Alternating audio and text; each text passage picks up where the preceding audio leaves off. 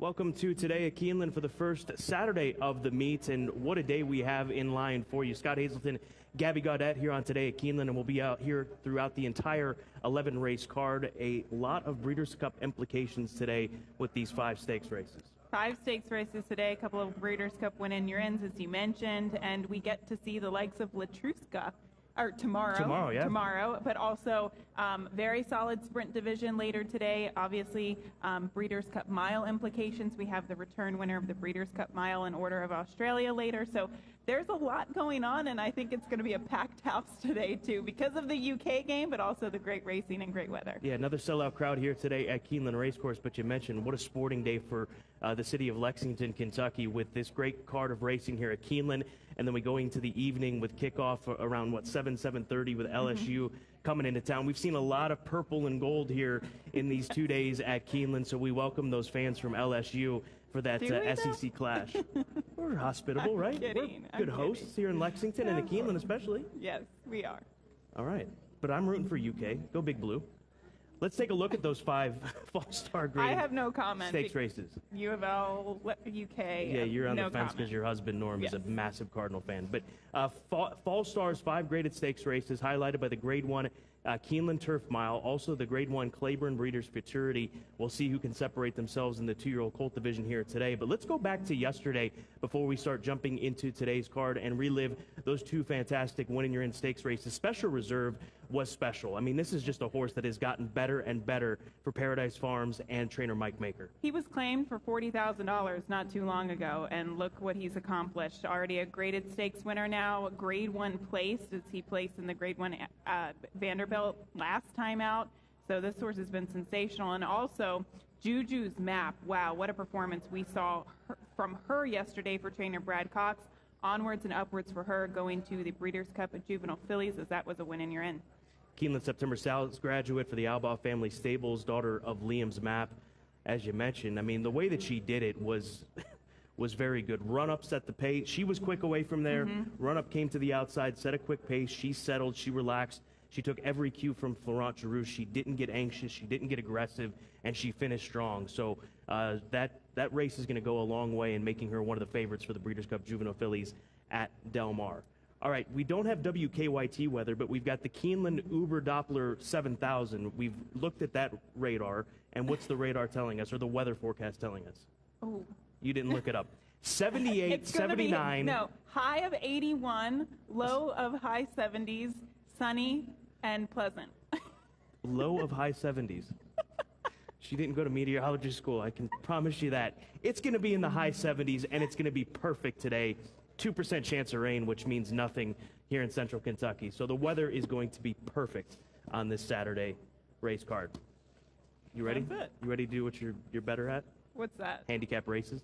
Oh, man, I have to be better than I was yesterday. I had Special Reserve and then the Brendan Walsh filly, first-time starter at 2 The to 1. Gunrunner filly? The Gunrunner Yeah, she was filly. nice. She was really nice, but let's hope we have a little bit of a better day today. Let's take a look at our full card selections for this 11-race card, and if you want access to this and a host of other top handicapping opinions, make sure you download the Keeneland Race Day app, and you'll have these full card picks as well as write-ups for each and every one of these races. So we agree on the opener. That could get the day started in good fashion. We also agree in races 7 and 8, stakes races, and it looks like that's about it. But similar horses, I think we agree on, just different orders.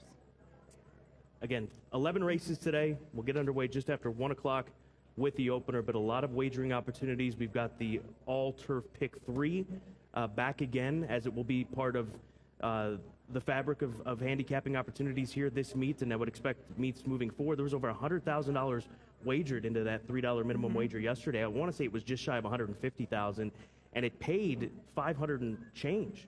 Yeah, not bad, and that's what you get here at Keeneland. You get loaded turf field, so I think the concept is brilliant. It seems like a lot of people are excited about this particular wager, especially with that low takeout at 15%, and you have an opportunity to get into it once again today.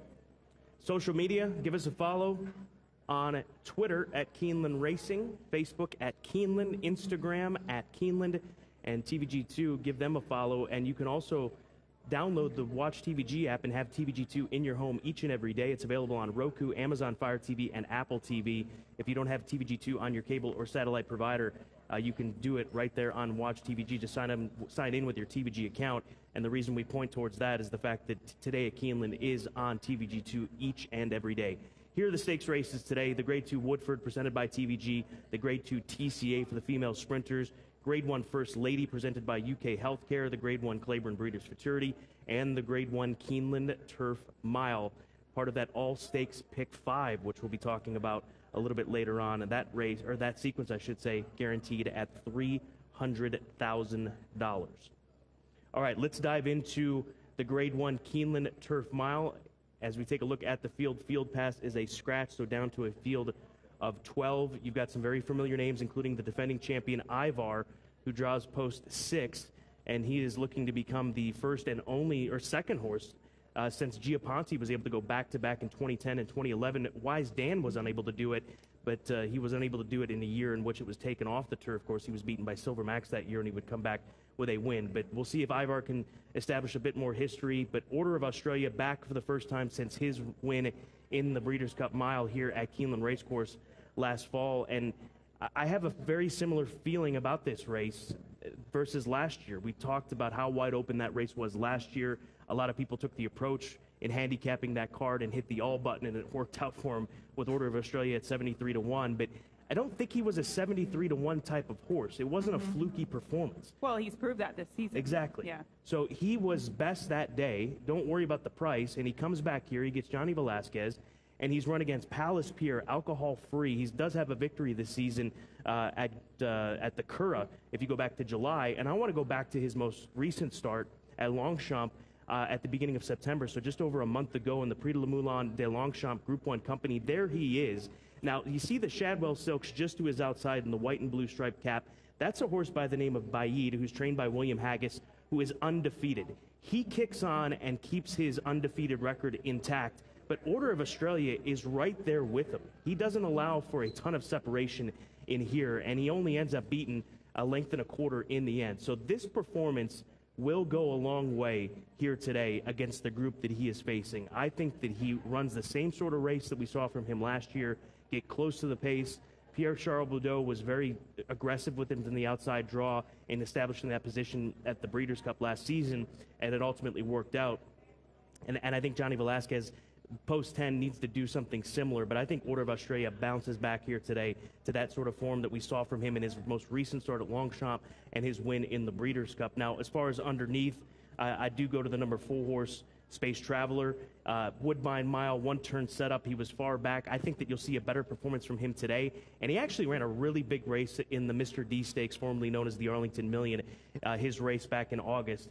That pace was ridiculously slow. 2 Emmys and Jimmy Graham walked the dog out there in the front end, 52-2, 116-3, just fractions you don't see against Grade 1 company. And he was still able to cut into that advantage and end up finishing 4th. So that was a strong effort. Danny Tudhope is back here to ride this son of bated breath for Brendan Walsh. You've got to respect him. And then Ivar, the defending champion, I think that we'll see him bounce back with a strong effort here today. Well, Scott, I agree with you with Order of Australia. He's the horse to beat. And look, going into the Breeders' Cup Mile last year, and you look at his Grade 1s, they weren't great.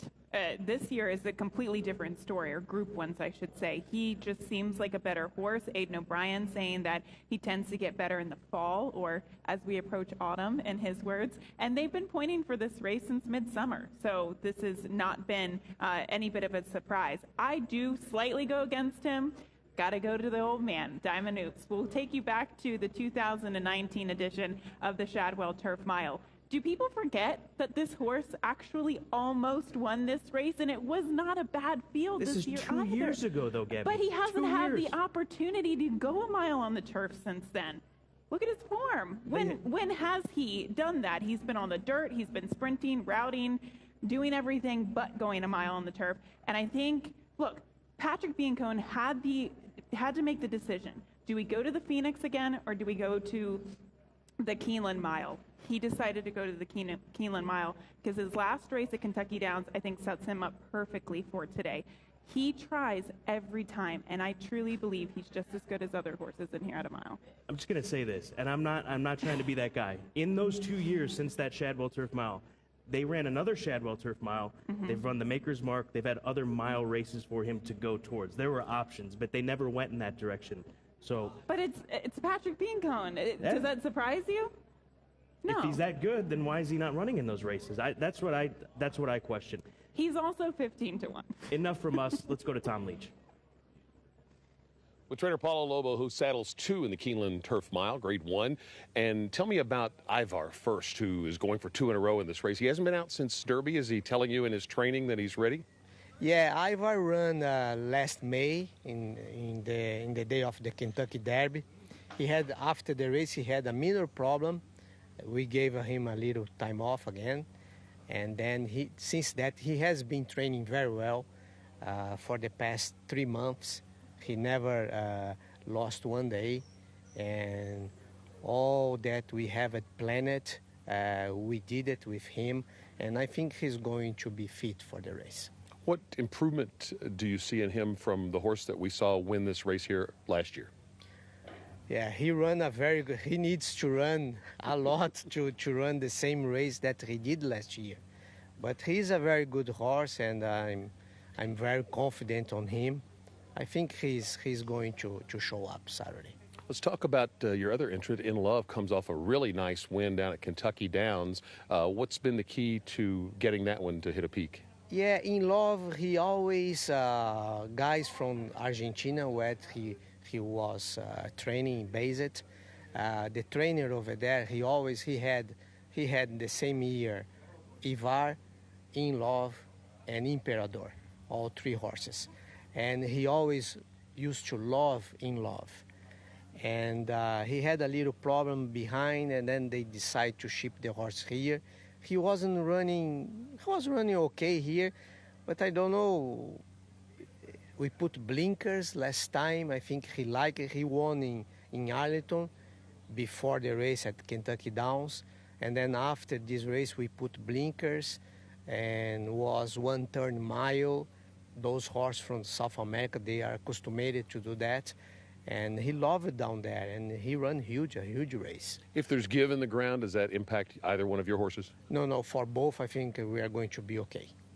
Good luck. Thank you so much. Paulo Lobo, he's got Ivar and In Love for the Grade 1 Keeneland Turf Mile. Thank you, Tom. Thank you, Paulo. And just to be clear, as far as the turf condition, we will start the day with it listed as good. It dried out yesterday, went from yielding to good, so there's a possibility we could see an upgrade once we get to the Grade 1 Keeneland Turf Mile. Let's back it up to race number 9, the Grade 1 Claiborne Breeders' Futurity. 13-horse field, wide open with Double Thunder at 4-1. A lot of people will gravitate towards Classic Causeway in his debut effort, which was very strong, but he's got this outside draw, which is going to be really difficult to win from because there's other speed in here. Can Ortiz clear from the outside? That's the big question, is that going to be the plan? I mean, it's just a difficult situation for him, no question about it. But in this race, I'm going to go to the number 6 horse, Rattle and Roll, for Kenny McPeek. Ran against Gnight in his debut. Gnight, eventual Grade 1 winner for Steve Asmussen at Saratoga. Then had a weird situation for him at Saratoga, bolted in the second turn, pulled up. But they got that sorted out with him in his eventual next start, which was at Churchill Downs on the 23rd of September. And here's another situation where Kenny is coming back quick. We saw this with his filly yesterday. And this colt, we'll go back to it, his race at Churchill Downs on the 23rd at Churchill, race number 6. He's going to draw off and win by 3 lengths pretty comfortably. You can see he's back behind horses right now. He's going to find a split to work with, and once he does, he's going to respond to Brian Hernandez Jr. and kick on nicely. The pace wasn't all that fast. It should be faster here today with all of the speed that should develop down to the inside, and with Classic Empire on the outside, or Classic Causeway, excuse me, on the outside, you would expect him to show something. So I think that he gets a nice setup, and I think that any bit of this kind of effort or move forward is going to be a big plus for Rattle and Roll. I've got him as my top selection. Then the 13, he might be a star. We don't know. I mean, we saw Essential Quality in his second career start win this race last year. Who knows? It's a tough spot for him, but let's give it a whirl, and we'll see if in fact Brian Lynch has the real deal here today, and that was a solid race that he came out of. So I will have him underneath. He'll take a lot of play, and then Great Escape, I think another one that will progress with the added distance, given his pedigree. I love Indian Charlie anywhere in the pedigree, whether it's on the dam side or the top side. So give me Great Escape as my third selection in this tough Grade 1. This is a really tough race. Any horse could win this race. I truly believe that. So if you're looking at the pick 4, pick 5, maybe it's an all race. I did go back to the 3 Stellar Tap as my top pick. We'll take you back to his first race, his victory at Saratoga. How fickle we are in this industry, right? It's what have you done for me lately? And this horse, I feel like there was so much excitement behind him after his first race. He was the next superstar for Steve Asmussen. And then he ran in the Iroquois, and he was not great that day. And now everybody's kind of jumped off his wagon. This race was too impressive for me to ignore. I think he probably needed his last race. He was also close to a pretty fast pace. He was pretty much 4 or 5 wide until the quarter pole, and then Ricardo Santana kind of dropped down towards the rail, and then he ultimately would fade coming down the stretch, whereas Major General went on to win the Iroquois. I'm going to give him a pass for his last race, but am I very confident that this horse is going to win today? No, I think it's a wide open race. So I'm going to have coverage. We'll talk about the pick 4 in a bit. Classic Causeway, my problem with him, he went gate to wire. Speed was good at Saratoga on that day. Generally speaking, the whole entire meet speed was good. And going back and watching the race, we saw some pretty gaudy figures come out of the day. Max Player was one of them. Baby Yoda was one of them. And for what it's worth, Baby Yoda does run today at Belmont. So it'll be interesting to see how he runs in his first race since that one. I just don't know what to do with him. I'll use him. And then the 9 Great Escape. Perfect trip last time out, but he did it easily for Rudy Brisset. He could improve. Scott, this is a tough race. It is, and it's a race that you need to go deep if you're playing those All-Stakes Pick 4, All-Stakes Pick 5 today. Let's go back to the Grade 1 First Lady presented by UK Healthcare. Here's a look at the field. Scratch Princess Grace. That's a pretty significant scratch, as this filly was riding a 4-race win streak coming into today. Obviously, she's not racing today, so we'll see where Mike Stidham ends up taking her. But Althika, she's been a star since coming here to the United States for Godolphin and Charlie Appleby. And Charlie has had a very good season overall with his Godolphin runners. He's one of the main trainers for Godolphin. He won an Epsom Derby, came close to winning the Arc with Hurricane Lane just a few weeks back, or last weekend, I should say. And this filly is just on an absolute roll. She won the Grade 1 Just the Game, comes out of that off of a 1-turn mile win, fast pace that day, and then we go to the Saratoga race. Not the kind of pace that she got at Belmont Park, going 1 1/8, as you would expect. Both of these races run over good listed turf courses. She's probably going to get a bit of that here today, even if it does dry out. And she knows how to win. She settles off the pace, keep her in the clear. Manny Franco's riding her this day. It'll be Jamie Spencer who gets the call today. And let her kick on. I mean, she's just a very good filly, and she is a very good-looking filly. So I think that you'll see this filly in the flesh and be taken back by her. And I doubt that you'll get anywhere near 7-2 for her in the Grade 1 First Lady presented by UK Healthcare. So she's my top selection. She's the best filly in this division, the filly and mare turf division, in my opinion, even if Tarnawa ends up running in that division, because I think it might be a little bit short for her. I've got the 6 Regal Glory underneath. You've got to respect her off of her given the ground efforts, and she comes off of a win in the De La Rose. And then finally, the 9-horse Blowout for Chad Brown. If she makes the lead, she can be dangerous. Mm-hmm. It's tough to win on the lead here at Keeneland, going a mile. You see a lot of horses kick on late. I feel like Flavien Prat is so good in that position, though, when he gets horses loose on the lead. I mean, he's good anywhere, but still, it was specifically there. I went to Althika as well. And you have to be so impressed by her turn of foot. I actually want to show the Grade 1 Just a Game for not only Althika, but also Regal Glory. So Althika is in the Godolphin Silks. Also want to point out Regal Glory, who's in the Peter Brandt Silks, making that move very wide. And look, this could have been the difference maker. I'm not saying Regal Glory was going to win this race. I think Althika is much the best.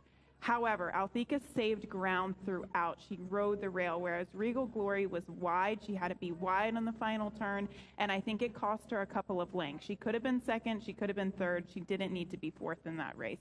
So I think with a better trip, there might be less of a margin of a victory between the two. So I think she's probably the likeliest upsetter in here. And we saw from her last race in the De La Rose at Saratoga, she has got an impressive turn of foot as well for Chad. So I'll use her in second, but Althika's the filly to beat. And just to watch that race, Summer Romance, we saw her for Aidan O'Brien. She was loose on the lead in both those grade ones. She had no business to lose those races. Nobody else was closing. Althika absolutely caught her on the front end. So I agree with you, Scott. I think she's the leader in the division, and she's the horse to beat. I'll also use the 8, Harvey's Little Goyle, who ran some really good races here last year, and I believe was American Pharoah's first grade 1 winner. In the QE2, the Queen Elizabeth Challenge Cup, and we'll see how she handles the mile. I think that's the question for Harvey's Little Goyle today. In the First Lady, presented by UK Healthcare. Excuse me. Clocker Report. Let's move on to that. And tip of the cap to the Clocker yesterday. Had a winner. And we'll start the Clocker Report with race number 2. Kaylee's brother worked 5/8 in the mud in 1 minute and 1. Trainer 30% second start and catches a much easier field. So race 2, circle the 5. And then just flip the program, your PPs, over to race number 3 to Modus Operandi. Worked on the 2nd of October, 47-3 from the gate. Huge time form number in Ireland in most recent runaway win. So race 2, the 5, race 3, the 4. All stakes pick 5, guaranteed at $300,000. All stakes pick 4, guaranteed at $400,000. You'll start with the pick 4. You've got to go deep in the Claiborne Breeders' Futurity. That's the key to this whole sequence. You want to hear something crazy? I've heard a lot of crazy. I used 7 horses, and I didn't pick your horse.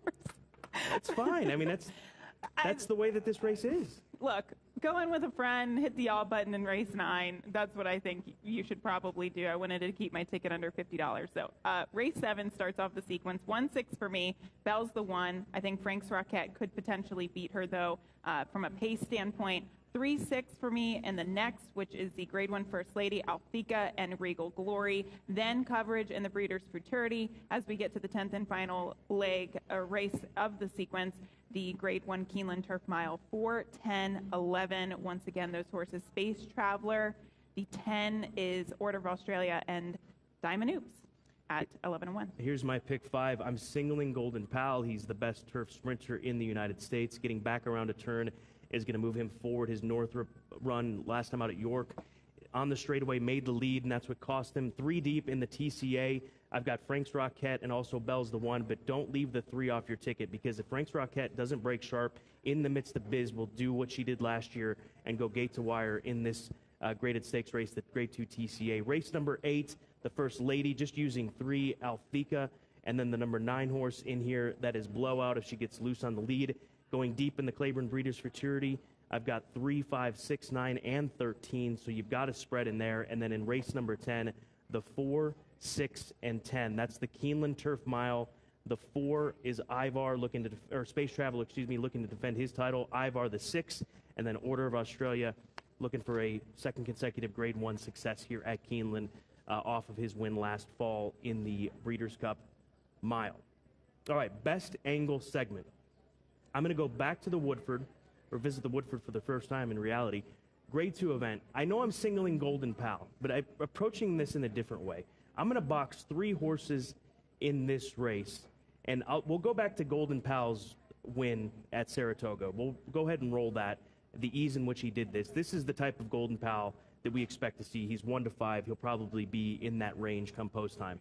But my mindset here is, I'm going to box these 3 horses, and if for some reason he hasn't come back in the form that we've seen from him in the past off of his run overseas, I do think Fire Crow is a horse that can take advantage of it, especially if Extravagant Kid isn't the same. Extravagant Kid has had a rigorous campaign. He won the Alquaz, became the first American-based horse to win on World Cup night on the turf course, taking that Grade 1 for Brendan Walsh. But he's tailed off in his last 2. So I'm going to box these 3 and just see what happens. Roll the dice and let it roll. I think those are the 3 that can win that race, the Woodford Stakes presented by TVG. All right, I'm going to take us to race 7, the Grade 2 TCA. 6 furlongs on the main track. All eyes will be on Belle's the 1, as she is the favorite at 7-5. She is such a nice filly for Neil Pessin. But the way she might lose today is because of her running style. She is a closer. The 1 Frank's Rocket has the potential to be closer to the pace. We'll take you to her last race at Colonial Downs. She lost at 7/8, but she had a bad trip. Watch her coming out of the gate. She steadies, and just the rider even, and Junior Alvarado has to sit down in the saddle for a couple of strides. She's the number 4 horse, as you can see. The rest of the field goes before her, she also had a very wide trip around the final turn. And Scott, you can see here, the filly who saved all the ground, the number 7 horse on the inside, she winds up hanging on for the victory. The 8 gets second. These horses saved more ground, and they had better trips. Frank's Rocket needs to be forwardly placed, and she wasn't afforded the opportunity with the gate break last out. So you're going pick 3 all 2, so 1, yeah, 6? Pick 3 that starts in race 5, going all singling the 2, and then going with the 1 and the 6. You have to respect Belle's the 1. I'm not going to leave her off of that pick 3. She's got so much class. There's no question about it. Time now to check back in with Tom Leach for his long shot play of the day. Our Keeneland long shot pick on the Saturday card comes early. It's Trademark in race 2 at 8-1 on the morning line. Trademark got off to a bad start last time at Ellis, but really fought hard until the end, got tired in the last 16th of a mile. So the performance is better than it looks on paper, and I think that's going to turn out to be a pretty salty bunch that Trademark faced that day. So Trademark at 8-1 in race 2 on the Saturday card. Good luck. All right, so Tom Leach coming with it. With some great stuff there. Trademark race number 2.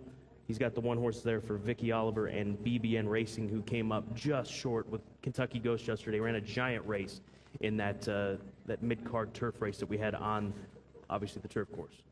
What are you looking forward to? What are you looking forward to most of all today, Gabby Gaudette, besides laughing at me? Diamond Oops. No, I'm kidding. Of course it's Diamond Oops. I really have become a huge fan of Alfica by her campaign this year. So I'm looking forward to that, all the Breeders' Cup win-in-your-in races, and to see all the people coming out and supporting racing. Sold out crowd today. Big day of racing. Grade 1s, stakes races, Breeders' Cup implications. UK versus LSU tonight. What more do you need here in Lexington, Kentucky? Enjoy the day, and thank you so much for joining us here on Today at Keeneland.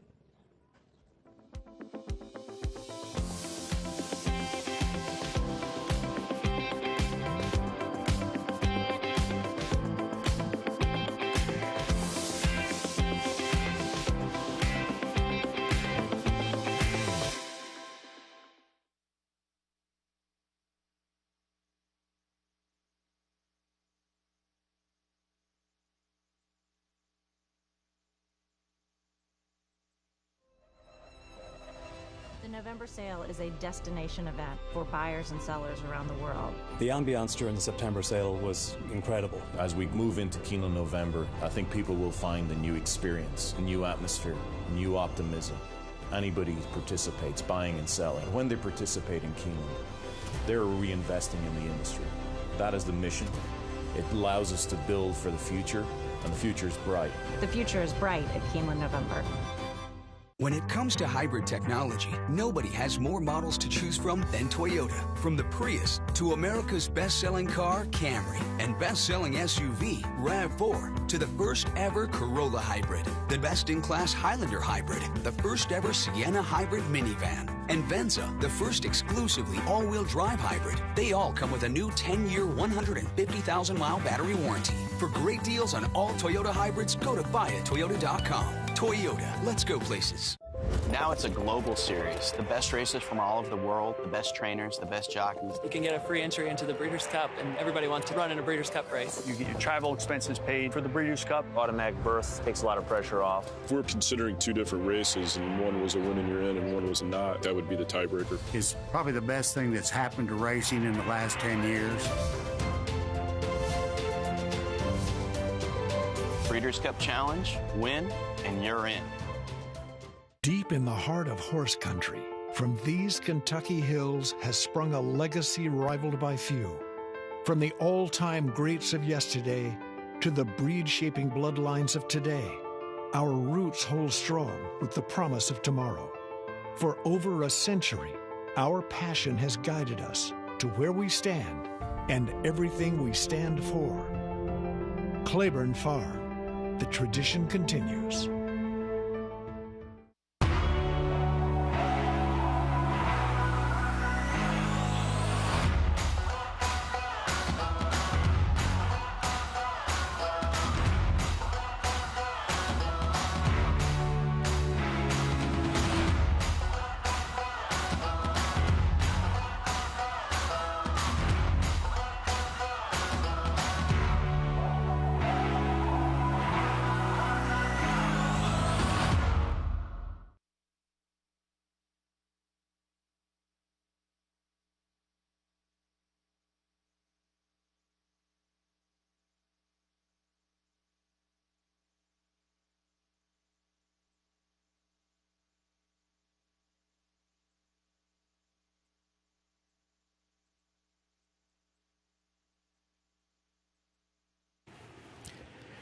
Keeneland welcomes Lily Meekin to the paddock.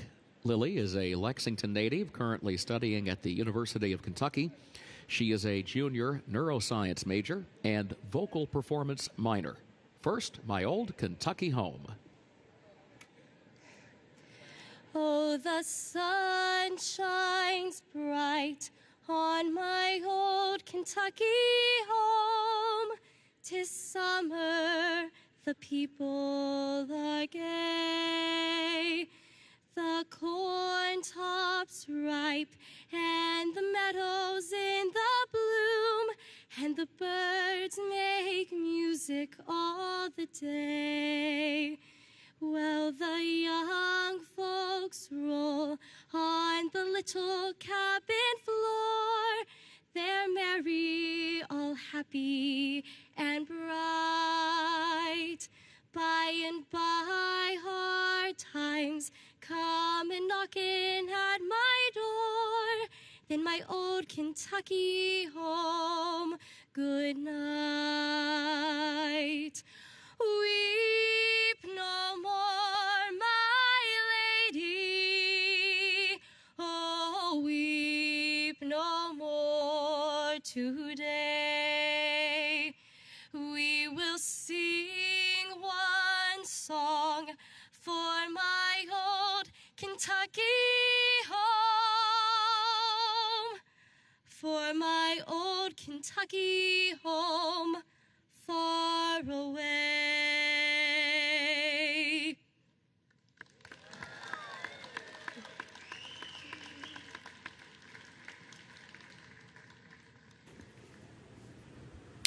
Ladies and gentlemen, please rise for our national anthem.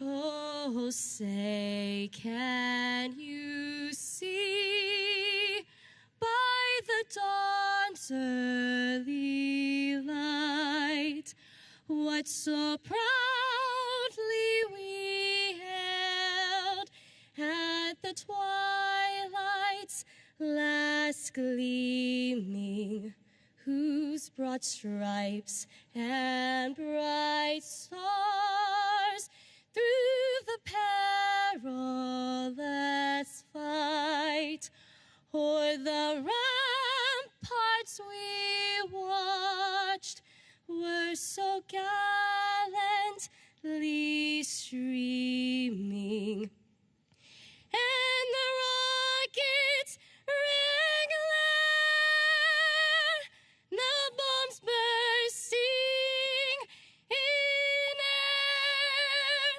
gave proof through the night that our flag was still there.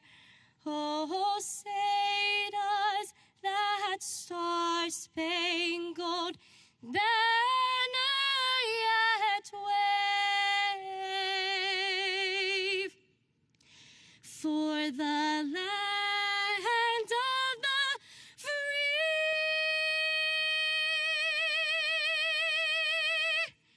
and the home of the brave.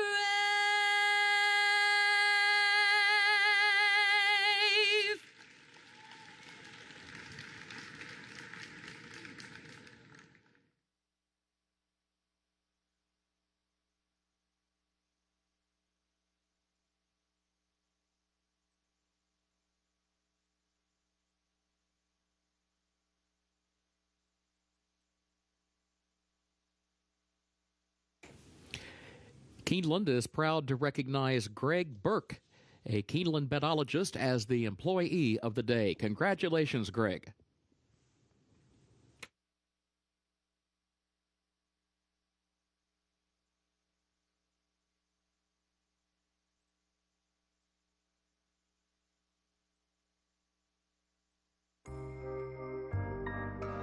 In the event of an emergency, Keeneland is dedicated to ensuring the safety of our patrons.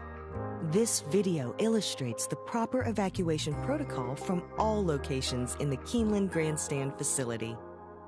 Depending on the nature of the emergency, directions may be altered. Please remain calm and follow the direction of guest services and security personnel. Patrons should never use elevators during an evacuation. Patrons in the corporate boxes, Eclipse Room, and Phoenix Room should exit using the stairway located near Elevator A. Proceed down the stairs to the ground floor and veer right to exit through the lower club entrance. Patrons in the Lafayette Room, Keeneland Room, Lexington Room, and Kentucky Room should exit using the stairway located near Elevator B. Proceed down the stairs to the ground floor and exit through the Paddock area using the East Gate. Patrons in the third floor main clubhouse and clubhouse Paddock dining rooms should exit using the stairway located near Elevator A. Proceed down the stairs to the ground floor and veer right to exit through the lower club entrance. Patrons in the Bluegrass Room and third floor ITW area should exit using the stairway located near Elevator B. Proceed down the stairs to the ground floor and exit through the Paddock area using the East Gate. Patrons in the Finish Line Room and Green Room should exit using the stairway leading to the North Terrace. Proceed down the stairs to the second level and through the doors outside. Proceed down the stairs to the ground level and exit through the North Gate. Patrons in the outside reserved grandstand seats and boxes should proceed down the nearest stairway to the ground level. Proceed under the grandstand towards the Paddock area and exit via the nearest point of exit, the South Gate or the East Gate. Patrons in the second floor main clubhouse dining room and Life Members Room should exit using the stairway on the south side of the administrative offices. Proceed down the stairs to the ground floor and exit through the South Gate.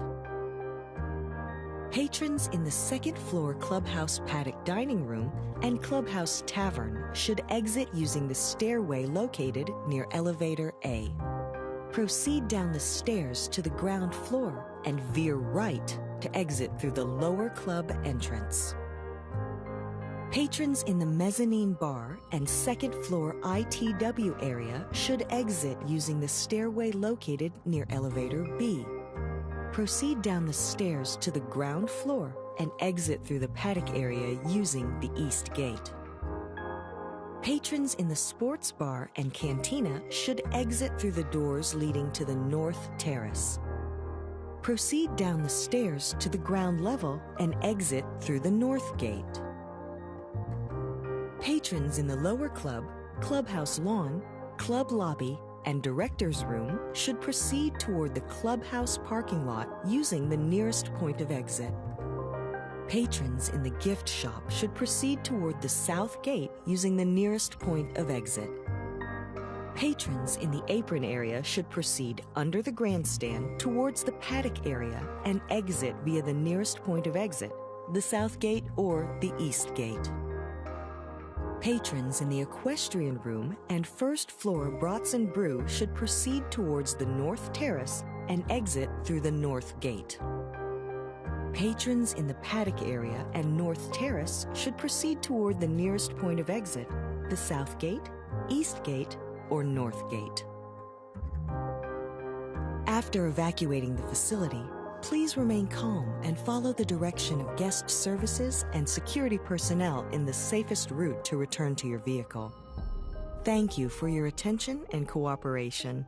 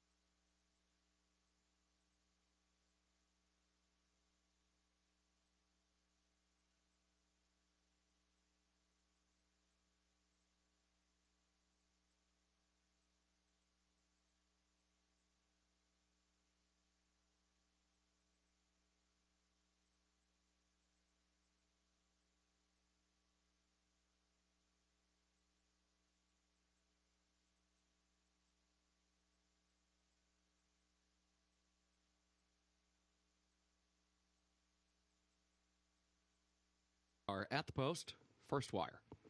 They're off. Swanage and Super Ready. Super Ready and Swanage to the front together. Coin Maker comes away racing in third up on the outside. Then Some Kind of Pretty. Katie's Carrot between horses. I'll Make It Coach wide at the back.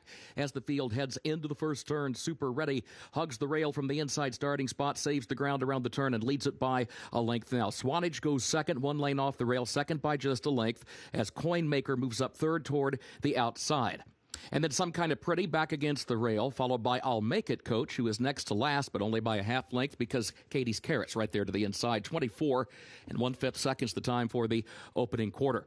On to the backstretch they go. Super Ready is the leader by 3/4 of a length. Swanage second up on the outside, then Coin Maker. Some Kind of Pretty down to the inside and fourth, moving up a closer third. Needs more running room, though, 2 lengths off the lead. I'll Make It Coach stays toward the outside, a close fifth, just 3 from the front, now moving in closer from the center of the track, then a gap of nearly 3 more back to Katie's Carrot. Opening half mile, 48.92 seconds. Onto the final turn they go. Super Ready, the leader. Super Ready leads it by 3/4 of a length. Swanage is second a length to Coin Maker, third up on the outside. Some Kind of Pretty, I'll Make It Coach. Katie's Carrot at the back. They're midway on the final turn with Super Ready to catch. Super Ready, the leader, but only by a length around the turn. 1/4 mile to go now. And then Swanage, Some Kind of Pretty, moves up to the inside from third, 2 lengths off the lead. Coin Maker put to a drive, not responding yet in fourth. Top of the short stretch, and Super Ready, the leader. Super Ready comes toward the 8th pole with a 2.5 length lead. Some Kind of Pretty moves up in between horses into second, just off the leader's flank, past Swanage in third, and Some Kind of Pretty takes aim at Super Ready in deep stretch. Some Kind of Pretty from the outside. Some Kind of Pretty for Joel Rosario to win the opener. Super Ready second, Swanage across the line in third, and then Coin Maker in the winner's circle for Keeneland's first race. Number 3, Some Kind of Pretty, owned by Balmar Equine LLC of Paul Varga, trained by Al Stahl Jr. The Keeneland second race upcoming.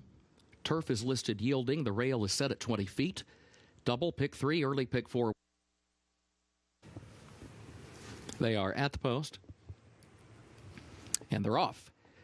Over Analytical bounds right into stride. Wake Surf is there to the inside. Remontonic moves up in the center of the course. Steinbeck comes away racing in fourth. Star Shopping is fifth. And Rule the Empire sixth toward the outside as they head down into the first turn. Still stacked up 3 across the course. Contesting the lead. Wake Surf against the rail.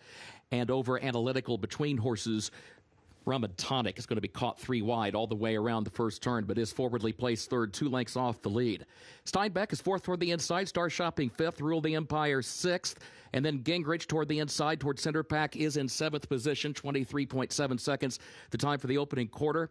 McGilla is toward the back of the pack in 8th. Afternoon and Aho is 9th up on the outside. Minnesota Ready against the rail is in 10th. Watch the Music is last of the 11 as they have reached the midpoint of the back stretch. Back up front, Wake Surf, Over Analytical, Remontonic from the rail out, go 1, 2, 3.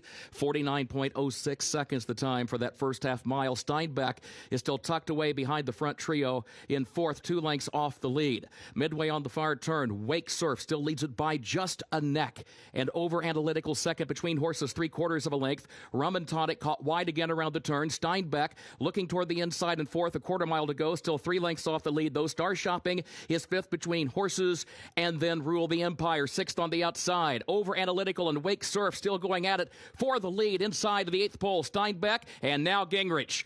Gingrich is coming. Gingrich is moving. Gingrich is right alongside the front pair, and Gingrich has a narrow lead in deep stretch, and Gingrich is going to win it.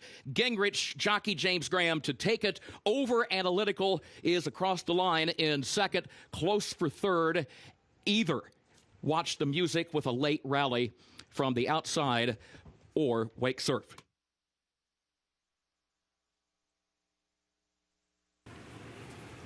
In the winner's circle, the official winner of race 2, the Street Sense 5 Gingrich, owned by Silverton Hill LLC of Bonnie and Tommy Hamilton. It's upcoming. Double at pick 3 wagering featured here. Main track is listed fast. Race 3 finishes in the short stretch at the first wire. No changes in the... They're off. There goes Cabertoss out for the lead. Cabertoss hustles right out of the starting gate and goes to the front as they head into the first turn. But company now in the form of Nietzsche from in between horses, who stacks up along with Double Tough Tiger moving into the first turn. And Family Man, forwardly placed, started to make a move toward the lead, then backed away from that three-wide shuffle, settles back fourth, a lane off the rail, 3 lengths from the front as they swing around the first turn. The entry goes 1-2 now. You've got Double Tough Tiger against the rail, leading Nietzsche 3/4 of a length. Cabertoss next. Family Man taking third ahead on the outside of that one. And then Allen further back, followed by Irish Declaration. Altito trails nearly a dozen lengths off the leader, 24 seconds flat the time for the opening quarter. Double Tough Tiger and Nietzsche go at it for the top spot. Nietzsche from the outside puts ahead in front. Double Tough Tiger right there to the inside in second. Family Man stalks the pace toward the outside in third, with Cabertoss to the inside of that one, midpoint of the backstretch. Allen, Irish Declaration, break of 4 more lengths back to Altito. Opening half-mile went in 48.28 seconds. Over to the far turn they go. Here's Family Man moving to the far outside now, trying to join the top 2. The entry still 1-2. Double Tough Tiger has the lead. Then Nietzsche. Family Man is third. And here's Cabertoss now looking for some running room. Tucked away down toward the inside. Still can't find the...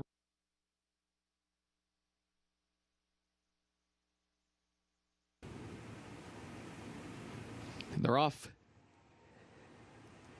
There goes Cabertoss out for the lead. Cabertoss hustles right out of the starting gate and goes to the front as they head into the first turn. But company now in the form of Nietzsche from in between horses, who stacks up along with Double Tough Tiger moving into the first turn. And Family Man, forwardly placed, started to make a move toward the lead, then backed away from that 3-wide shuffle, settles back fourth, a lane off the rail, 3 lengths from the front as they swing around the first turn. The entry goes 1-2 now. You've got Double Tough Tiger against the rail, leading Nietzsche 3/4 of a length. Cabertoss next. Family Man taking third ahead on the outside of that one. And then Allen further back, followed by Irish Declaration. Altito trails nearly a dozen lengths off the leader, 24 seconds flat the time for the opening quarter. Double Tough Tiger and Nietzsche go at it for the top spot. Nietzsche from the outside puts ahead in front. Double Tough Tiger right there to the inside in second. Family Man stalks the pace toward the outside in third, with Cabertoss to the inside of that one, midpoint of the backstretch.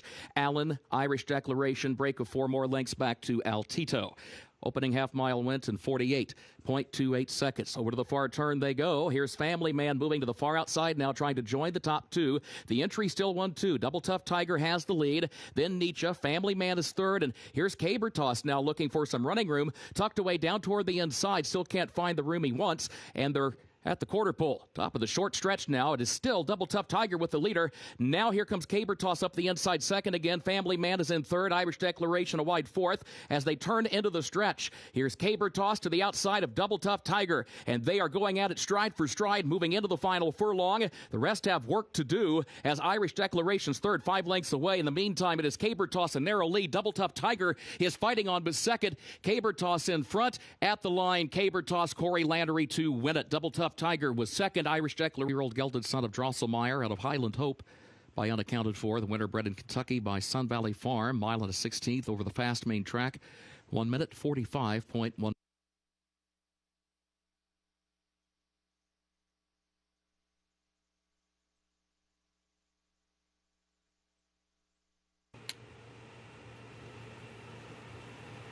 They're off.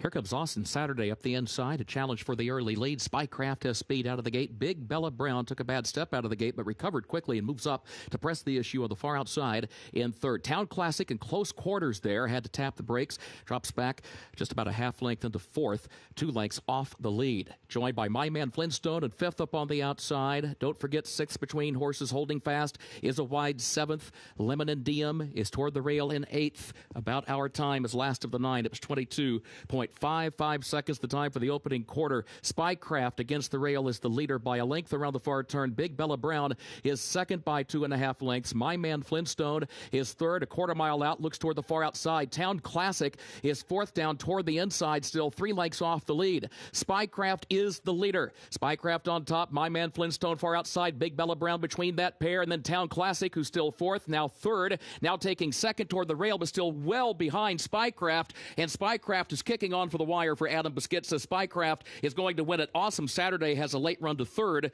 Spycraft is the winner. After that, it was Town Classic in second, Awesome Saturday third, then Don't Forget.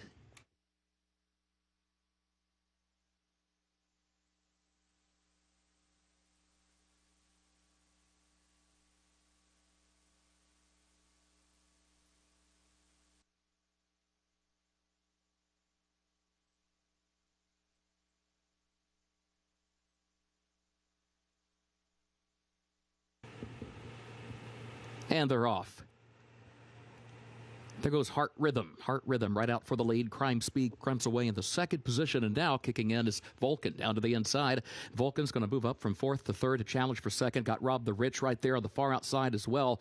But it is Heart Rhythm with the lead. Stays a lane off the rail, leads at 3/4 of a length. Vulcan to the inside to press the issue, and Crime Spree right there on the outside, now regaining the second spot, less than a length off the leader. Rob the Rich drops back into fourth. Then a gap of 6 more back to Catsarelli in fifth. Peruvian Boy sixth. Savvy last of the 7. 22.08 seconds the time for the opening quarter. Heart Rhythm and Crime Spree, they go 1-2 around the far turn, separated by just a neck to the top of the stretch. Gap of 2 to Rob the Rich, who's third. Then Vulcan, who's fourth, down toward the inside, and still 3 lengths off the lead. The rest have work to do, still far back as they enter the stretch to the 8th pole.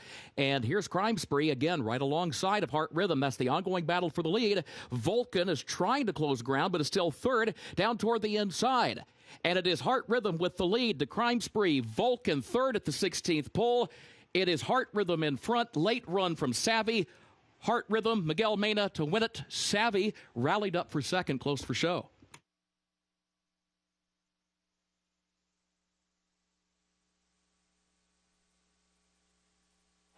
He won the race early, middle, and late. Heart Rhythm coming in from Parks. In the winner's circle for Keeneland's 5th race, number 2, Heart Rhythm, owned by Gregory Carlavale, trained by Michael Pino. Miguel Mena, the giant.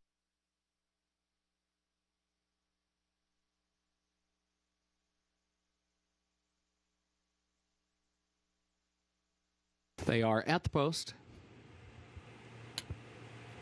And they're off. Social Matrix out for the early lead. Funny Business kicks in from the far outside. Now here comes Lady Arsenault up the inside. The Devil You Say has speed. The Devil You Say is the leader between horses as they move up the back stretch. Lady Arsenault second to the inside. Funny Business third up on the outside as they enter the far turn. Mare Cias out in the center of the track is in fourth. Halo of Fire fifth, now taking fourth to the inside. Social Matrix sixth in between horses. Twirling Savvy is in seventh. Fanny and Freddie is a wide eighth around the turn. Girls House is in ninth. Camaraderie is back there in 10th. Little Laura and 2 for 1 to complete the field. 22.41 seconds the time for the opening quarter.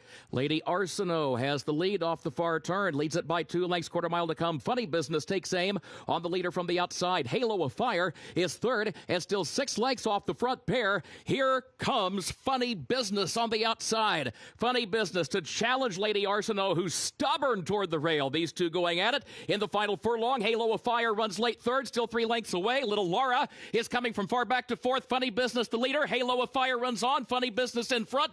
Funny Business, Tyler Gaffalione to win it. Halo of Fire did rally up for second. Going to be close for show.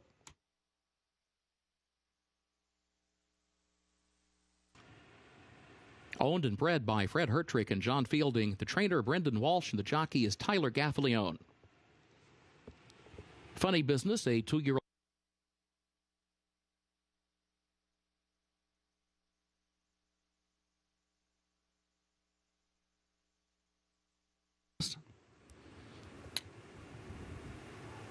And they're off. There's Americanas toward the outside. Crossfire Hurricane to the inside. Beacon Hill moves up now from between horses. Beacon Hill and Americanas will go 1-2 for the move to the first turn. Americanas moves up on the outside, takes the lead. Cavalry Charge goes third up on the outside as they enter the turn. Valid Point will be fourth. Crossfire Hurricane is fifth up on the outside around the turn. Then Benelux stays a lane off the rail in the 6th position, racing 7 lengths from the front, followed by Alphonse Valda back toward the rail in 7th. And a gap of 3 lengths, Kentucky Ghost is in the 8th position. Split the Wickets 9th. Dinah Drive is 10th. Hemp Hemp Hooray is last of the 11. 23.35 seconds was the time for the opening quarter. Back up front, Americanas, the leader. Americanas against the rail leads it by 3/4 of a length. Cavalry Charge is second by 1.5 lengths to Beacon Hill, third 3/4 of a length. And then Crossfire Hurricane fourth up on the outside. Benelux goes fifth. Valid Point sixth against the rail, still running 6 from the front. Gap of 2 more back to Kentucky Ghost, who has changed lanes toward the outside after a half in 48.68 seconds. On to the final turn. Americanas, the leader, only by a half length. Cavalry Charge is second. Crossfire Hurricane Hurricane is third, still 3 lengths away, but looking to move toward the far outside. And then Beacon Hill is fourth back toward the inside to the top of the stretch. Benelux comes next, then Valid Point. Kentucky Ghost is going to swing with Dyna Drive to the center of the course. Kentucky Ghost and Dyna Drive down the extreme outside, but Cavalry Charge is the leader. Cavalry Charge by 2 lengths. Kentucky Ghost runs on, but is still back there in second position. Dyna Drive is third. It is Cavalry Charge in front. Kentucky Ghost to final try. Cavalry Charge, Brian Hernandez Jr. to win it from Kentucky Ghost in second. In the winner's circle for Keeneland's 7th race, the Medaglia d'Oro, number 7 Cavalry Charge, owned by West Point Thoroughbreds LLC of Terry Finley.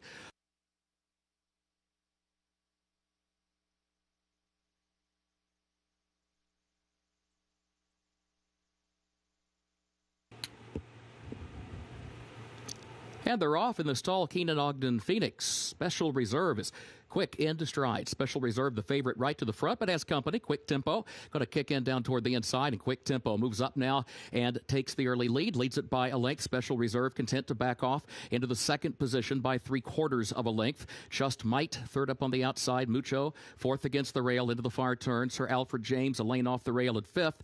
5 lengths off the lead. Aloha West is in sixth. Then a break of 5 more to the late running Endorsed. Opening quarter went in 21.9 seconds. Round the far turn, Quick Tempo, the leader. Quick Tempo by 3/4 of a length. Special Reserve starts to move forward on the outside, joined by Just Might, who's third to the top of the stretch, 2 lengths off the front pair. So Special Reserve now has taken a narrow lead. Just Might is second. Mucho tries to pick them up third, and behind horses trying to angle down toward the inside. Hasn't found the room yet. Now finds it. Has to find more, though, to catch Special Reserve. Late run Aloha West from fourth to third toward second on the outside. Special Reserve has the lead by 3. Aloha West is running on, but the 16th pole is here. The wire is coming. Special Reserve chased all the way down the stretch by Aloha West. Special Reserve, Aloha West. Special Reserve hangs on by Paradise Farms Corporation of Peter Procia, co-owned by David Stodiker. The trainer is Mike Maker. Jockey Joel Rosario picks up his second win on the card. Special Reserve, a 5-year.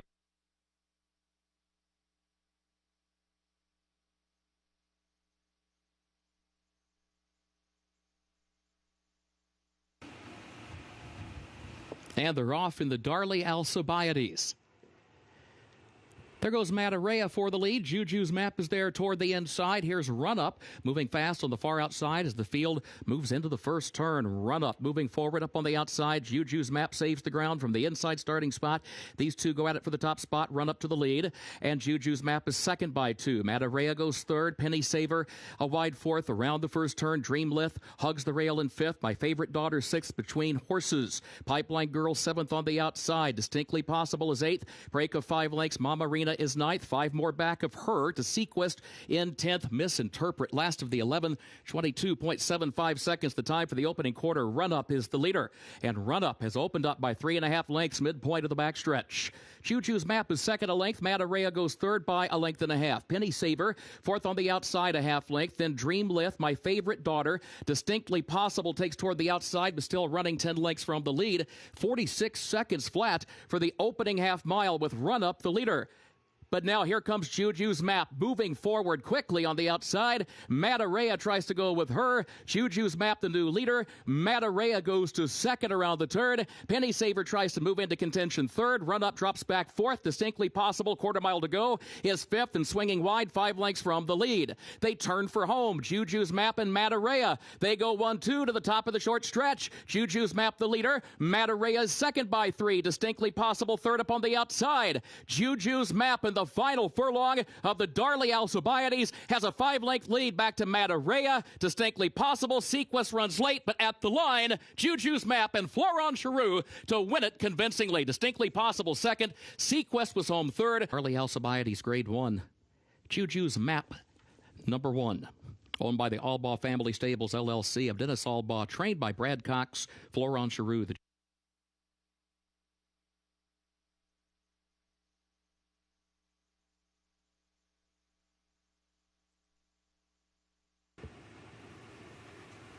And they're off.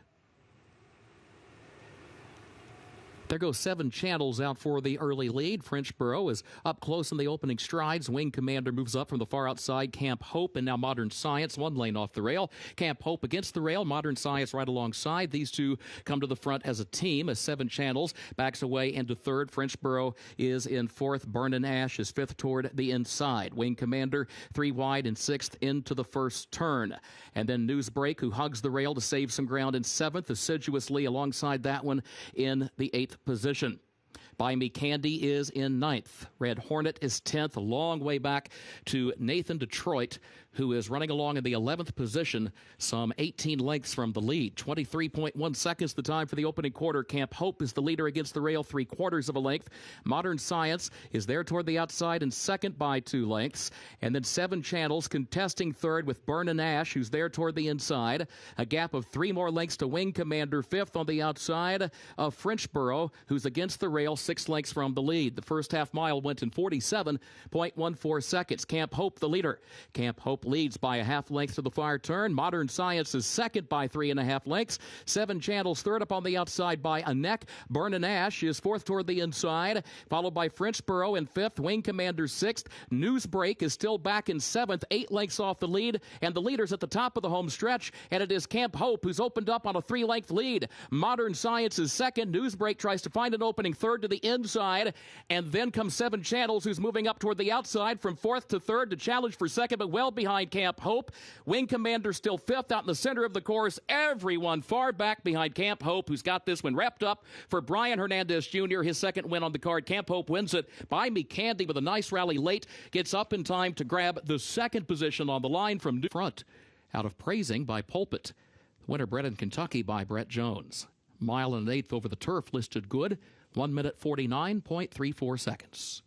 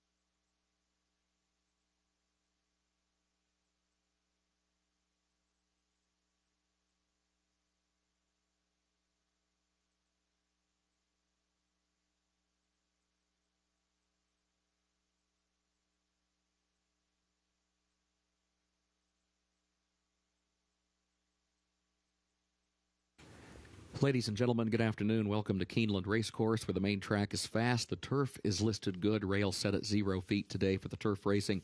Time now for a look at the program changes beginning in the first race, which starts the first of the day's rolling doubles and pick threes and also begins the early pick five. In the opener, scratch the 1 Command Central. Scratch the 1 Command Central.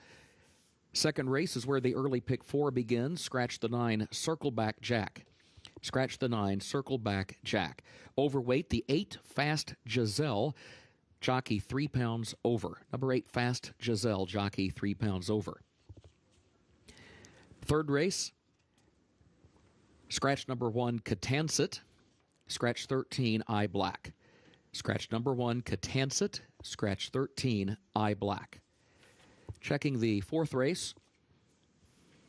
Fourth event, jockey change on number 3, Sport Pepper. That'll be Corey Lannery. That's number 3, Sport Pepper, jockey Corey Lannery. Race 5 is where the pick 6 gets underway. No carryover for the pick 6, and there are no changes at this time in race 5.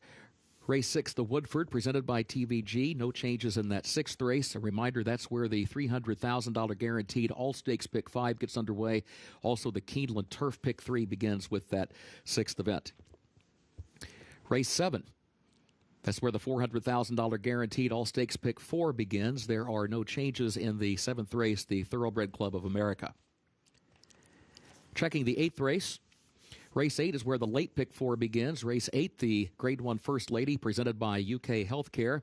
In that eighth race, scratch the 10, Princess Grace. Scratch number 10, Princess Grace. Race 9, the Grade 1 Claiborne Breeders' Futurity. No changes in that ninth event. 10th race, the Grade 1 Keeneland Turf Mile. Scratch the 12, Field Pass. Scratch 12, Field Pass. 11th and final race. Jockey change for number 4, Call Me Midnight. That'll be Flavian Pratt. That's number 4, Call Me Midnight. Make the jockey Flavian Pratt.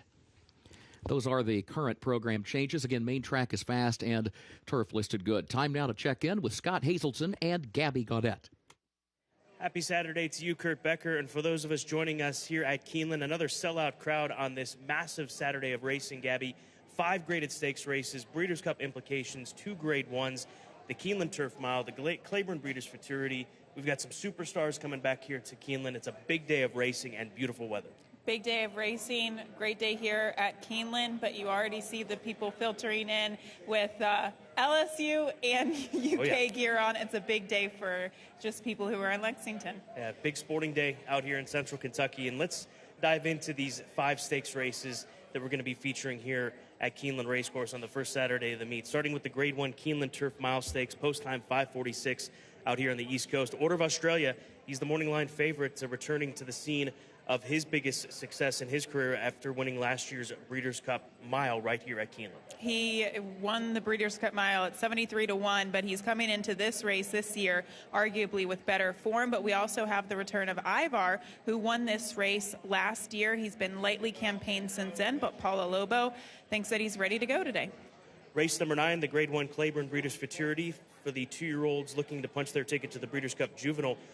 Double Thunder, 4-1 morning line. You got Classic Causeway on the outside off of a very impressive debut, but hung with a very tough post position to win from. But a extremely wide open race is this Grade 1 Claiborne Breeders' Futurity. Yeah, Classic Causeway, he just won his first and only race at 7 furlongs. He's going to have to get a good trip from the outside post and prove he can be as effective going 2 turns. Overall, Scott, I think you have to spread in this race. This is a very competitive group. I prefer Stellar Tap, but list goes on and on. You can spend hours talking about this race.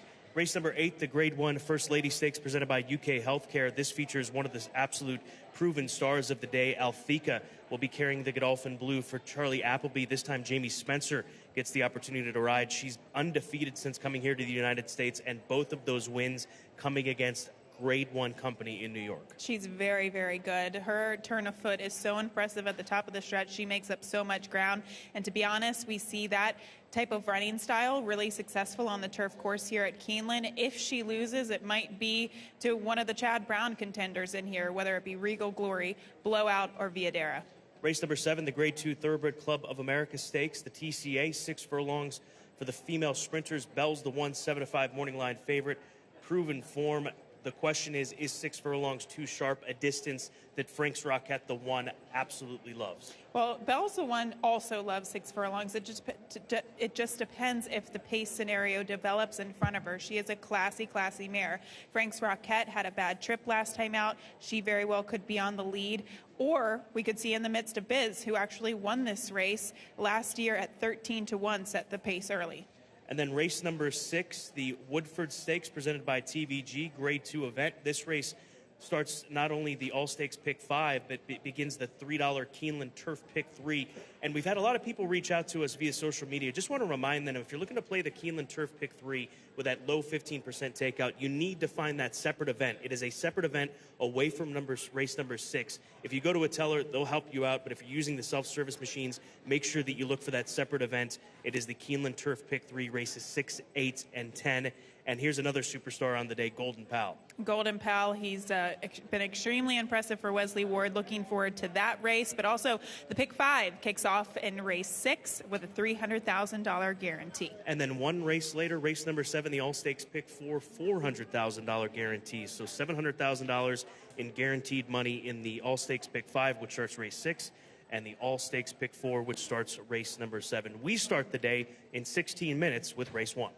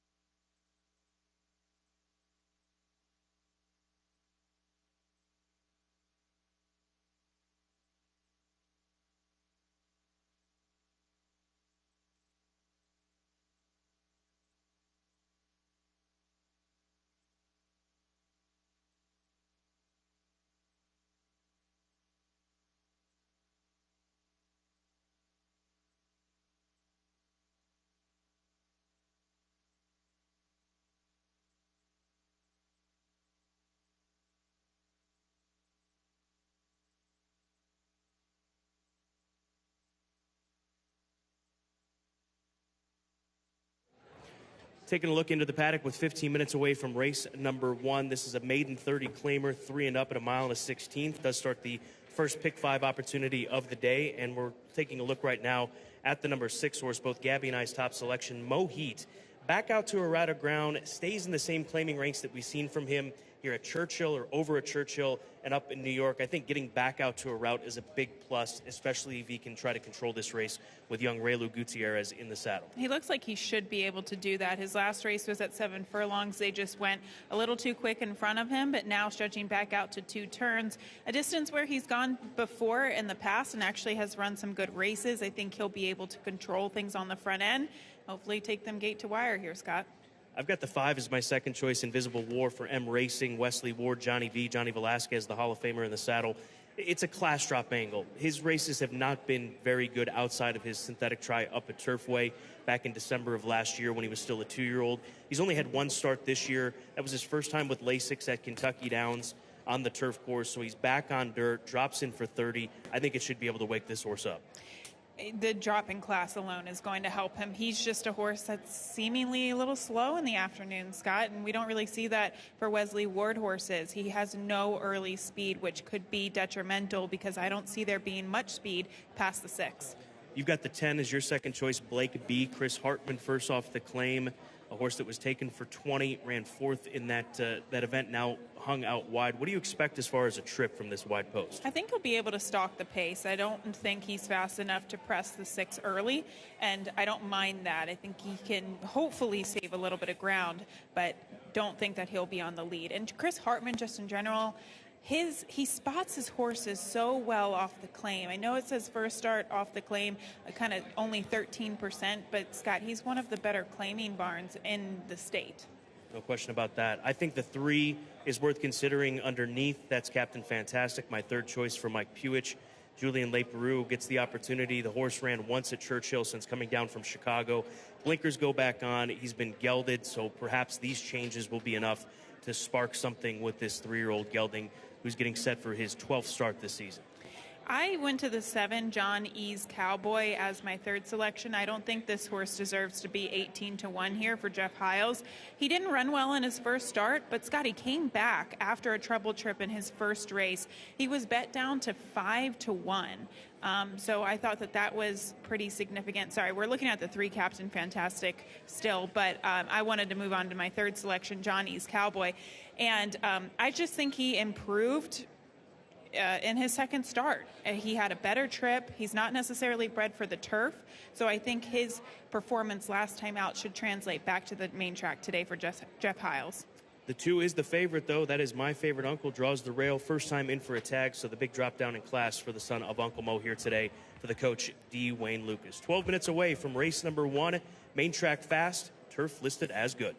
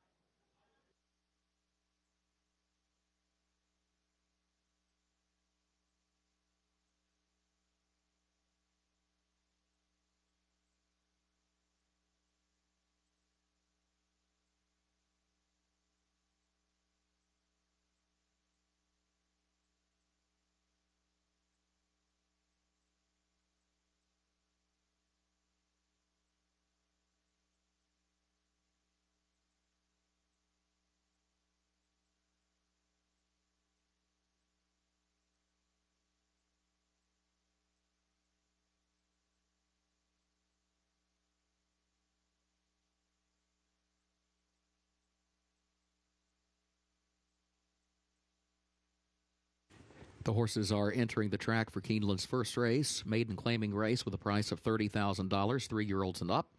Mile and a 16th over the fast main track. Race will finish in the short stretch at the first wire. Scratch the 1. Command Central, number 1, is scratched. Double and pick 3 wagering. It starts the early pick 5 as well. Main track is fast, turf listed good, post time 7 minutes.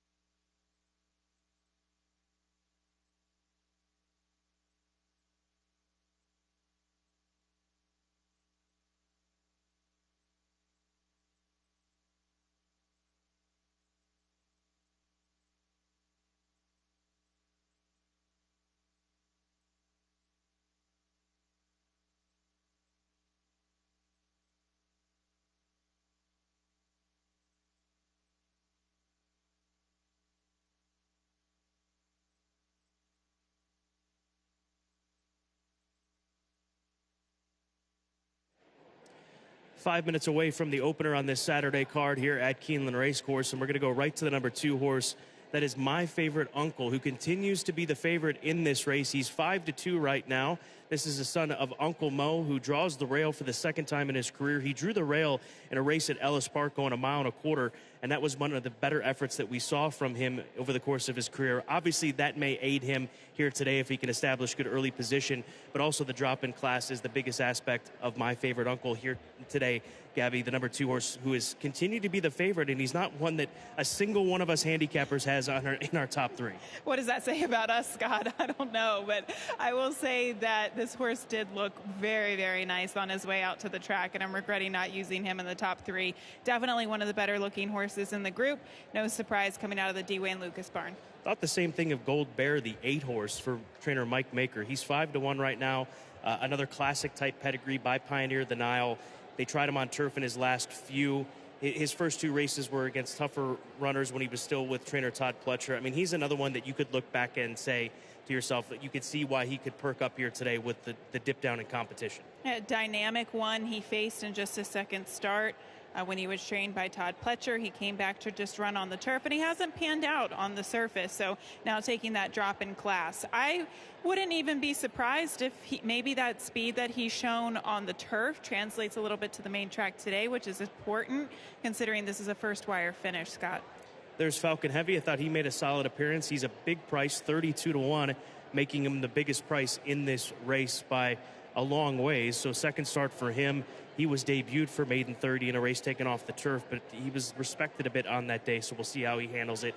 And then finally, let's go back to the 7 horse John E's Cowboy, the conveyance gelding. You just had a conversation with his trainer Jeff Hiles as he returns this gelding back to the main track. What did Jeff Hiles, the trainer of the 7, have to say about this runner? He said he really just wanted to get him to the races first time out, that he's a big horse and it might take a start or 2 to really get him going.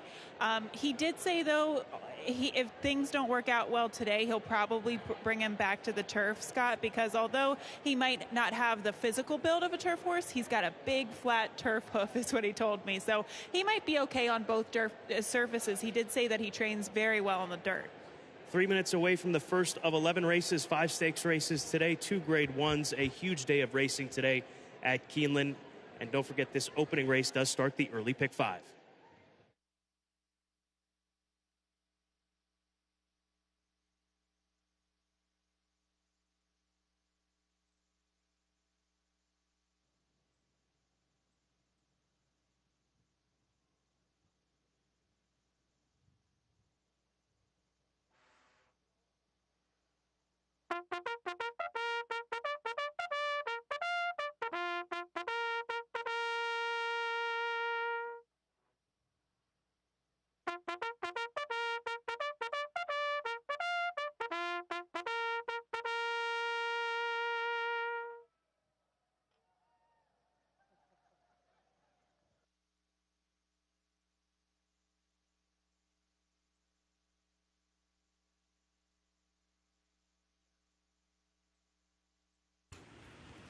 Horses have reached the starting gate for Keeneland's first race, start of the early pick 5.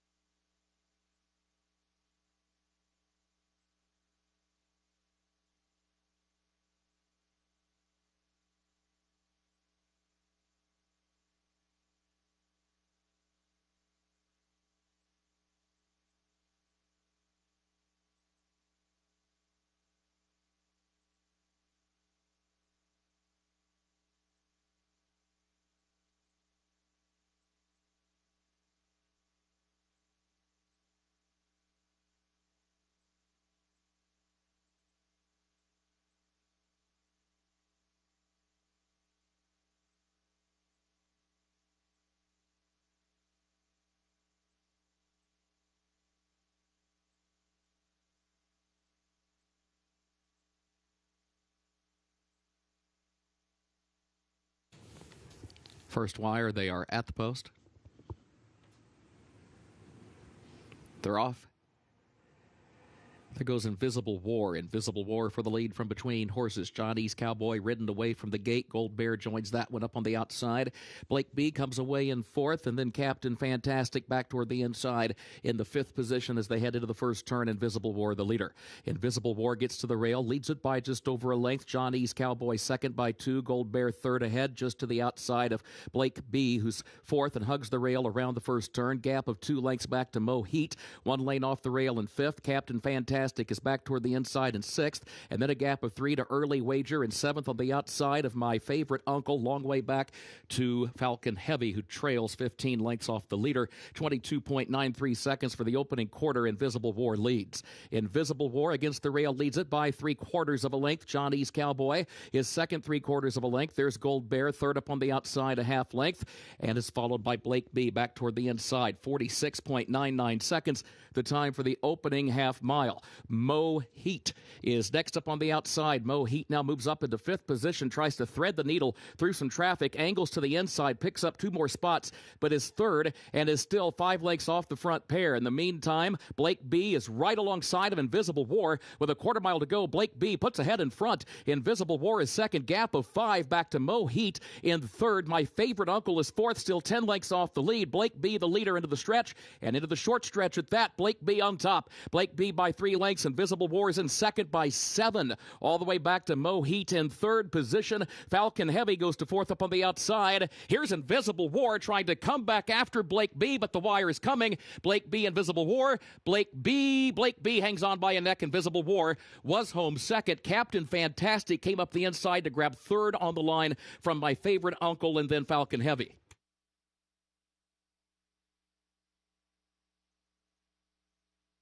A nice win and a nice claim by trainer Chris Hartman. He took this horse for $20,000 over at Churchill Downs, brings him over here to Keeneland, and he wins for $30,000. And how about the re-rally by the number 5 horse, Invisible War, who found his speed today at the level, was passed, but was able to come back and make it quite a race up to that first wire. Yeah, it was really a 2-horse race in the end, Scott, because the top 2 finishers finished multiple lengths ahead of the third-place finisher.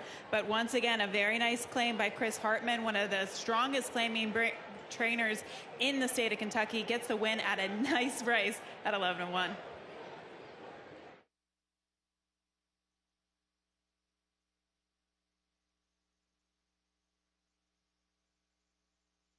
Photo finish, hold all tickets.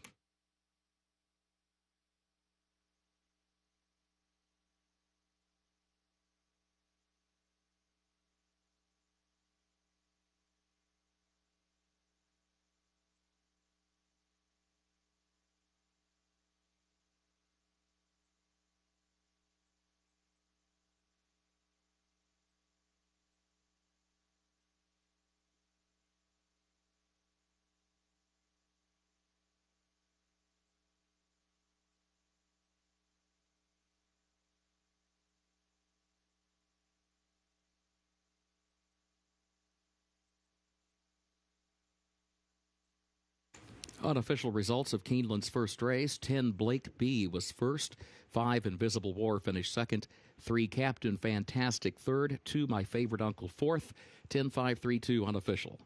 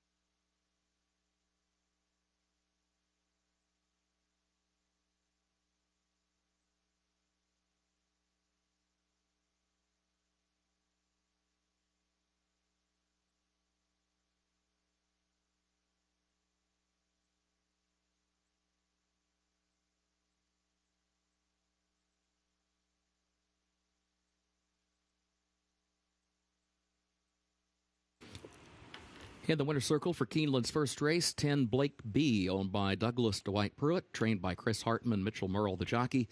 Blake B, a 3-year-old son of Malibu Moon, out of Accomplished First by First Defense, bred in Kentucky by Castleton Lions and Hillboy Estate. 8.5 furlongs over the fast main track, 1 minute 44.42 seconds. Results still unofficial.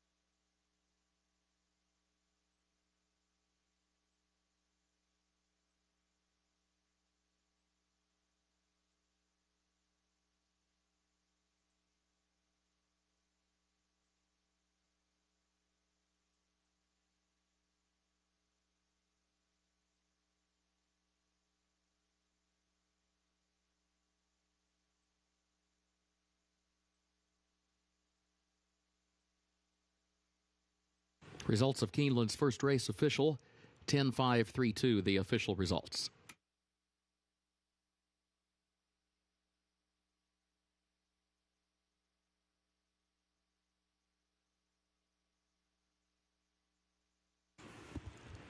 Keeneland's second race upcoming, double and pick 3 wagering also started the early pick 4. The main track is listed fast, turf listed good. In the second race, scratch the 9, circle back Jack. Again, scratch 9, circle back Jack. Overweight, the 8 fast Giselle, the jockey 3 pounds over. Third race, scratch number 1, Catansit, scratch 13, Eye Black. Scratch 1, Catansit, and scratch 13, Eye Black. Fourth race, jockey for the 3, Sport Pepper, will be Corey Lannery. Number 3, Sport Pepper, jockey Corey Lannery. Race 5 has no changes at this time.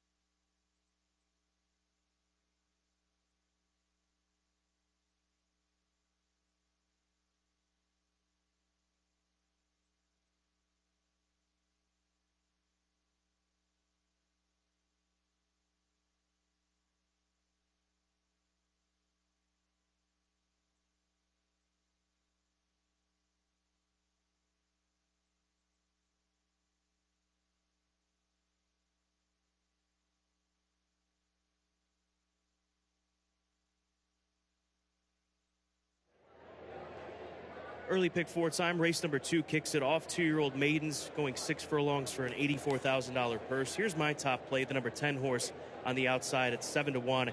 That is B Sud for Offshoot Farm, a colt by Jimmy Creed for trainer Dallas Stewart, who wins 1 out of 10 times with first-time starters. And this horse has been working quickly between Turfway Park on the synthetic track and over at the Churchill Downs Training Center, worked out of the gate in 1:01. So outside draw, Jimmy Creed always tends to put some speed into these horses. I'll look at this horse as a player and my top play in a wide-open race, in my opinion, sitting at 7-1. Gabby, you've got the 2 horse who is 20-1 on the morning line and being played down to 7-1. They like your opinion here on this Liam's Map colt. I just think he's got the pedigree to improve on the dirt today. He's by Liam's Map, and he's out of a Distorted Humor mare. The blinkers go on, but Scott, the one thing that really stood out to me was the purchase price at the Keeneland November sale. I thought $170 for this horse was pretty high for a weanling, and that just to me shows that he was a very attractive colt. So maybe his first race, he just needed it. We see Circle Back Jack. In fact, he was in this race. He's going to be scratched out of it. He'll run tomorrow. But Liam the Brave, I don't necessarily think he's a turf horse, but he probably got something out of his first race. And this race, Scott, I really think that it could just go to a price. We could see maybe a crazy result in race 2. The number 5 horse is our second choice in here as he's being saddled up. That's the Twirling Candy colt, Kaylee's brother. A bet on debut as the favorite, but a pretty lukewarm favorite at that. I think it was more Brad Cox carrying that favoritism than anything. And when you see a horse that's near 4-1, it just goes to show you that there's not a clear-cut choice. But I think that if this colt can break a little bit sharper and coming in with that quick workout here at Keeneland, I would expect a move forward from Kaylee's brother, the colt by Twirling Candy. So I went back and I watched his last race, Scott, and the gate break, and it was bad. A lot of the time we see poor gate breaks, and you kind of have to rank them 1 through 10. 10 being the worst. I'd say this was probably an 8. He stumbled very badly. He was sandwiched out of the gate, and I thought it was significant. So look for this horse to have improved speed. People are probably betting him because since his last race, he's been working well, and with that trouble, he's down to 3-2. I've got the 7 as my third selection, 7-1 tapped off. He comes in with the most experience of any of these runners in here. This will be his 4th career start. His debut was his best at Churchill Downs. Then they jumped in to the deep end of the pool, as you tend to do at that time of the year, but brought him back pretty quickly in the Bashford manner. He bounced back with a solid enough effort at Indiana Grand's last time out, and I like the fact that they add blinkers and they've got Gerardo Corrales back in the saddle. Yeah, blinkers on, and he gets back to a fast track, and that was definitely his best performance in his first race, Scott, where he was sprinting on a fast track. He's just going to have to prove that he can bounce back after, that subpar performance, even 2 starts back in the Bashford manner. And we'll wrap things up with the 4, the Judge and Jury colt by the Grade 1 winner, Klimt, John Ennis. He's become a bit of a name as far as in recent race meets here with young horses, with 2-year-olds. Yeah, looking at statistics, 2-year-old first-time starters for the barn, 5 for 40, 13%, 23% in the money, but it is a positive ROI. And just even with his older maidens, he does well, hits at about 21% with first-time starters from a general standpoint. So the Judge and Jury is taking a little play right now. John Ennis just does well with his 2-year-olds, and he's got a pretty precocious pedigree here. The son of Klimt. We are closing in on 13 minutes to post. Just click to 13 minutes to post. Race number 2 here at Keeneland. Once again, a reminder, double exacta trifecta rolling pick 3, and the start of the early pick 4 begins here in race number 2.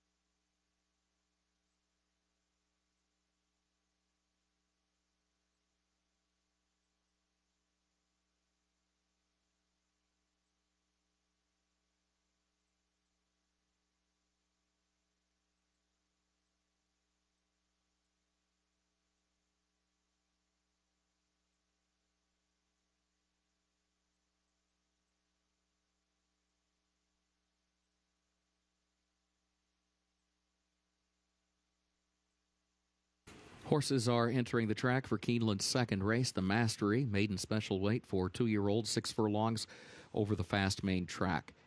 Scratch the 9, Circle Back Jack, number 9 is scratched. Overweight, the 8 Fast Giselle, jockey 3 pounds over. Double and pick 3 wagering also started the early pick 4, post time in 6 minutes.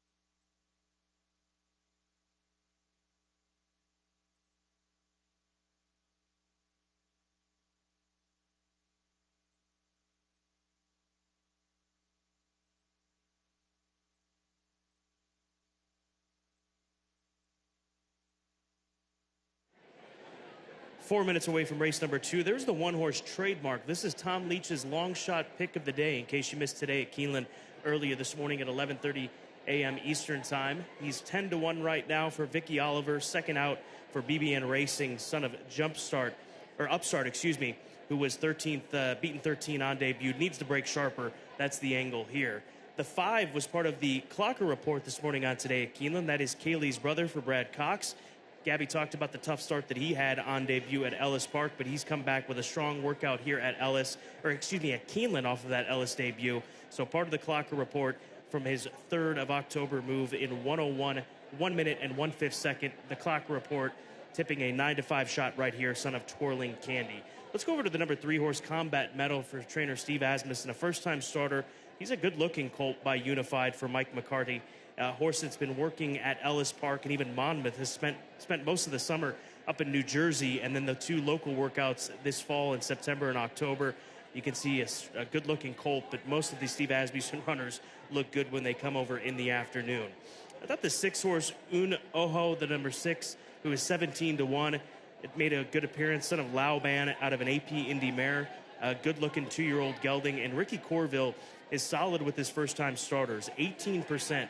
First-time out winners, which is a very solid percentage, and this gelding is making quite the appearance out there at a big price of 16-1. And then just wanted to see how the 10 B-Sud has settled in. He was a little on edge when he came out with the pony for the post-parade, tossing his head about, and he's still maintaining that same sort of mentality when you see him there. So hopefully he can settle down here for Dallas Stewart and Brian Hernandez, the number 10 horse B-Sud, as we take a look at him on the screen, Gabby. Yeah, Scott, I actually spoke to Dallas Stewart on the way down the horse path, and he has a couple of good-looking first-time starters today. And I asked him which of kind of his horses might be best suited to win first time out, and he actually told me this one, that he's been very forward in the morning. So look for maybe a big performance for this horse at 7-1. Good price, good race. Started the early pick 4, 2 minutes to get those plays in.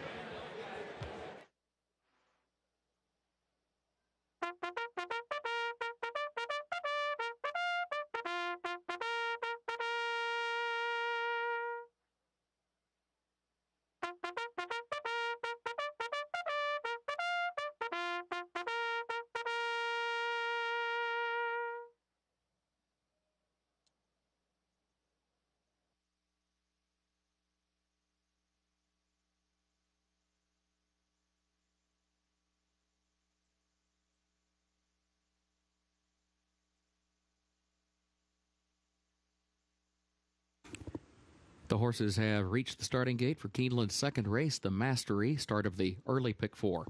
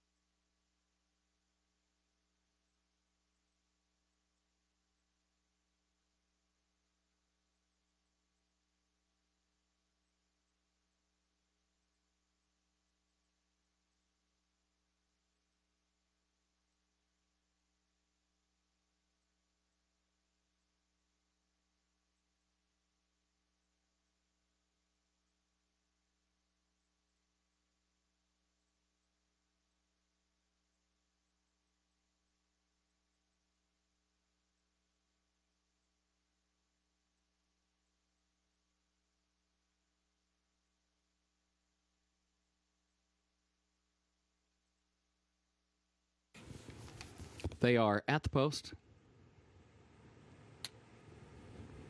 And they're off. There goes Tapped Off. Tapped Off out for the lead, but B. Sud is a step quicker up on the outside, pokes ahead in front now. Fast Giselle comes away between that pair, running a close-up third. The judge and jury is fourth down toward the inside. Kaylee's Brother, fifth alongside of that one as the field makes the move for the far turn, running 4 lengths off the early lead, followed by Trademark, who's back toward the inside in 6th. Liam the Brave is in 7th, and then Combat Medal is 8th onto the turn. Un Oho, after a slow start, is 9th and last, 22.21 seconds, the time for the opening quarter. Fast Giselle between horses puts a neck in front around the turn. B-Sud is second up on the outside. Kaylee's Brother swings to the center of the track, now third, picking up the top 2. Trademark swings into action fourth, goes to the extreme outside, 3 lengths off the lead. B-Sud has the lead. Kaylee's Brother is right alongside, gap of 3. Trademark is still back there in third as they move by the 8th pole. Kaylee's Brother short lead now. B-Sud fights on to the inside, though. Kaylee's Brother, B-Sud, Trademark third, still 2 lengths off the front pair. Kaylee's Brother with the lead, a length and a half. Trademark runs on to second, runs after Kaylee's Brother. Here comes the line. Kaylee's Brother, Florent Giroux to win it. Trademark was second. B-Sud was home third. The judge and jury was fourth.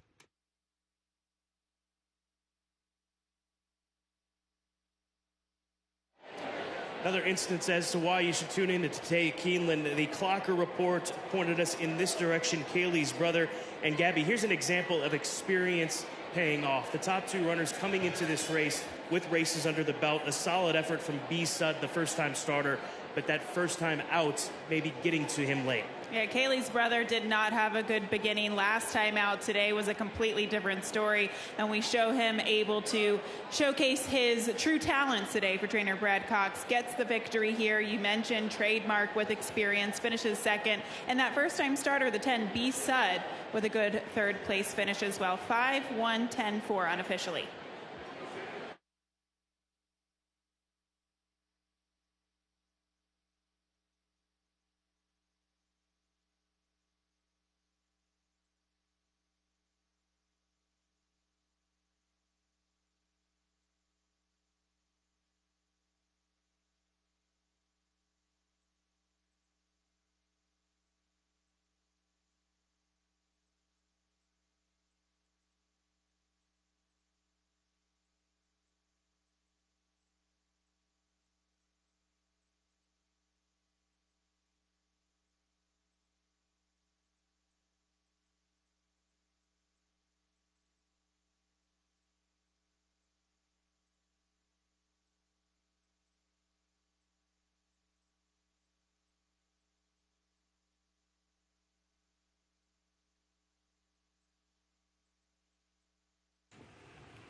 Unofficial results of Keeneland's second race: 5 Kaylee's Brother first, 1 Trademark was second, 10 B-Sud third, 4 the judge and jury fourth, 5-1-10-4 unofficial.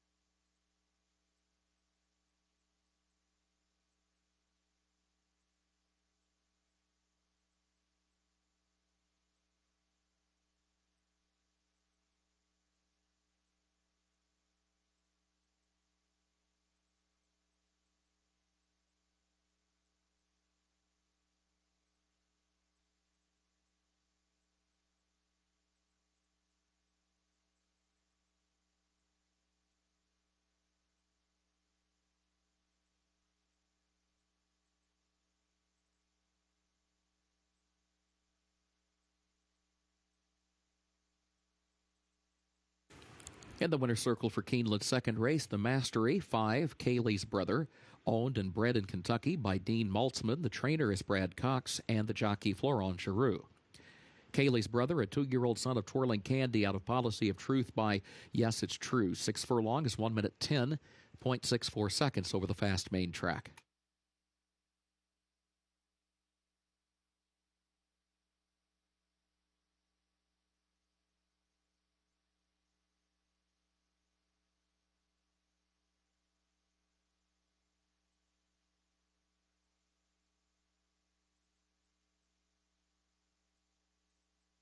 Results of Keeneland's second race official. 5-1-10-4, the official results.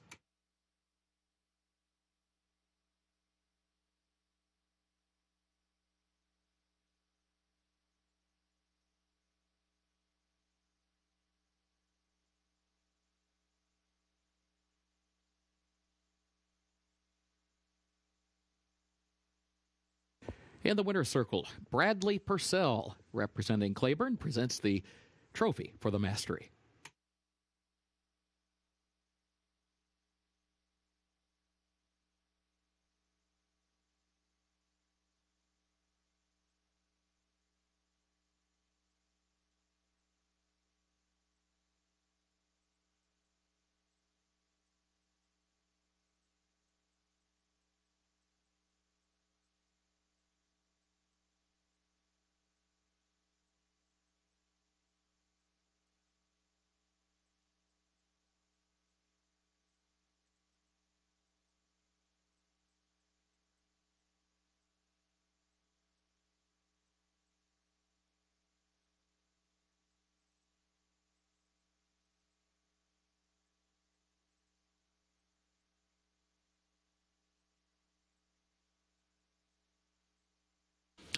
Ladies and gentlemen, we direct your attention to the winner's circle at this time.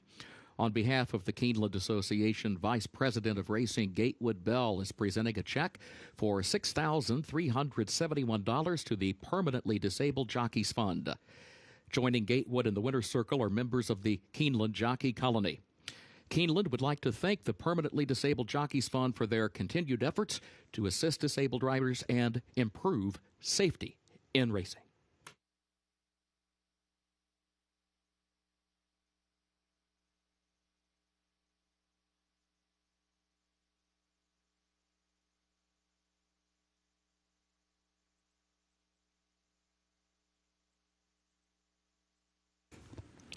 Keeneland's third race upcoming, double and pick 3 wagering featured here. The turf is listed good, the rail at 0 feet today. In the third race, scratch number 1, Catansit, scratch 13, Eye Black. Scratch number 1, Catansit, scratch 13, Eye Black. Looking ahead to the fourth race, a reminder in the fourth event, jockey for the 3, Sport Pepper, Corey Lannery. That's the fourth race, number 3, Sport Pepper, jockey Corey Lannery. No changes at this time in race 5.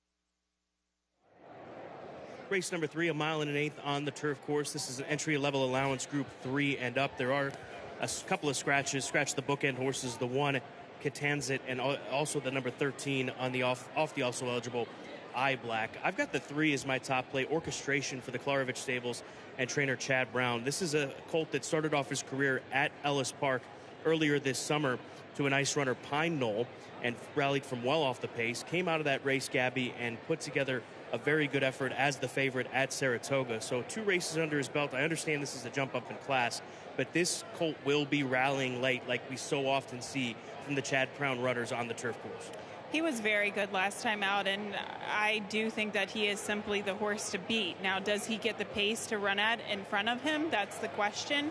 I think the pace could probably come from the 9 and the 12 potentially, but Scott, it doesn't really look like there's going to be a very, very fast pace, and that's going to be his only hindrance today, and the distance of a mile and an eighth. But from a class standpoint, I don't think he should have any issue transitioning to the first level allowance.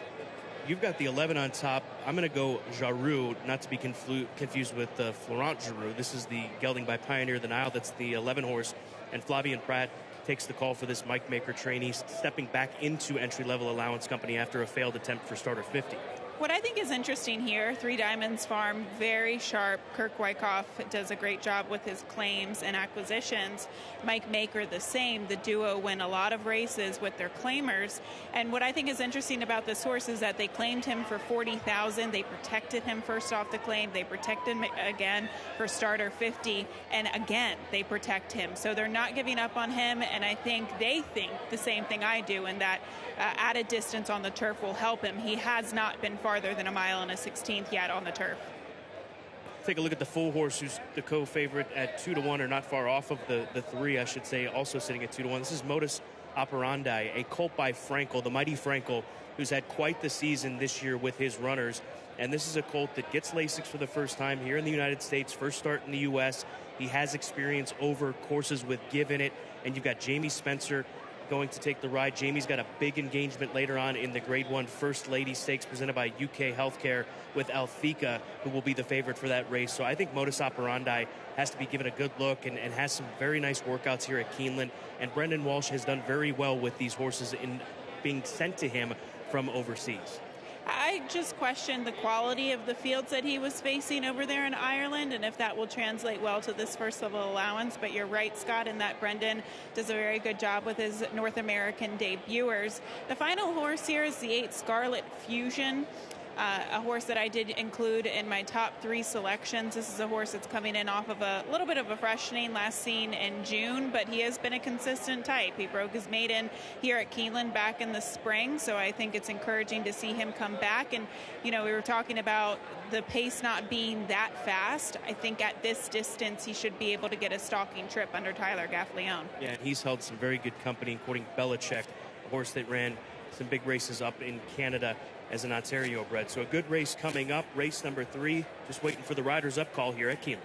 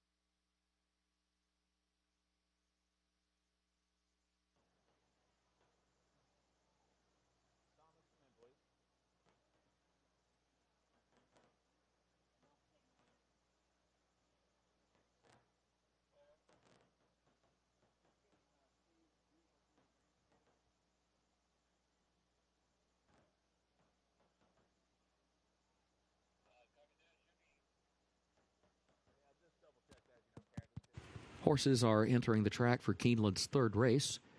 The Performer, an allowance for 3-year-olds and up, at 1 1/8 miles on the turf, which is listed good. Rail at 0 feet. Scratch the 1, Catanset.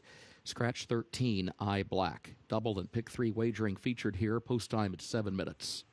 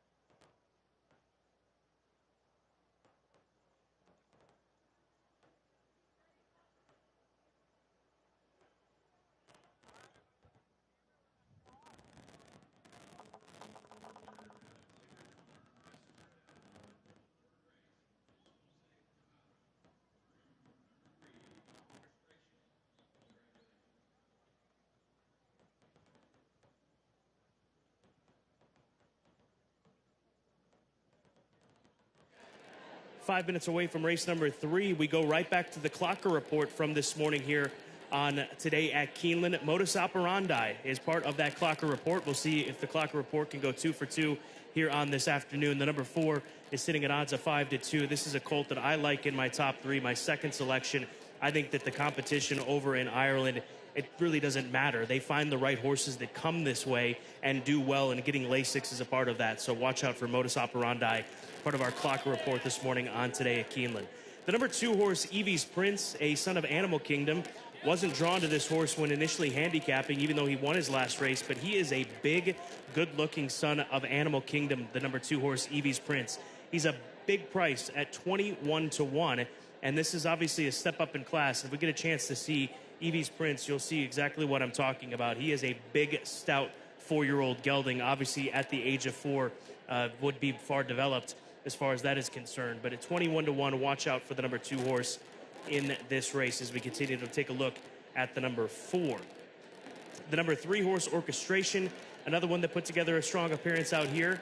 He's currently sitting at 2-1. No surprise, this is the colt that we talked about during our Paddock preview. Orchestration for Chad Brown off of that victory, son of Flatter, a Keeneland September sales graduate. The number 3, as we move from the 3 to the 10, Captain Mastry for Neil Pessin. I thought he looked nice. He's in the Lothenbach Royal Blue and Red Diamonds.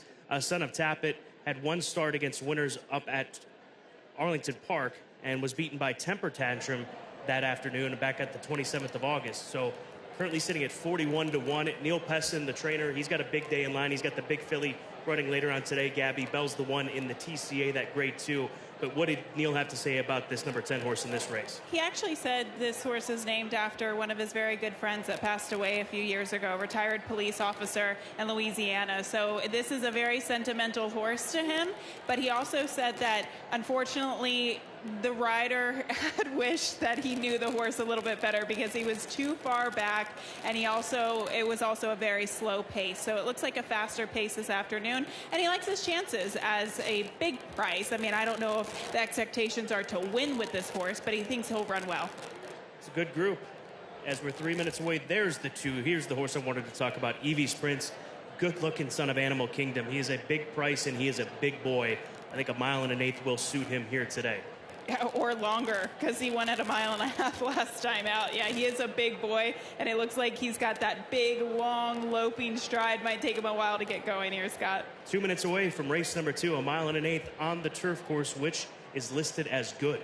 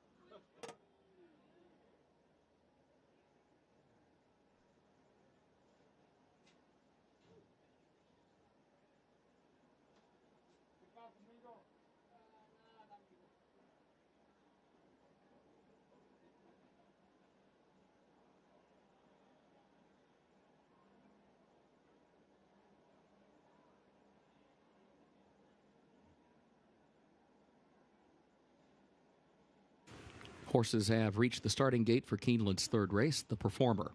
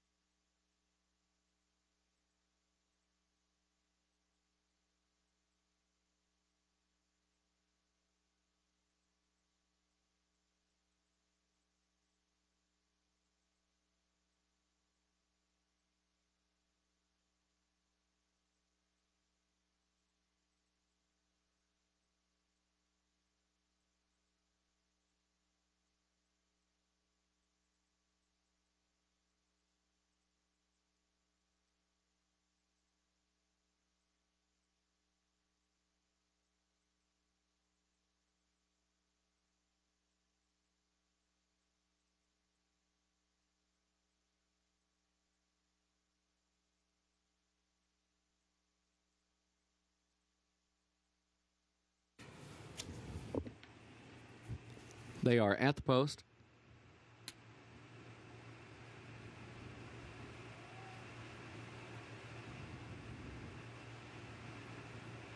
And they're off.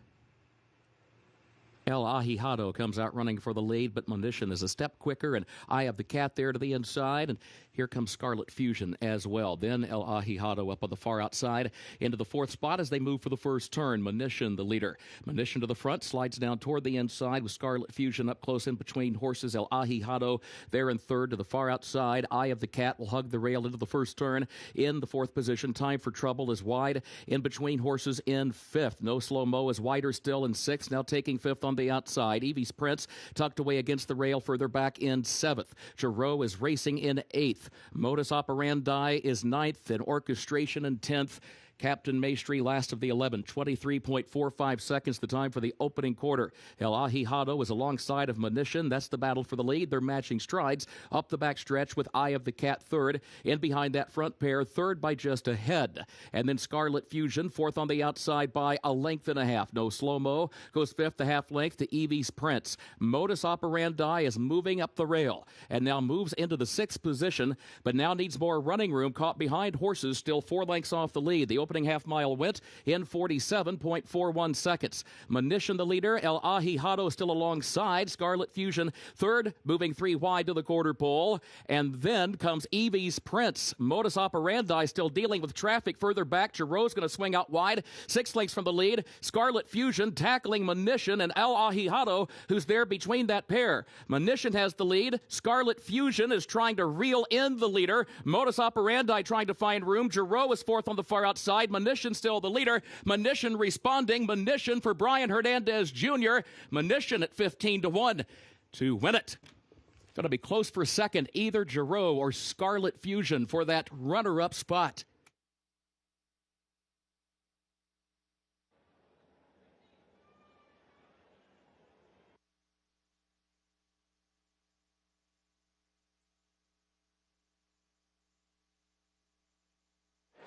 Wire-to-wire Munition for Cherie DeVoe and the Hinkle family, a homebred for Hinkle Farm, son of English Channel, who came into this race 1 for 1. He steps up in a big way against entry-level allowance types. 15-1 winner here, and this horse ran completely differently today than he did in his first start. His first start was at a mile, comes back at a 1 1/8 and takes the field gate to wire. Very, very savvy ride by Brian Hernandez Jr. to get the victory. It's going to be close for second. We'll let the photo finish determine that one.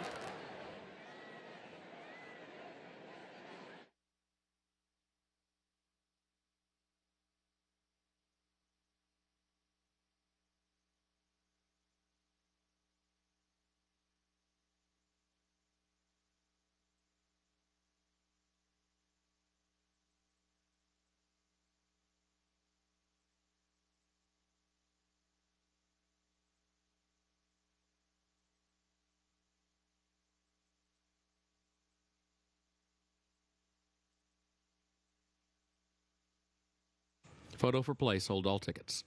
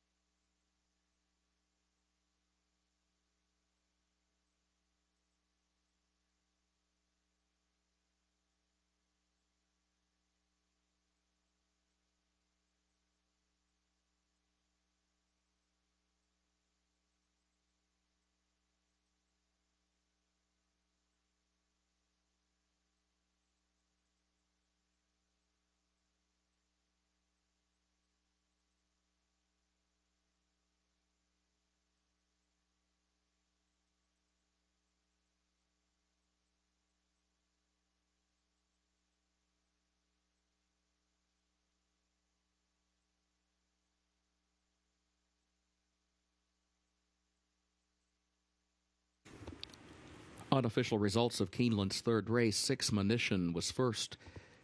11 Giroux was second. 8 Scarlet Fusion third. 2 Evie's Prince fourth. 6, 11, 8, 2 unofficial.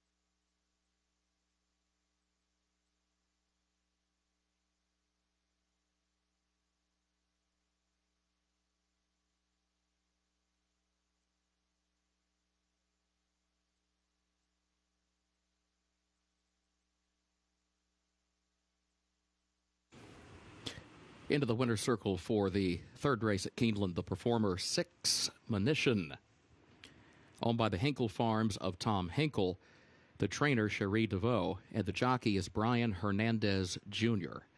Munition, a 3-year-old gelded son of English Channel out of Trevi Chic by Roman Ruler, bred in Kentucky by Hinkle Farms. 9 furlongs over the turf, listed good, 1 minute 49.21 seconds.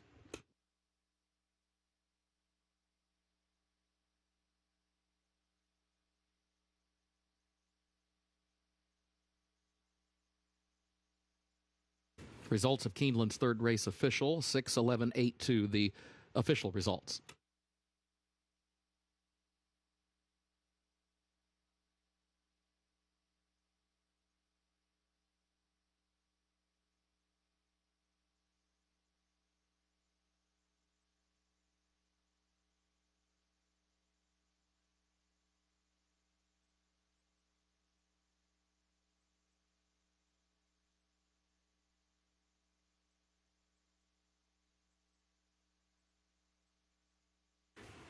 Now the trophy presentation, Wesley Purcell, representing Claiborne, makes the presentation of the trophy for the performer.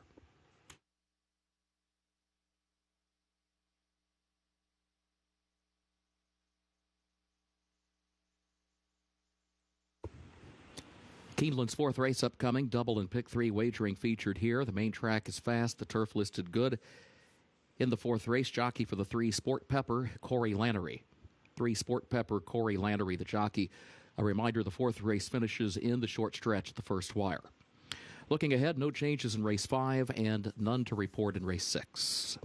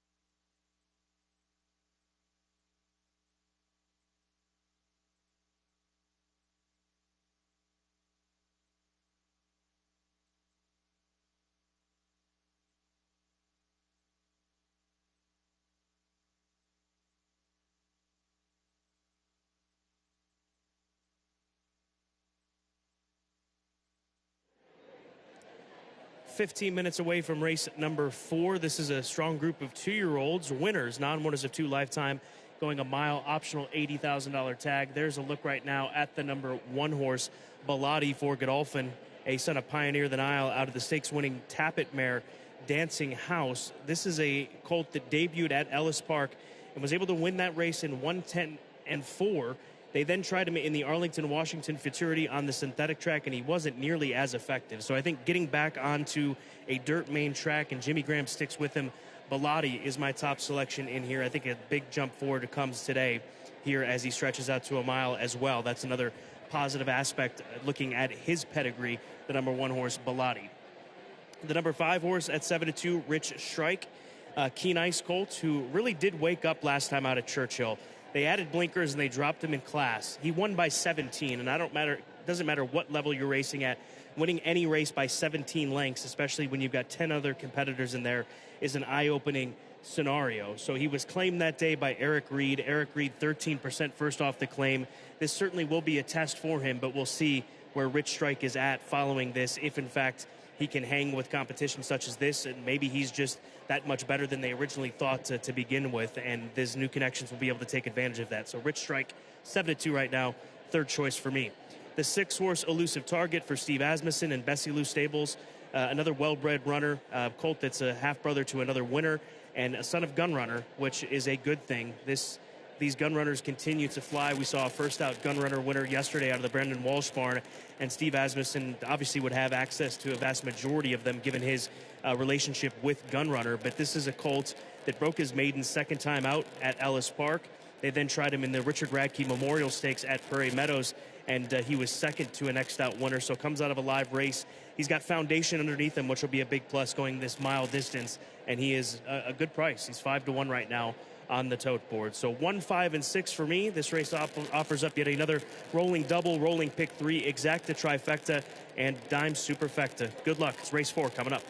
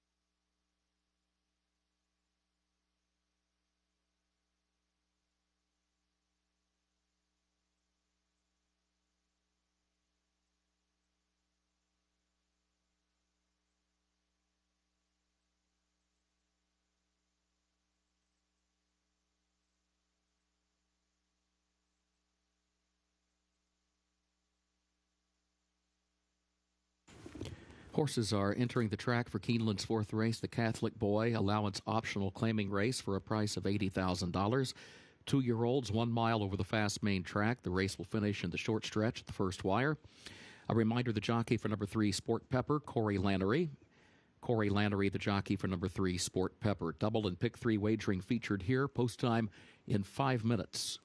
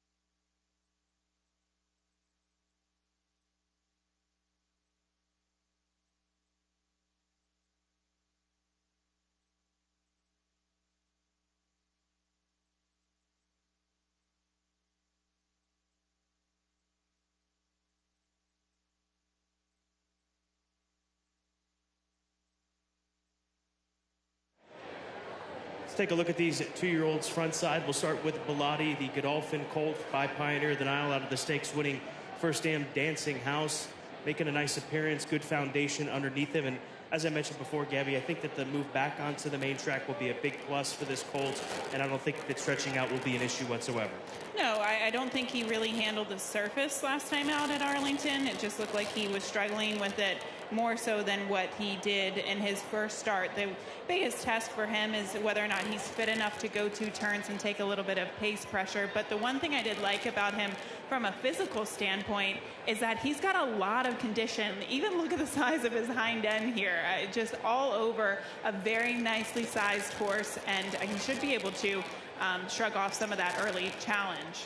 The number 3 horse, 14-1, son of Classic Empire. That's Sport Pepper. Corey Lannery picks up the mount on this chestnut gelding. He also comes in from Chicago. He's only been campaigned up there at Arlington Park, synthetic and turf, and he's certainly bred to take to the main track, considering he's a son of the 2-year-old champion Classic Empire. I know he won last time out on the turf. I thought he got away with a pretty slow pace. He looks very, very fit, but he does look very rounded out like a sprinter, Scott. So we'll see if he can go to the main track, go 2 turns, and be part of a pace that he's probably not going to be alone on the front end. The 5 Rich Strike, son of Keen Ice. He was best known for his Travers Stakes victory over American Pharaoh. And here's a chestnut that, I mean, talk about an impressive performance. As I was saying on the Paddock side, Gabby, it's hard to win a race, let alone by a couple of lengths, let alone 17 lengths, regardless of the competition, as he broke his maiden for 30. So this will be a real test. I mean, could this be a horse that just was misplaced as far as where he was at last time out? We'll find out. We'll see if Joe Sharp regretted putting him in for 30,000, but he was a runaway winner last time out. And not only that, Scott, did he win by 17 lengths? He beat 10 other horses in that field. Right. It was an 11 horse field. So that was very impressive. And I actually like how he looks as a physical on track today. Britain's Kitten is bred up and down for the turf, but he broke his maiden on dirt. It's not always an exact science. What do you make of this 4 horse for Brian Williamson? I like him coming back to the dirt. He's going to be the top pick for me. I thought his last race was a very tough race at Kentucky Downs, probably one of the tougher races that anybody in the field comes out of, and he still ran well despite struggling to keep up early. I don't think he liked the unconventional configuration of the course at Kentucky Downs. So now coming back to the main track, I think he's got a big shot. He'll be my top pick at 9-2. 2 minutes away from race 4.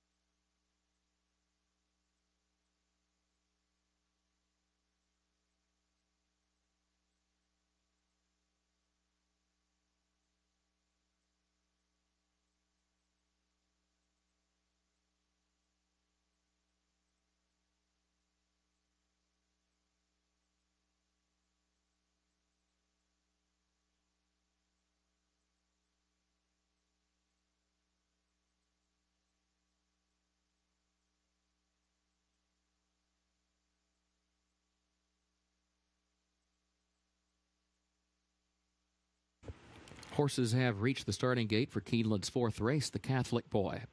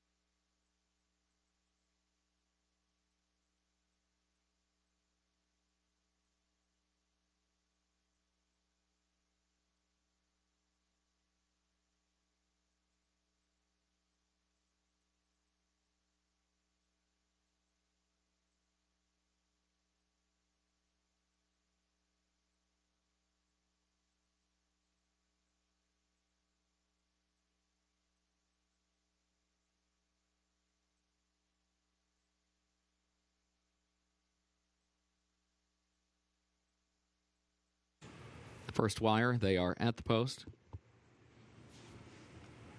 They're off.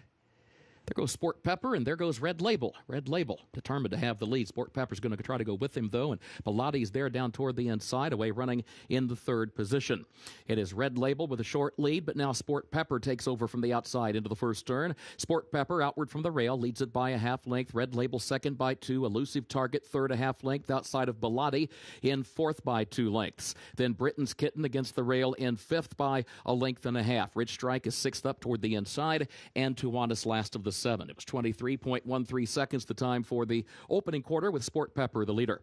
Sport Pepper on the backstretch leads it by a length. Red Label right there to the inside. Here's Bellatti moving up between horses, third, a length off the lead. Elusive Target fourth to the far outside. Then a break of 3 more lengths back to Britain's Kitten just to the outside of Rich Strike, who hugs the rail to the far turn, and Tuanis is still last. It was 46.75 seconds for the opening half mile.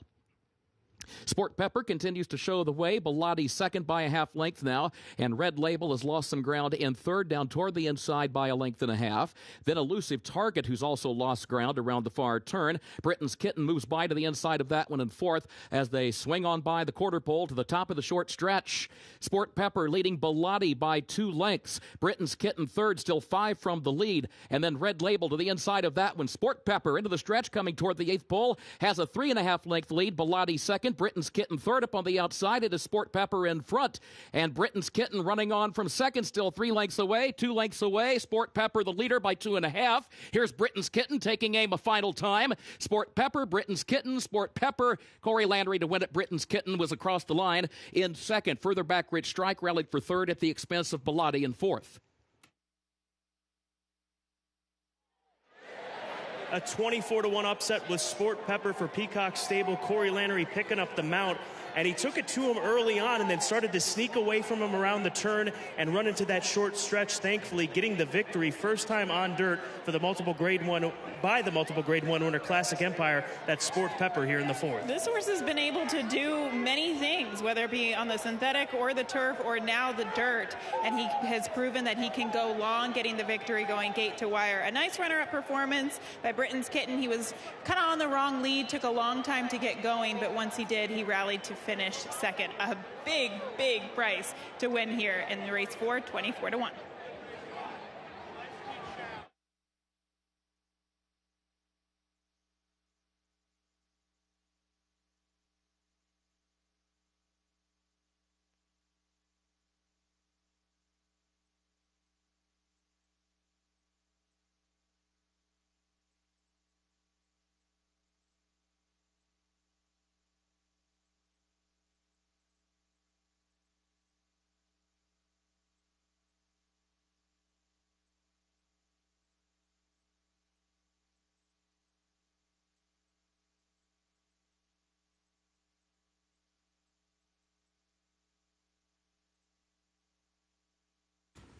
Unofficial results of Keeneland's fourth.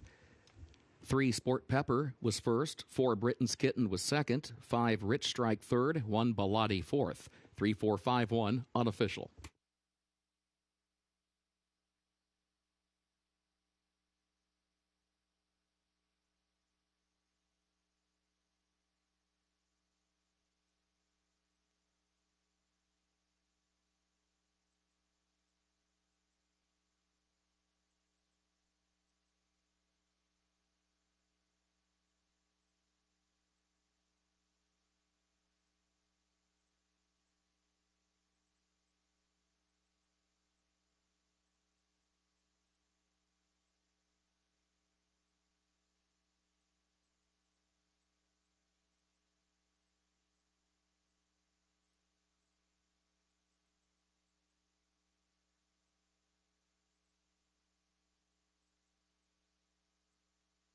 In the winner's circle for Keeneland's fourth race, the Catholic Boy, number 3 Sport Pepper, owned by the Peacock Stable of Dolores and Carrie Zavish, trained by Carrie Zavish. Corey Lannery is the winning jockey. Sport Pepper, 2-year-old gelded son of Classic Empire out of Let Me Go by First Samurai.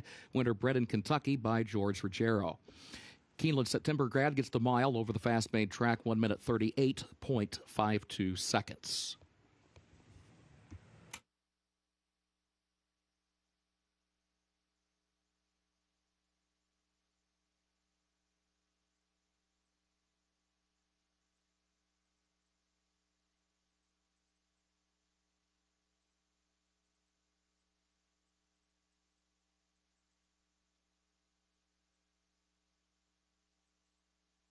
Now the trophy presentation. John Hine, representing Claiborne, makes presentation of the trophy for the Catholic Boy.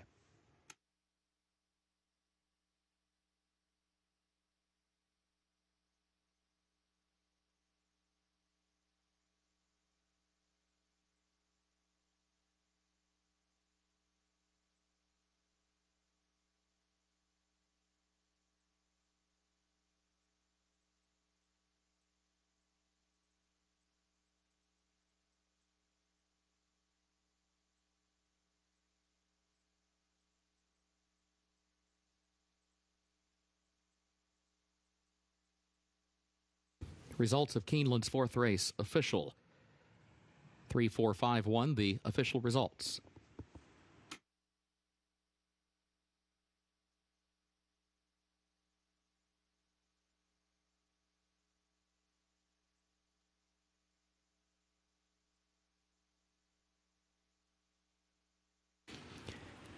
Keeneland's fifth race upcoming, double and pick 3 wagering featured here, and it's the start of the pick 6, no carryover.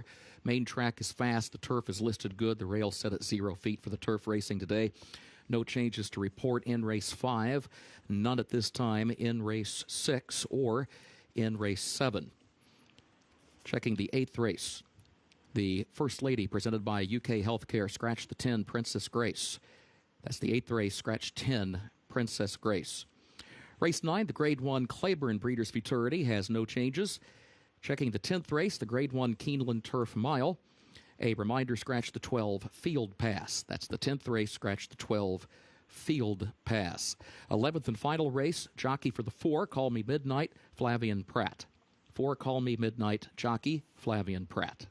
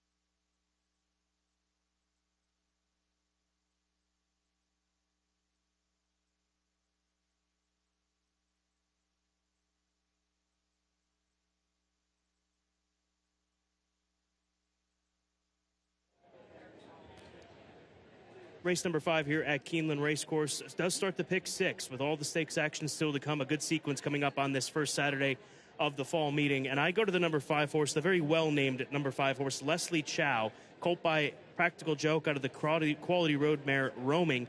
Purchased at the Keeneland November sale for just $90,000 back in 2019.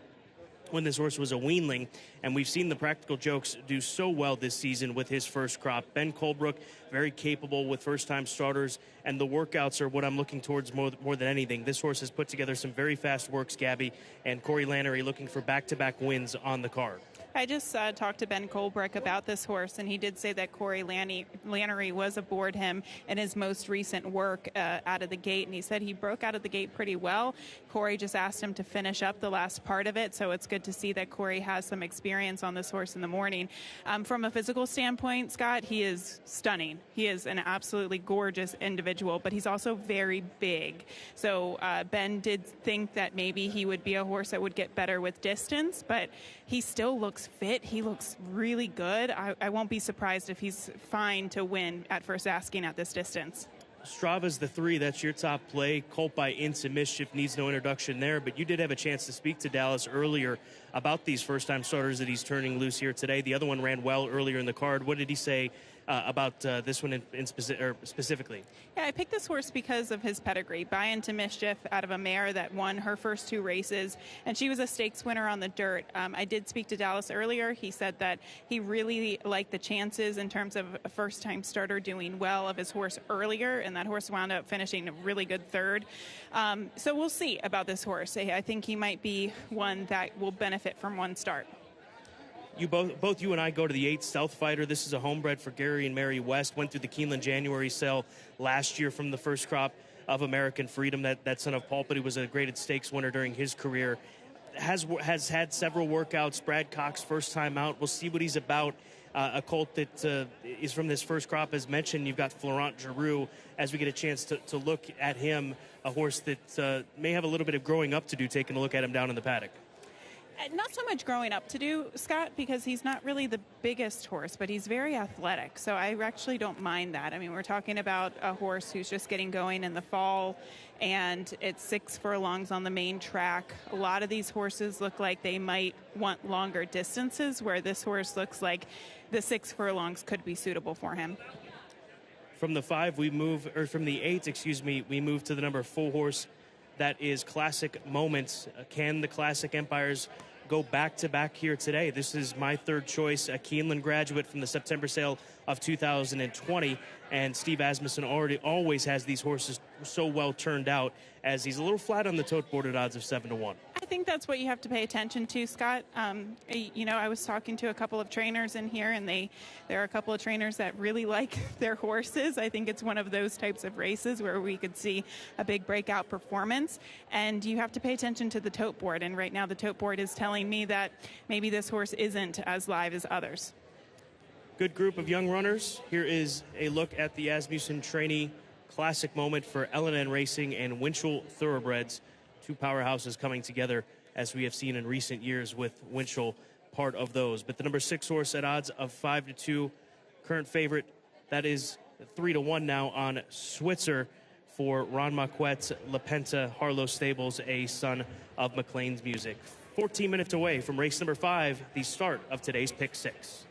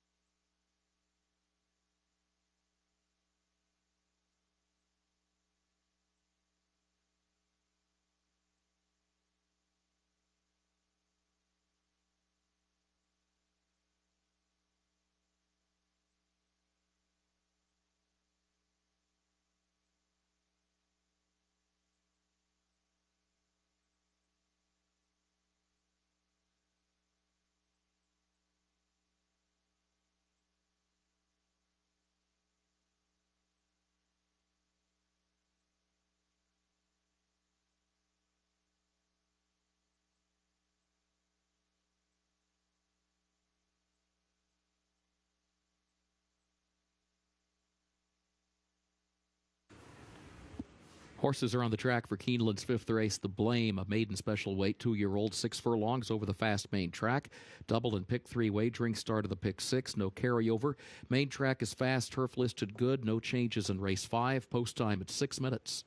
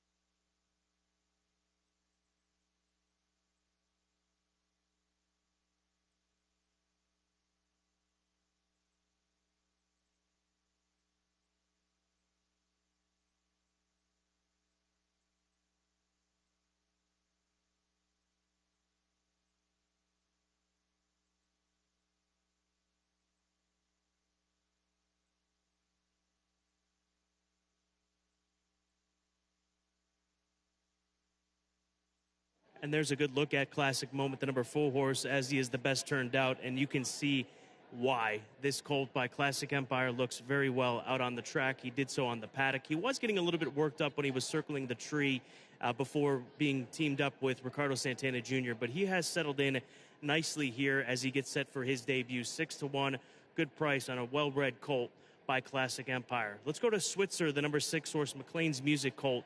Another very good-looking individual, Ron Marquette, training this one for Bob LaPenta and Harlow Stables. If any Oklahoma Sooner fans or Cowboy fans out there, Dallas Cowboy fans, this horse is named after the national championship and Super Bowl winning coach Barry Switzer as he gets to make his debut. 7-2 on the board, a very good-looking colt here, and you have to respect him in a big way, as the majority have, as he's co-favored with Leslie Chow. Here's the number 7 horse. That's It's a Bang Bang.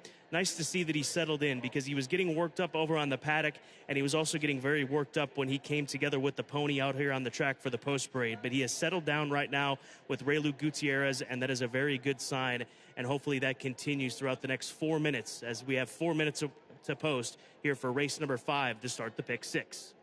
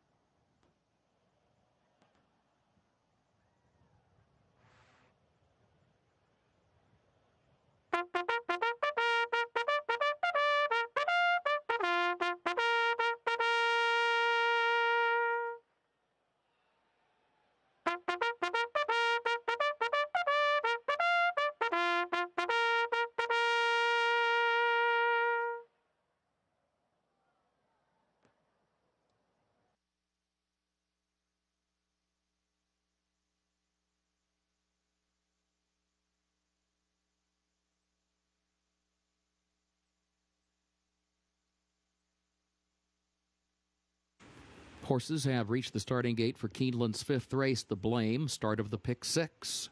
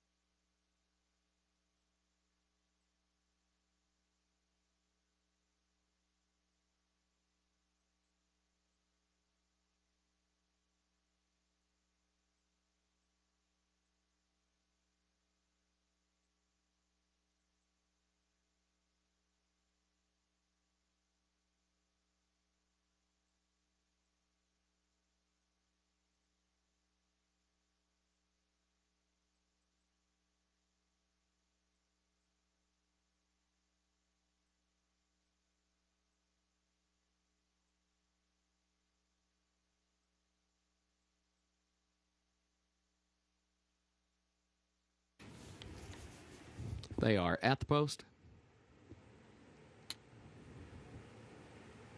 They're off. Stealth Fighter quick into stride, but Classic Moments quicker.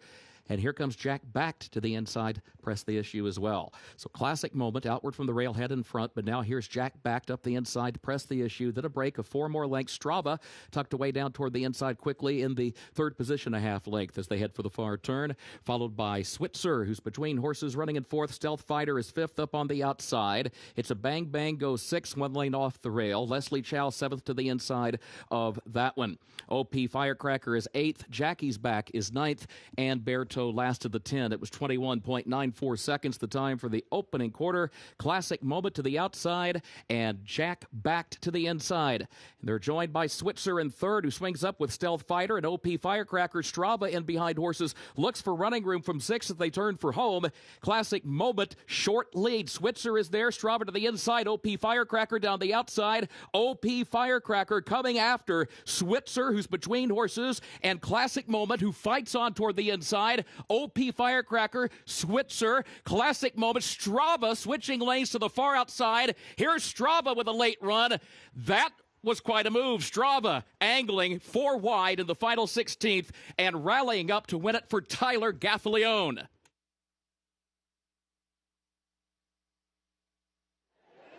Strava, the number 3 horse at odds of 9-2, coming from over the top to get this victory, doing something that is not easy to do on this dirt course here at Keeneland. That has come from off the pace, especially for an inexperienced colt like this. First time out for Sienna Farms and Windstar Farm, bred by Windstar Farm, colt by Into Mischief. Wait for it, he's going to get there and win this one very convincingly in a final time of 1:11-1.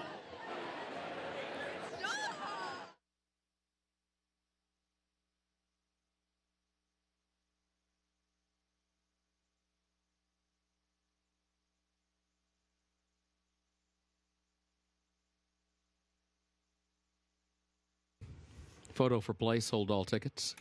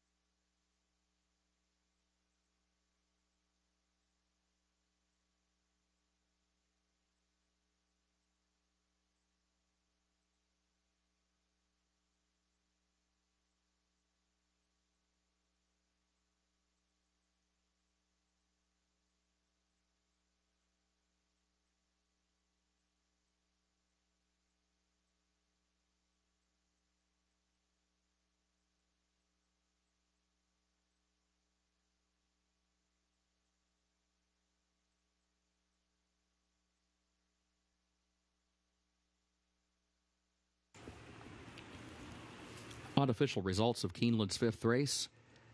Number 3, Strava was first. Number 2, OP Firecracker second. 4, Classic Moment third. 6, Switzer was fourth. 3, 2, 4, 6 unofficial.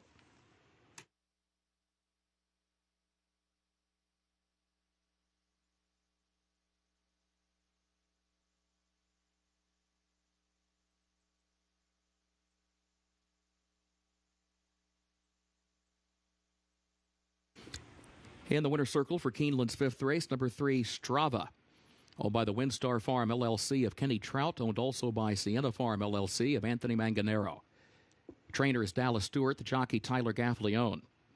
Strava, 2-year-old son of Into Mischief, out of Catch My Drift by Pioneer of the Nile, the winner bred in Kentucky by Windstar Farm LLC. 6 furlongs over the fast main track, 1 minute 11.25 seconds.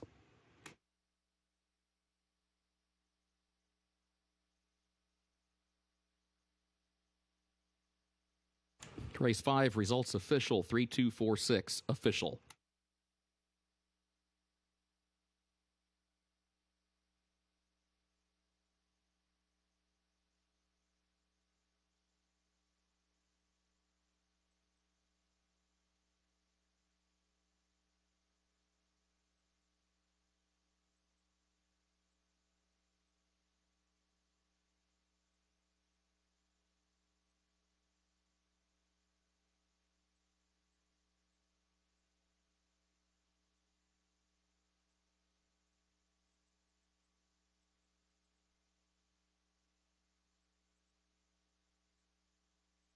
In the winner's circle, Jill Gordon, representing Claiborne, makes the Blame Trophy presentation.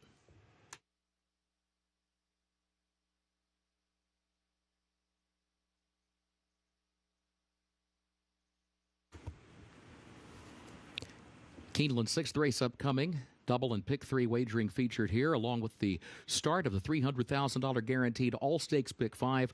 This will also kick off the Keeneland Turf pick 3, made up of races 6, 8, and 10. Main track is fast. The turf is listed good. There are no changes in race 6, none in race 7. Looking ahead to the 8th race, a reminder in race 8, scratch the 10 Princess Grace.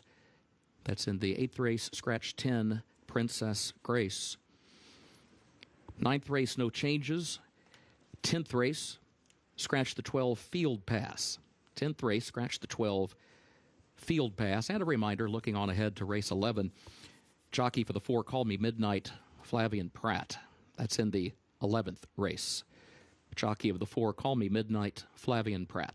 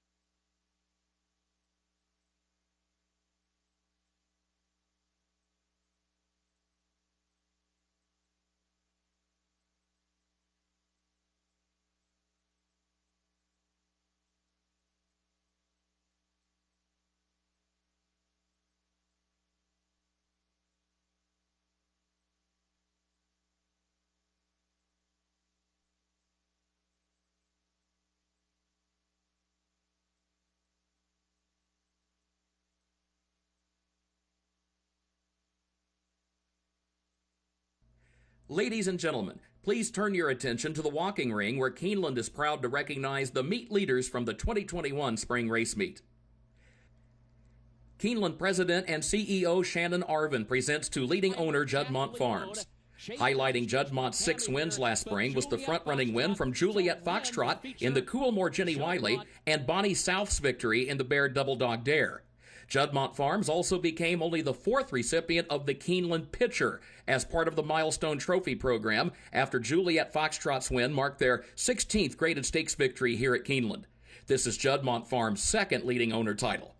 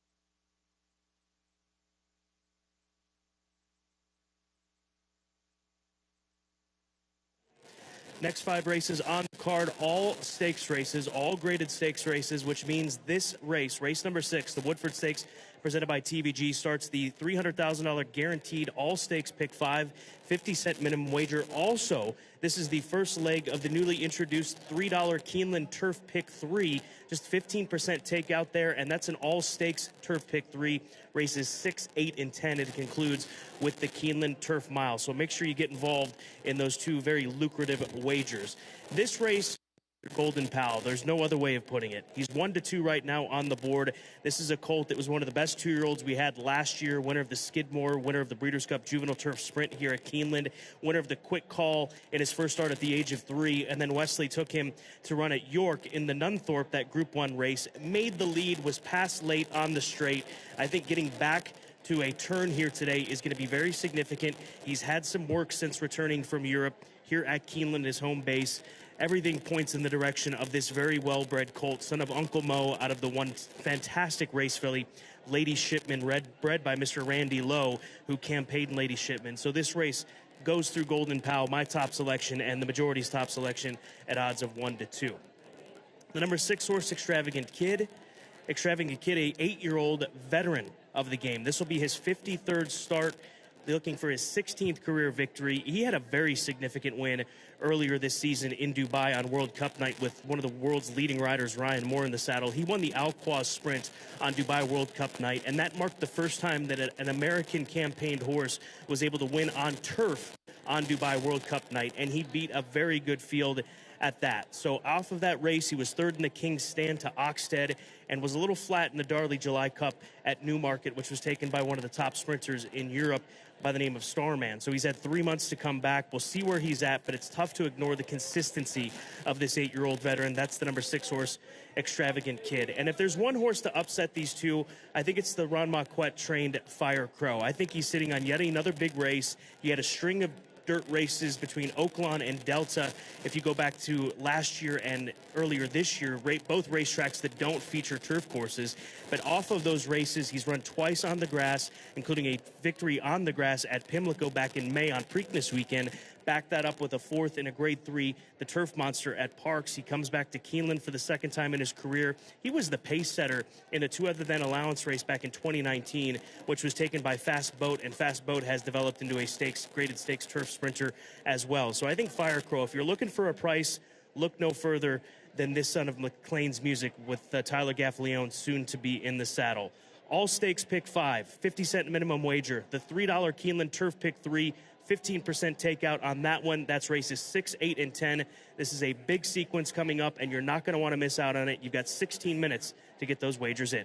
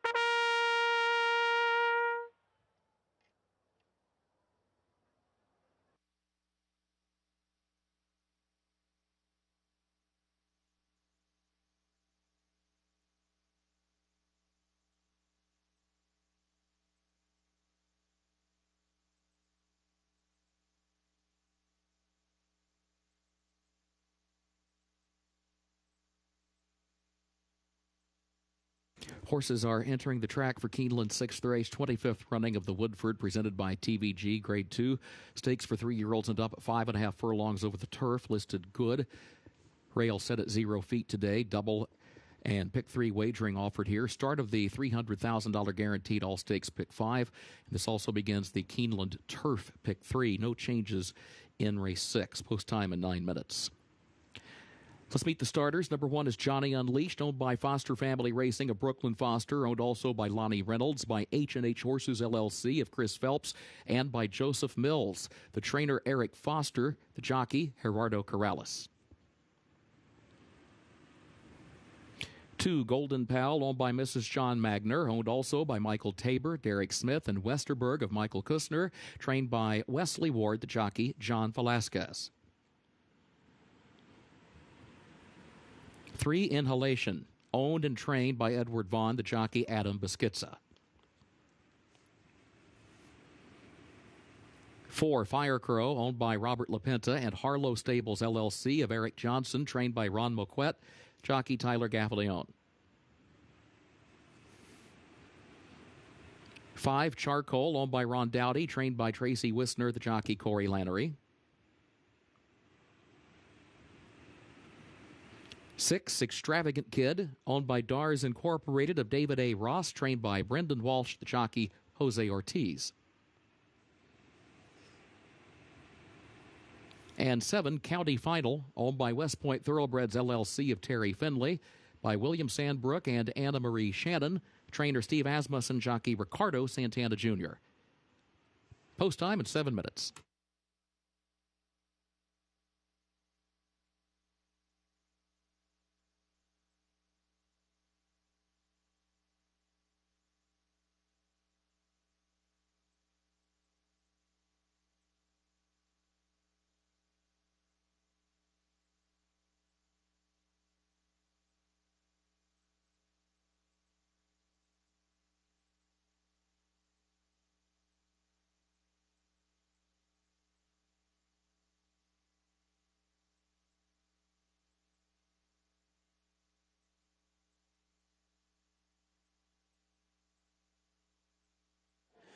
There's a look at one of the many stars that will be competing over the course of this weekend, Fall Stars Weekend, aptly named, no question about it.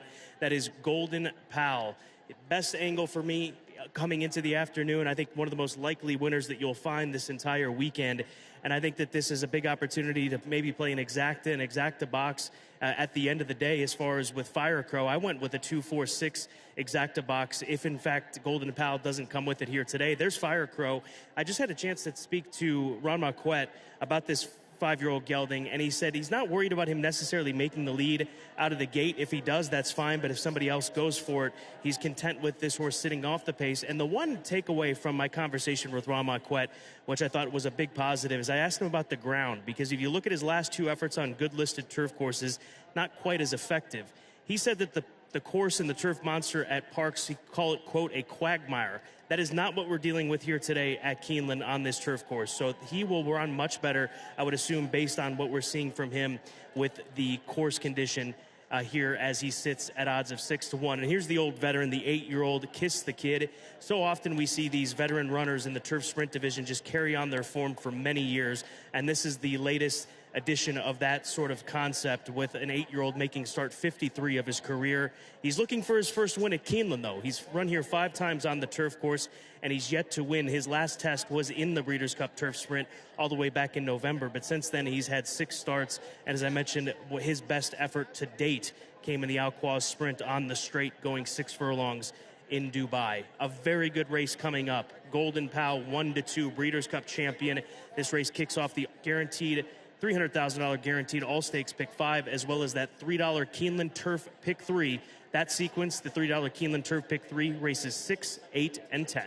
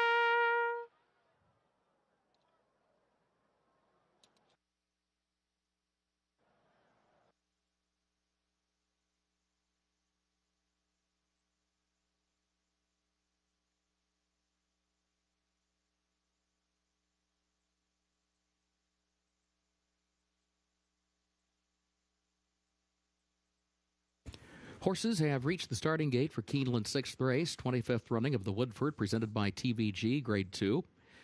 Start of the $300,000 guaranteed all-stakes Pick 5, and also start of the Keeneland Turf Pick 3.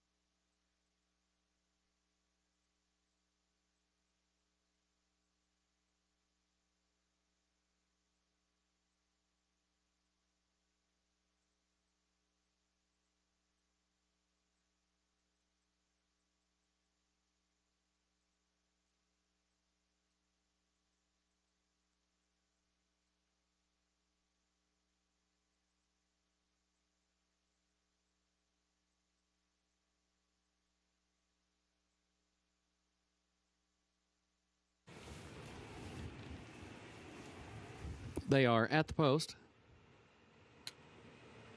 They're off in the Woodford, presented by TVG. Golden Pal and Fire Crow both are quick into stride. Here's Golden Pal moving up for the early lead. Fire Crow backs away into the second position just off the leader's flank. Johnny Unleashed comes away, running in third position. Extravagant Kid is fourth. County Final fifth. Now taking fourth by a head up toward the outside. Break of 2 more lengths back to the 2 trailers. Inhalation, who's toward the rail, and Charcoal alongside of that one. 21.51 seconds. The time for the opening quarter. Golden Pal stays outward from the rail. Room to the inside for Johnny Unleashed. Fire Crow is there up on the outside. Golden Pal leads it by 3/4 of a length. Here's Fire Crow trying to move alongside as they come off the far turn to the top of the stretch. Johnny Unleashed has lost ground back in third, still looking toward the inside, but 3 lengths off the front pair. Fire Crow a narrow lead. Johnny Unleashed coming up the inside. Golden Pal now responding between that pair, and then Extravagant Kid to fourth. Golden Pal has repelled the challenges in deep stretch, opens back up by 3 lengths for John Velasquez. Golden Pal to win the Woodford, presented by TVG. It was Extravagant Kid up for second, close for third, 1 minute 3.12 seconds. The Breeders' Cup champ is back here at Keeneland. Golden Pal, an impressive win in the Grade 2 Woodford Stakes presented by TVG. He made the lead, then Fire Crow challenged him at the top of the stretch. Looked like Fire Crow was going to be able to carry that momentum past him, but Johnny Velasquez able to find more from this son of Uncle Mo, and he spurts away and wins this one by about 3 lengths in the end. On to the Breeders' Cup for the colt by Uncle Mo, Golden Pal, as he looks to double up in the Breeders' Cup.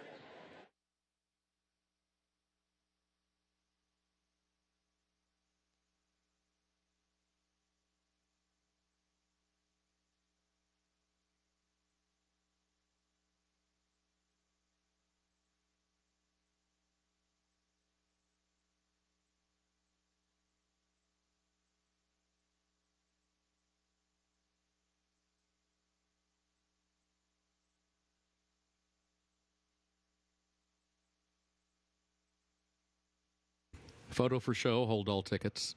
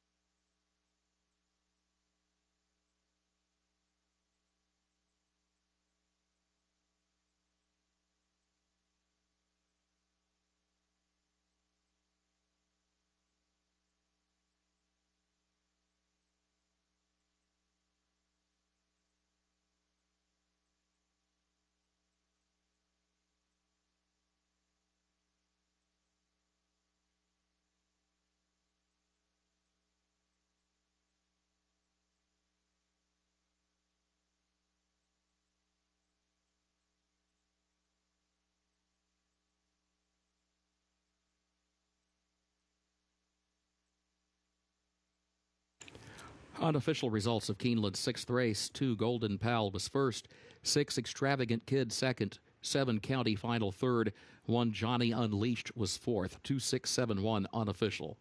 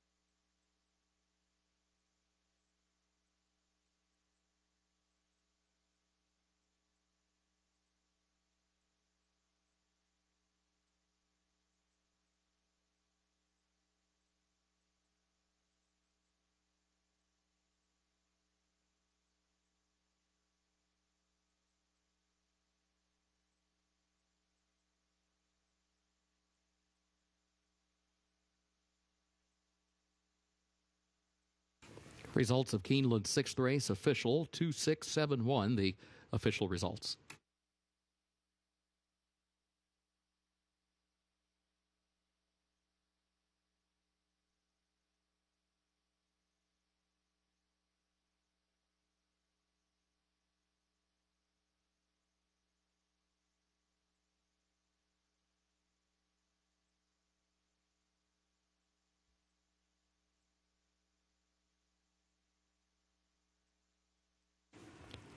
Official winner of Keeneland's sixth race, 25th running of the Woodford, presented by TVG, Grade 2. Golden Pal, number 2, owned by Mrs. John Magner, Michael Tabor, Derek Smith, and Westerberg of Michael Kusner. Wesley Ward, your trainer. John Velasquez, the winning jockey. Golden Pal, a 3-year-old son of Uncle Mo, out of Lady Shipman by Midshipman. Winter bred in Florida by Randall Lowe. 5.5 furlongs over the turf, listed good, 1 minute 3.12 seconds.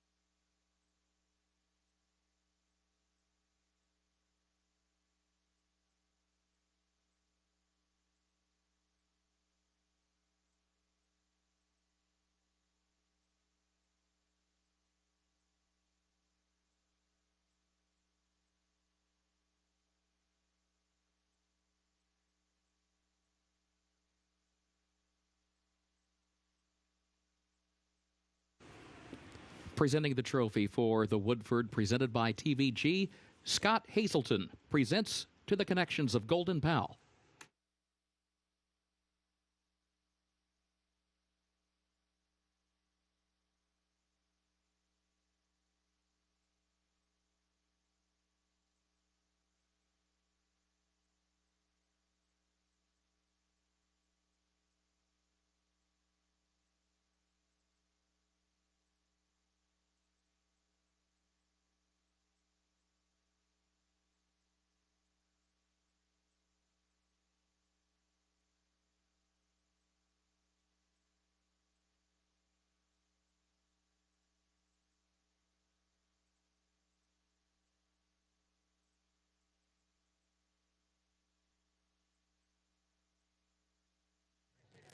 Golden Powell with an impressive win today in the Woodford Stakes presented by TVG. Julio Garcia, the man that's been getting him ready in the mornings, we'll talk to him.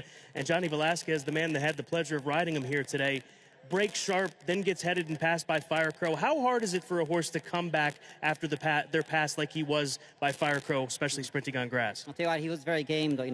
Even before the race, I never rode him, so I was asking Julio, first body, is he really rank? I said, just put your hands down, leave him alone. He'll ride for you, even if he goes fast.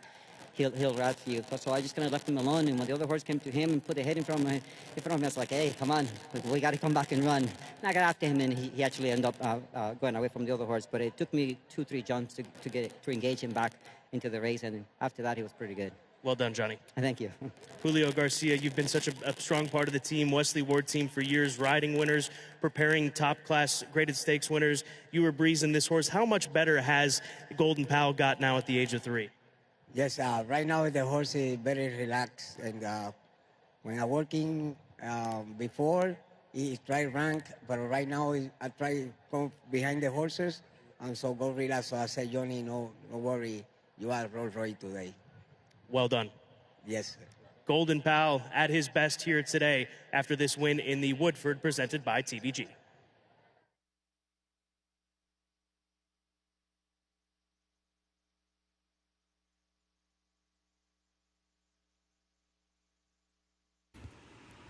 Keeneland 7th race upcoming.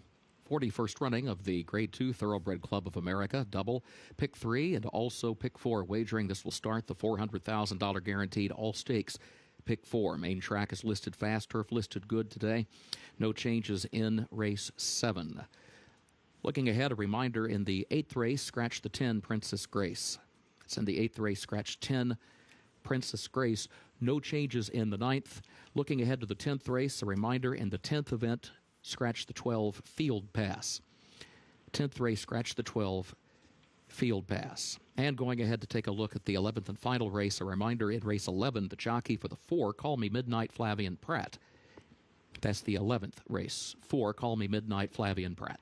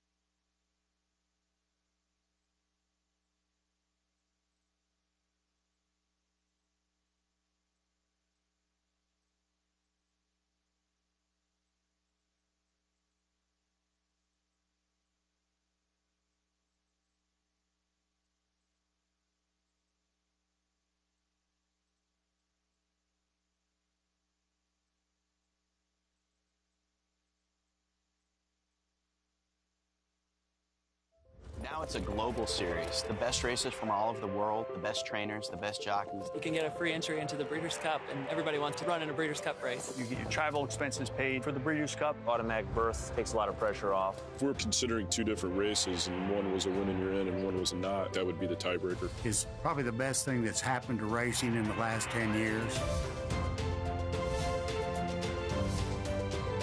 Breeders' Cup Challenge, win, and you're in.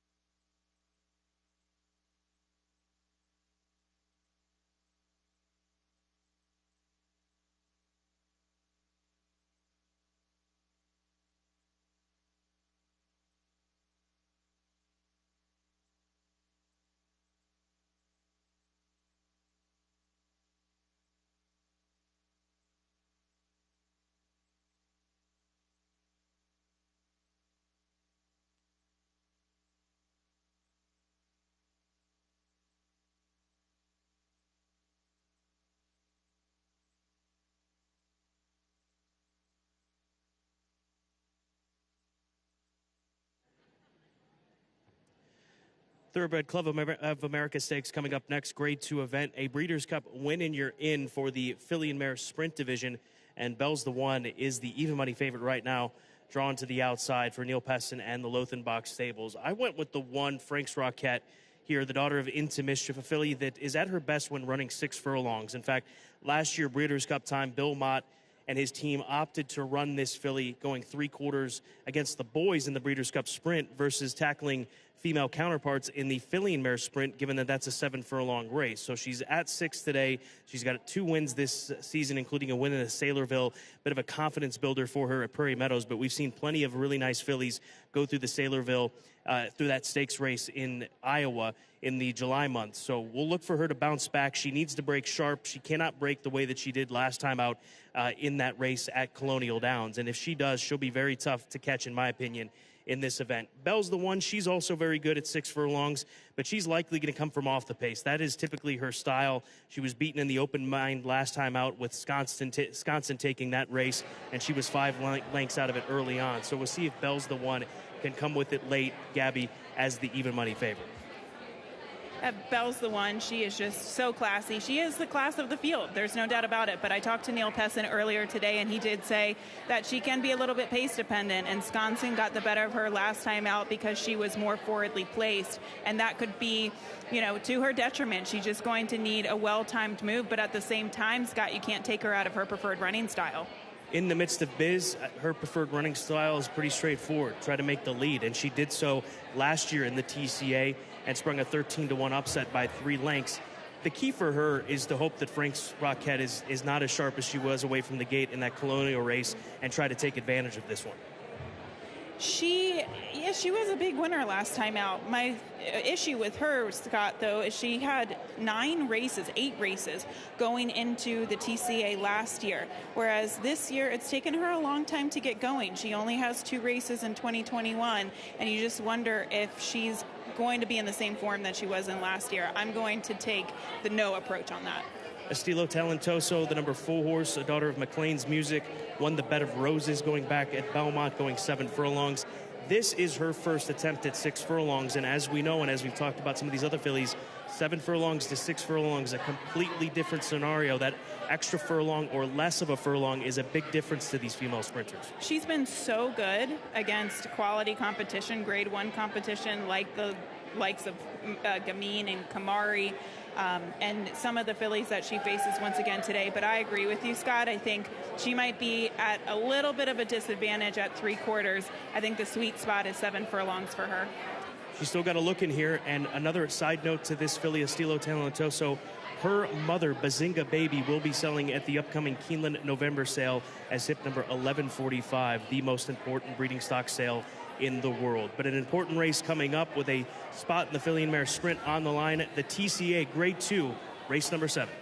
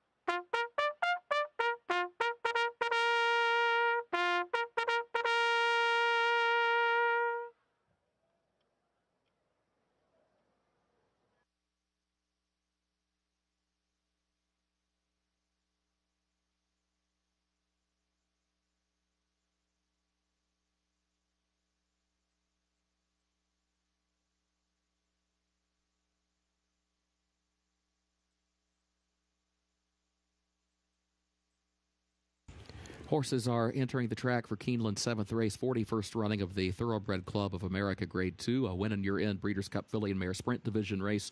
Stakes for fillies and mares age 3 and up, 6 furlongs over the fast main track. There are no changes in race 7. Double and pick 3 wagering offered here at start of the $400,000 guaranteed all stakes pick 4.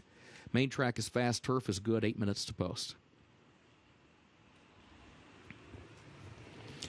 Now the starters. Number 1 is Frank's Rocket, owned by Frank Fletcher Racing Operations of Frank Fletcher, trained by Bill Mott, Jockey Junior Alvarado.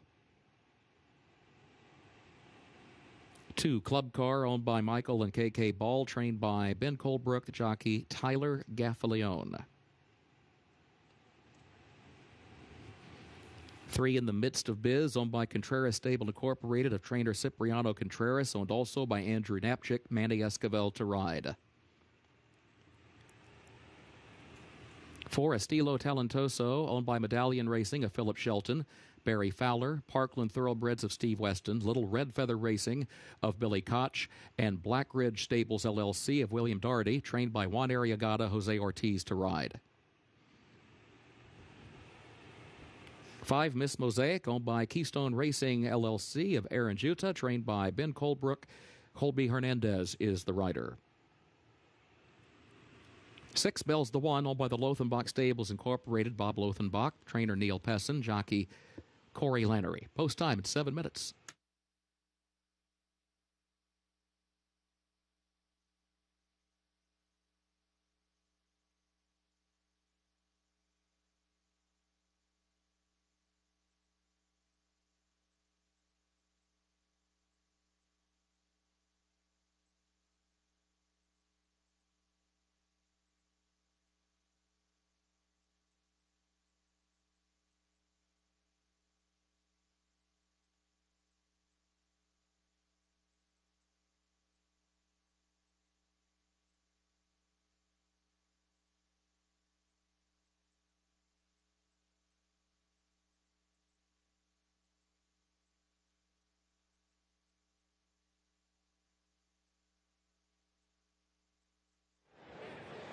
Seven minutes away from the Breeders' Cup One in Your In Challenge Series race for the filly and mare sprint. There's a look at the Into Mischief filly, Frank's Rocket, who has made over $832,000. And Gabby, this is one of your best angles of the day from today at Keeneland. I just thought there was an opportunity for her to be a decent price today. And if Bell's the One loses at 6-5, this is the likeliest upsetter. So Frank's Rocket, she had a trouble trip last time out. She was steadied out of the gate. She was taken out of her preferred running style. And at the end of the day, she had a very wide trip, which cost her the race. Now she cuts back to 3/4, which is her preferred distance. And Scott, she's going to have the first run at the finish line. I had a chance to speak to the trainer of the number 3 horse In the Midst of Biz as she looks to defend her title in the TCA. And Cipriano Contreras, I asked him simply, is she as good as she was last year? And he said, yeah, I do think so. He said, it was my fault, though, in that last race. I had her way too sharp. She was just too aggressive in that race, and that ultimately cost her late. So hopefully that race has taken the edge off of her as she looks to defend her title. It was very fast, and she was chasing that fast pace, or part of that early fast pace. I still wonder if this race is a little bit tougher than the TCA last year, and if she is coming into the race in the best form, because she was a 5-time winner last year. She's only had 2 starts this year. It is a fantastic renewal of the Grade 2 Thoroughbred Club of America, and this is the filly to beat. Bell's the One, looking to secure a spot in the Breeders' Cup Filly and Mare Sprint. We'll find out who does in 5 minutes.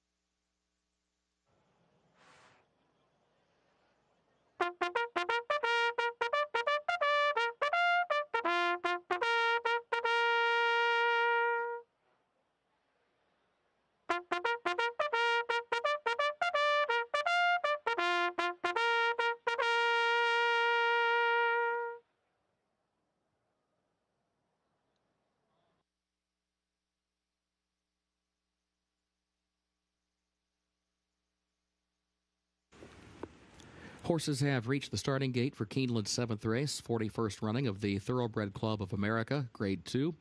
Win and you're in for the Breeders' Cup Filly and Mare Sprint Division. Start of the $400,000 guaranteed all stakes pick 4.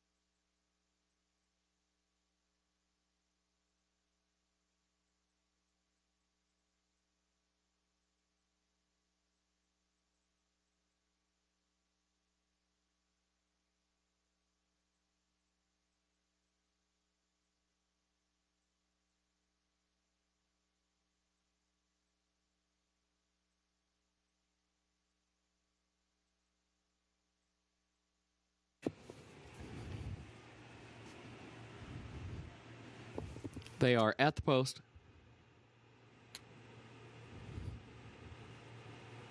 And they're off in the Thoroughbred Club of America. Miss Mosaic was quick into stride, but here's In the Midst of Biz. Frank's Rocket there down toward the inside. In the Midst of Biz has a head in front. Frank's Rocket to the inside. Miss Mosaic is there up on the far outside. And then Club Car, who runs along in the 4th position early on. Estilo Talentoso alongside her in 5th. And Bell's the One is 6th and last as they head onto the far turn, running 6 lengths from the lead. Back up front, it is In the Midst of Biz. 21.57 seconds was the time for the opening quarter. Miss Mosaic is alongside, but In the Midst of Biz leads it by a neck against the rail. Estilo Talentoso is third, tries to pick up the leaders now. Just over a quarter mile to go, a length and a half off the lead. Frank's Rocket looks to the inside. Bell's the One starts her run, moves out to the center of the track from last, just outside of Club Car, who's 5 from the lead. They turn for home. In the Midst of Biz, the leader, Bell's the One, is coming down the outside. Frank's Rocket is trying to squeeze through toward the inside. Estilo Talentoso is there as well. Frank's Rocket up the rail. Estilo Talentoso is there. And Bell's the One on the outside. Club Car runs late down the extreme outside. Bell's the One. Club Car. Bell's the One. Club Car. Estilo Talentoso. Bell's the One takes it by a neck for Corey Lannery. 1 minute 8.63 seconds. Her class comes through yet again. Bell's the One. You know that this is how she's going to win races, coming from well off the pace. She has to go 5 wide down the center of the racetrack and give up that ground, but she lays it down each and every time for Corey Lannery as she picks up yet another graded stakes victory. Graded stakes winner between Saratoga, Churchill, Keeneland. She's so consistent, and she's now the TCA winner of 2021.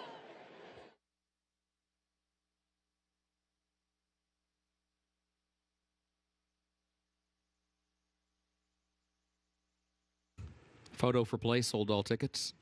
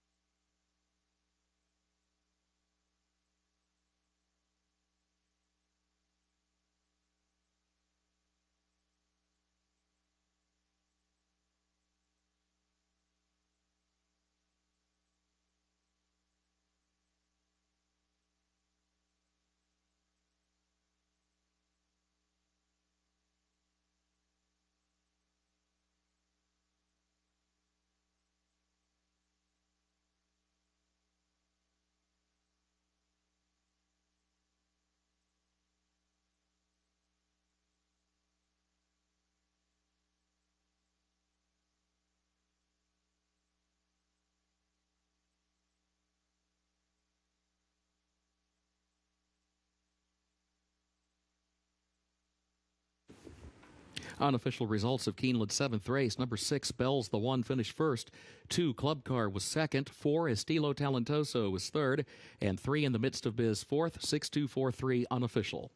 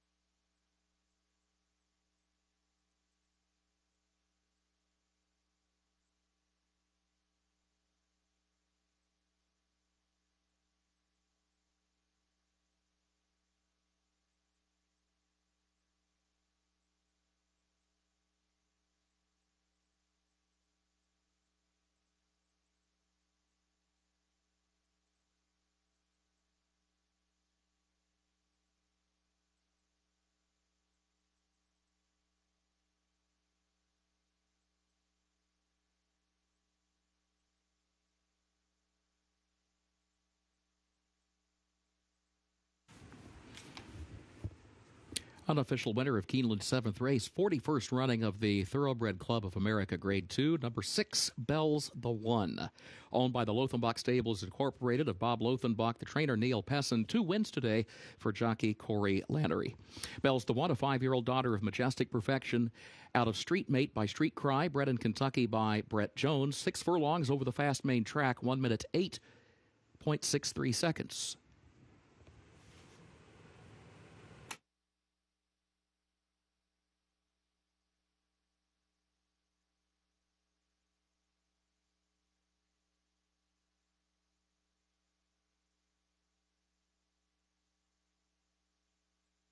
Seventh race results are now official. 6-2-4-3, the official results of Keeneland's 7th.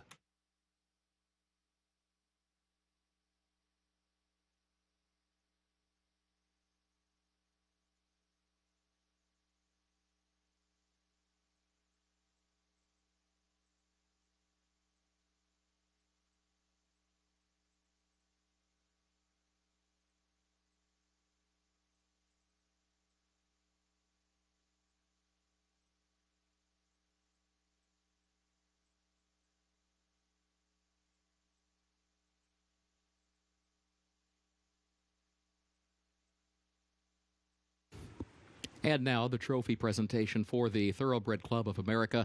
Again, a win and you're in. Breeders' Cup Filly and Mare Sprint Division race. Presenting the trophy on behalf of the Thoroughbred Club of America, President Tony Lacey and Sergeant-at-Arms Chapman Hopkins. They present to the connections of Bells the One.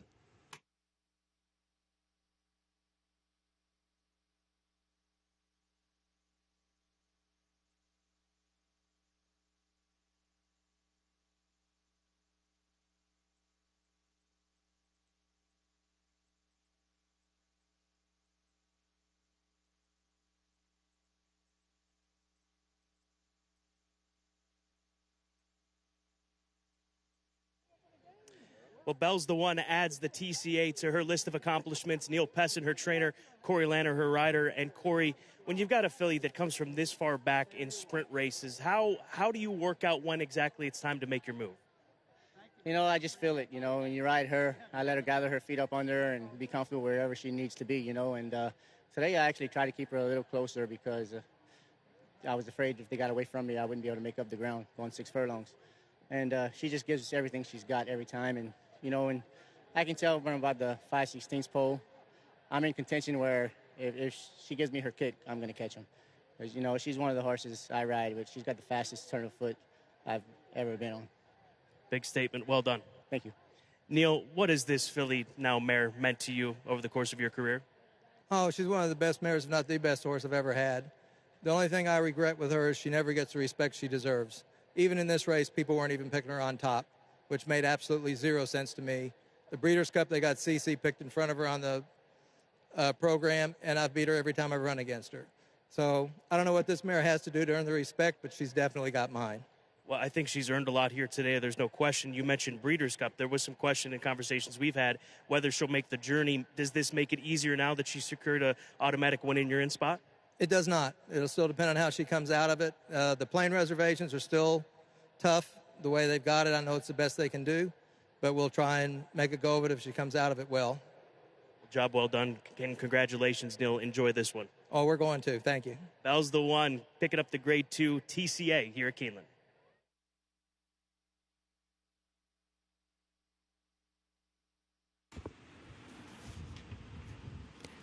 Keeneland's 8th race upcoming, featuring double and pick 3 wagering at start of the late pick 4. The turf listed good. Rail at 0 feet today. Race 8, the Grade 1 First Lady presented by UK Healthcare. A reminder, scratch 10, Princess Grace. Scratch the 10, Princess Grace. Looking ahead to the 9th race, the Grade 1 Claiborne Breeders' Futurity. No changes in the 9th. Checking the 10th race, the Keeneland Turf Mile Grade 1. A reminder, scratch 12, Field Pass. Scratch the 12, Field Pass. 11th and final race, jockey for the 4, Call Me Midnight, Flavian Pratt. 11th and final race, jockey for the 4, Call Me Midnight, Flavian Pratt.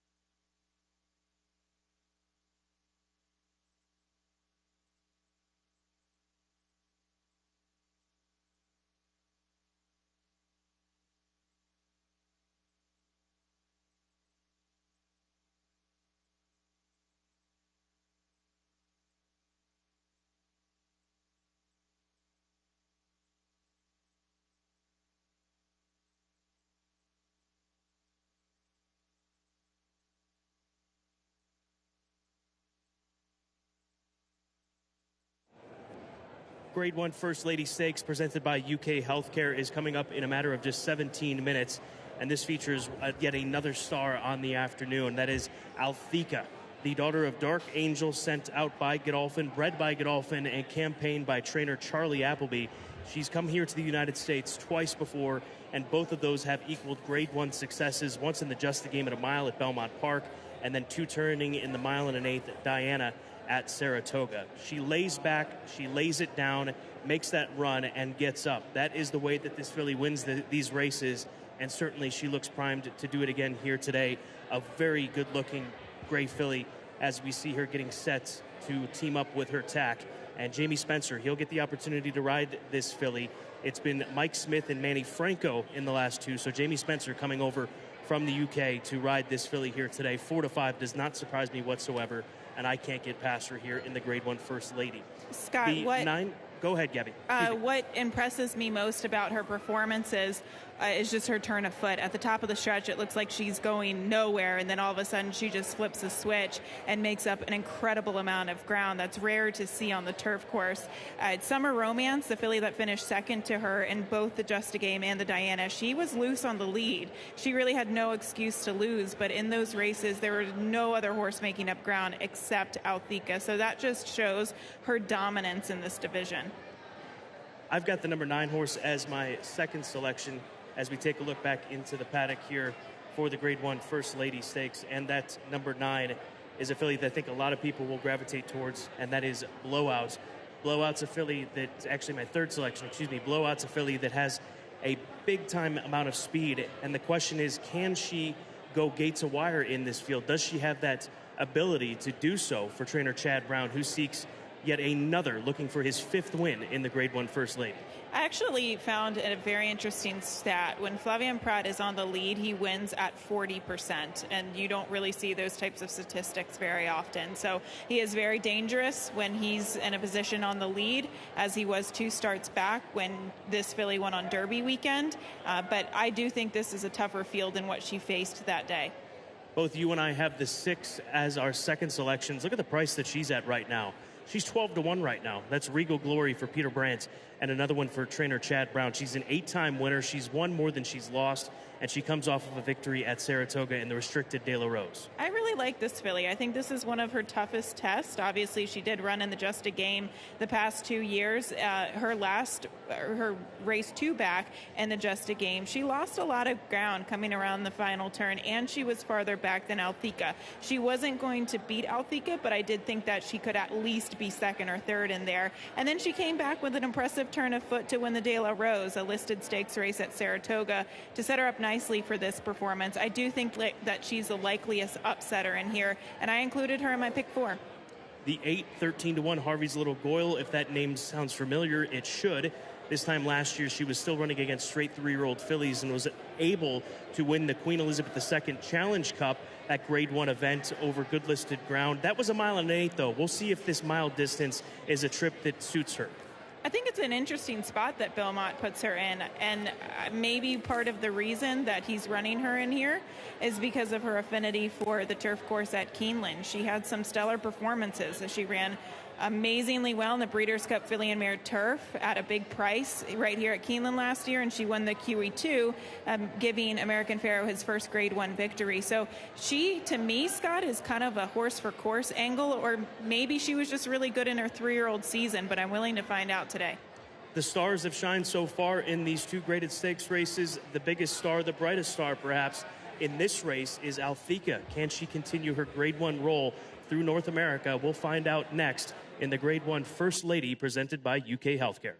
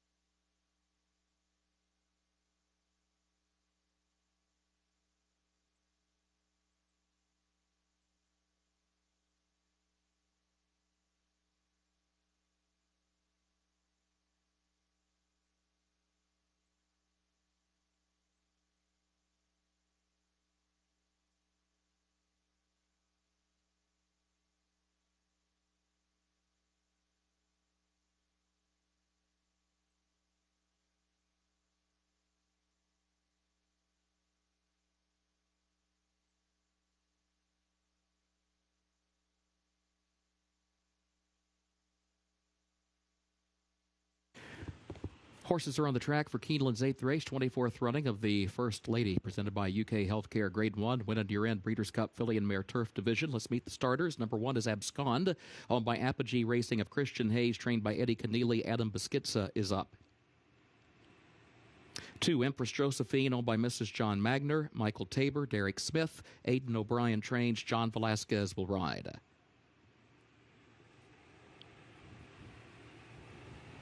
3, Althika, owned by Godolphin LLC of Mohammed Al Maktoum and others, trained by Charlie Appleby, jockey Jamie Spencer. 4, Star Command, owned by the Phipps stable of Daisy Phipps Polito, trained by Shug McGahee, the jockey Brian Hernandez Jr. 5, Hendy Woods, owned by the Stone Street Stables LLC of Barbara Banke, trained by Mark Cassie, jockey Tyler Gaffalione.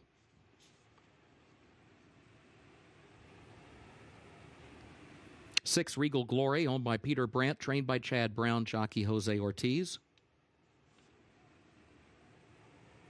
7, Daddy is a Legend, owned by Susan and Jim Hill, the trainer George Weaver, the jockey Julian Leperoux.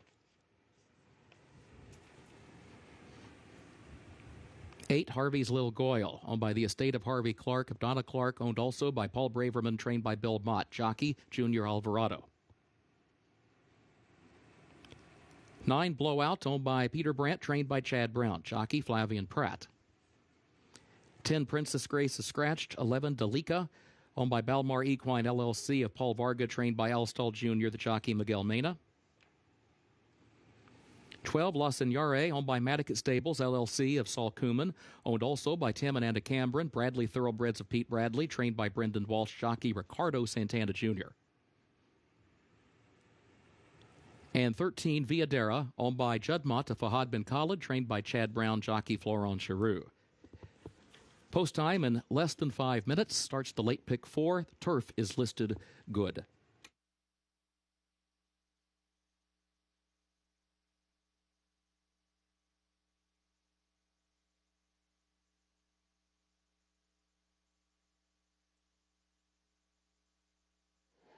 Four minutes away from the Grade 1 First Lady Stakes presented by UK Healthcare. There's a look at Empress Josephine for the Coolmore Connections, a daughter of Galileo out of the outstanding race filly Lily Langtree, who has turned into a wonderful broodmare, so a true blue blood. But the question is, what kind of form does this filly have coming in? She has not picked up from where she left off when she won the Irish 1,000 guineas, over heavy ground at the Curragh. She was a non-factor in the Group 1 Coronation Stakes at Royal Ascot, same in the Nassau Stakes, and was recently fourth beaten a length and a half in the Grade 1 Matron Stakes, Coolmore America Justified Matron Stakes on the 11th of September.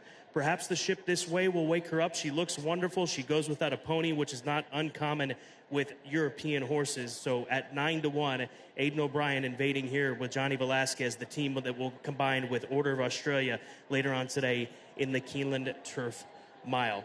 Althika, the gray filly, she is just a stunner. You can see the intelligence that she has standing out on the track right now after her brief warm-up with Jamie Spencer, just simply taking it all in. And this is a positive sign when you see this daughter of Dark Angel, the Godolphin homebred, the leader of this division, leader of the Breeders' Cup Filly and Mare Turf Division, looking to secure yet another win in your in and complete the Grade 1 trifecta, sweeping through New York and Kentucky en route to a date at Del Mar. She looks fantastic, and her price has gotten slightly better at odds of 6-5. The number 7 horse, Daddy is a Legend. She's a bit of a local legend. She's a 3-time winner here at Keeneland from 5 starts. Her last victories have come in allowance races that they've drummed up for her to make her eligible for those races. She's run some solid efforts against Grade 1 company in her last 2. We'll see how the ground suits her. She's likely to come from off the pace. She's a 6-year-old mare by Scat Daddy, well-bred for Susan and Jim Hill. We'll see if she's got one big race to fire here today at Keeneland. The daughter of Scat Daddy sitting at 11-1. But a wonderful renewal of the Grade 1 First Lady Stakes presented by UK Healthcare, a Breeders' Cup Win in Your In Challenge Series race.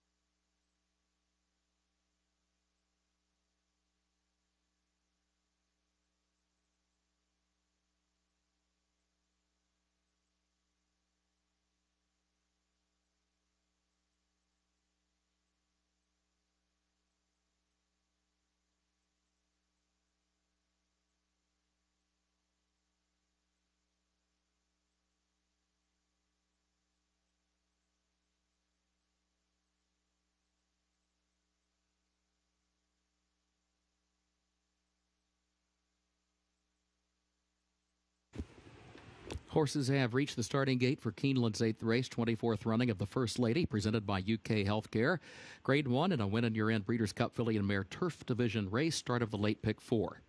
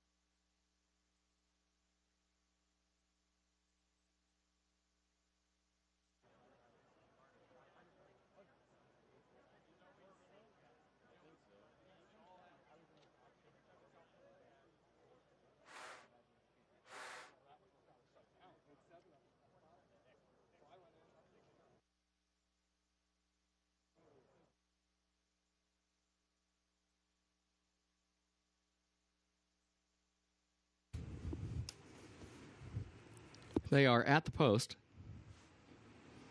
They're off in the First Lady, presented by UK Healthcare. Awkward beginning for Daddy is a Legend, who drops out immediately to last. There goes Blowout for the lead, and there's Regal Glory up close toward the inside, and the opening strides as they head for the first turn. Abscond comes away third. La Signore is wide and fourth, and then Empress Josephine is fifth down toward the inside. Dalika is 4 wide and is moving up into 6th position. Hindywood 7th. Harvey's Little Goyle 3 wide in 8th position. And then Althika, who saved ground against the rail in 9th around the first turn. Star Command is 10th. Villadera 11th.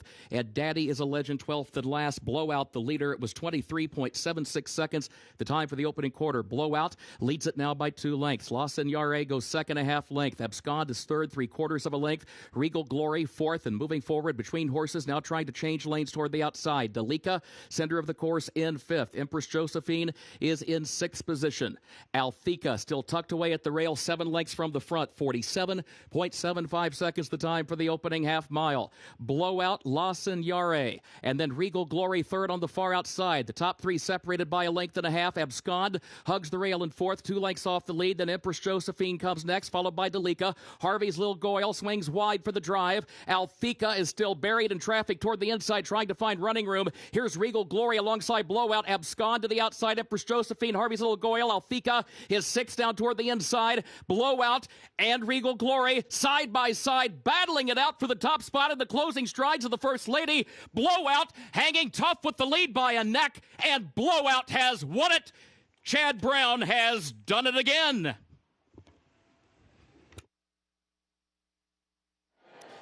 This is Chad Brown's race, and you're indeed right, Kurt Becker. He does do it again, and this time with a front-running style of Blowout. The 5-year-old mare by Dan Silly gets out on the front end and, as expected, sets the pace and gets involved in this duel with her stablemate Regal Glory with Jose Ortiz.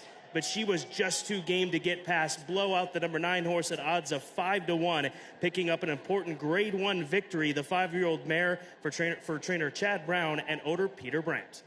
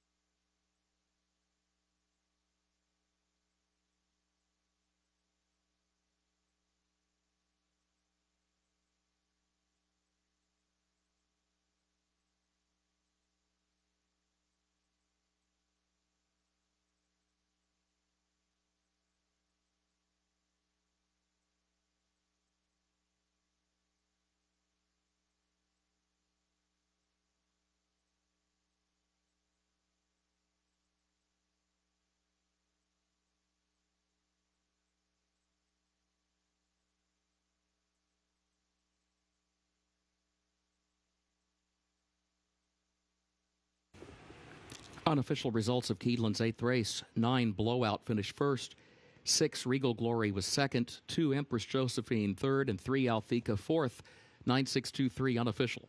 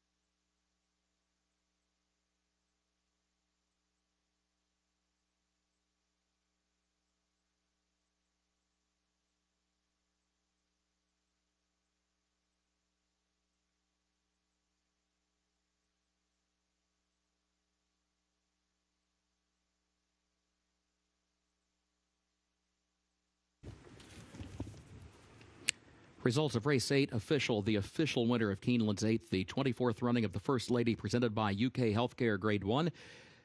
9 Blowout, owned by Peter Brandt, trained by Chad Brown, who has trained the winner of this race for 4 consecutive years, 5th time overall. Flavian Pratt, the winning jockey. Blowout, a 5-year-old daughter of Dan Silly, out of Beauty Parlor by Deep Impact. Winner bred in Great Britain by Dayton Investments Limited. Time for the mile over the turf listed good, 1 minute 34.86 seconds. And again, the results are official. 9-6-2-3, the official results.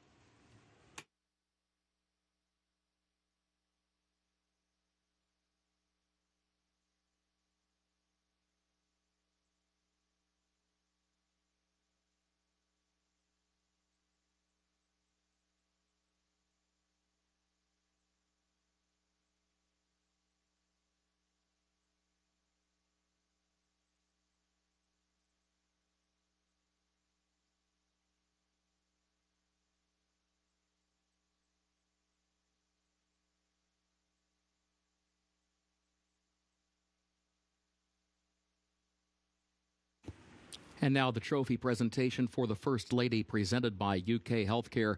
A win and you're in. Breeders' Cup Filly and Mare Turf Division race. Presenting the trophy is Dr. Mark Newman. To the connections of Blowout.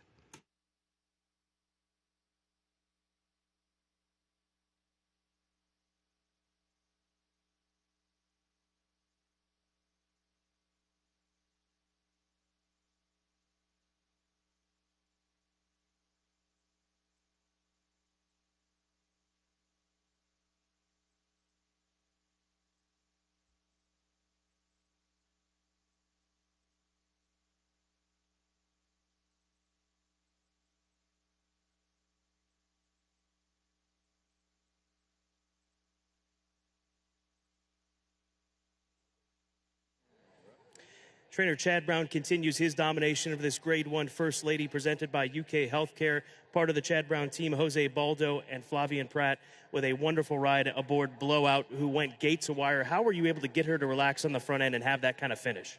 Yeah, no, as usual, she showed a lot of speed out of the gate, and then I was able to get myself comfortable on the lead where I didn't have too much pressure, and she relaxed well down the backside, and fought really hard, down the lane, because she lost the lead for a little bit and digs in, and it was nice. How much did you have to push on her to keep her past Regal Glory, that stablemate? No, as I said, by the 316 pole, I kind of lost the lead, and but she digs in and fought back and really did a great stretch run. Job well done. Thank you. Jose Baldo, how good is this filly? How good is she getting right now? Well, she's a really special filly for us, and a stablemate for my boss, for Chad Brown. She's do everything he wants. I mean, she does everything he can every time he runs. She improved a lot, more and more. And she coming here at Keeneland in a really good performance. So I think she good. I mean, she's good as she can be. I mean, she's improving more and more. So he's try every time he runs. So it's only safe to say so. That's all you can ask for. Congratulations. Thank you. Blowout, giving Chad Brown his record-setting. He set his own record again. 5th win in the Grade 1 First Lady presented by UK Healthcare.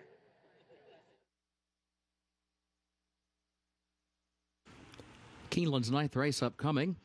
The Grade 1 Claiborne Breeders' Futurity. Double and pick 3 wagering starts the last of the day's rolling pick 3s. Main track is listed fast. A reminder, race 9 finishes in the short stretch of the first wire. No changes in the 9th race. Looking ahead to the 10th event, a reminder in race 10, scratch the 12 field pass. 10th race, scratch the 12 field pass. 11th and final event, jockey for the 4, Call Me Midnight, Flavian Pratt. 11th and final race, jockey for the 4, Call Me Midnight, Flavian Pratt. Main track fast, turf listed good.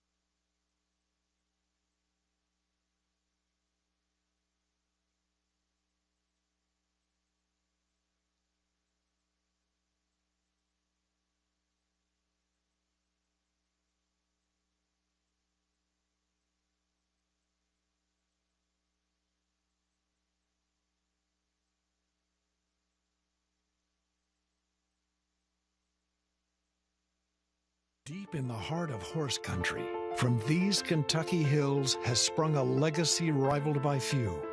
From the all-time greats of yesterday to the breed-shaping bloodlines of today, our roots hold strong with the promise of tomorrow. For over a century, our passion has guided us to where we stand and everything we stand for. Claiborne Farm, the tradition continues.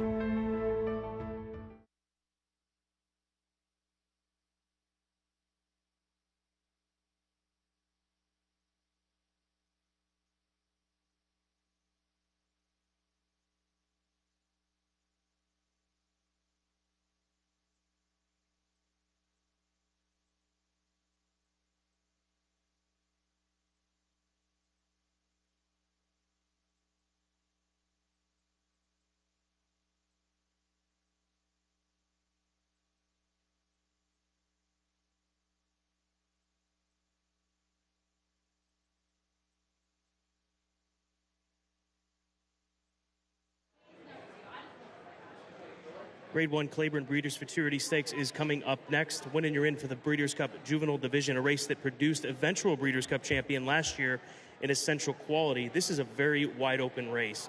And, Gabby, right now we see on the outside it is Classic Causeway, who is the favorite, who we'll get to in a moment. But I'm going to go to the number 6 horse, Rattle and Roll, as my top selection. He's 9-1 right now on the board. He's done nothing but progress since his debut race, where he ran into eventual Grade 1 winner Ganite. He bolted in his second start, but Kenny McPeak sorted that out, got him straightened out, and his last win was very impressive. And I think that this is a horse that's just going to continue to get better as these races progress up in distance. And I think the foundation he has underneath him is going to be a big plus for Rattle and Roll, who's 9-1, the number 6 horse. This is a wide open field, Scott. So you can convince me on Rattle and Roll. You could probably convince me on many horses in this field. But I did go to the number 3, Stellar Tap, as the top selection here for trainer Steve Asmussen. We operate in a sport where it's what have you done for me lately, unfortunately. And, you know, after Stellar Tap's first victory, the number 3 horse, you know, I think everybody was talking about him and how impressive he was that day. Since then, he ran in the Grade 3 Iroquois, and I feel like people cooled on him after that. He was in the thick of it early. It was a fast pace. He was about 4 wide into the quarter pole, and then he faded down the stretch. But I do think that 2-turn experience in the Iroquois will set him up for success today. Classic Causeway is the 13. He's 2-1 right now. Surprised some folks with that performance on debut. He was 13-1, a son of Giants Causeway that bolted away from him at Saratoga, won by 6.5 lengths, put together a very strong speed figure for that effort. But today, this is certainly a big jump up in class, jumping up in distance, even with the pedigree, and this outside draw could see him lose a lot of ground around these turns. If he's able to win this race, he is an absolute superstar, in my opinion. I agree with you. I'm actually very excited to see what this horse is made of. Now, my opinion, I do think it's going to be difficult for him to get the right type of trip. He had a perfect trip in his first race, and that day at Saratoga, it was beneficial to be on the lead or forwardly placed. Really, over the course of the meet, it was beneficial to be forwardly placed. And that day produced a couple of gaudy figures. We saw Max Player get a 102 Beyer speed figure, Baby Yoda a 114 Beyer speed figure, and in fact, Baby Yoda we saw run earlier today at Belmont in the Vosburg. He came back to finish 3rd. So take that with a grain of salt. He might come down off of that debut figure, but he's still a very nice horse, Scott. And the 9 Great Escape, I think you've got to respect him. He's another colt that has every right to step forward as these distances get longer. He's by Midnight Storm, a son of Pioneer the Nile, and out of an Indian Charlie mare. So, Gabby, I think Great Escape is a progressive sort that you have to keep an eye on out of the Rudy Brisset barn. Yeah, talk about a perfect trip, though. He had a great post for 7/8. He stalked the pace, but a lot of the time we see that horses that are forwardly placed, they're tactical, they work out good trips and they win races, and that's what I see with Great Escape. He seems like he's very malleable and he listens to the rider's cues, which is something you want to see in a lightly raced 2-year-old. Grade 1 Claiborne Breeders' Futurity is coming up next.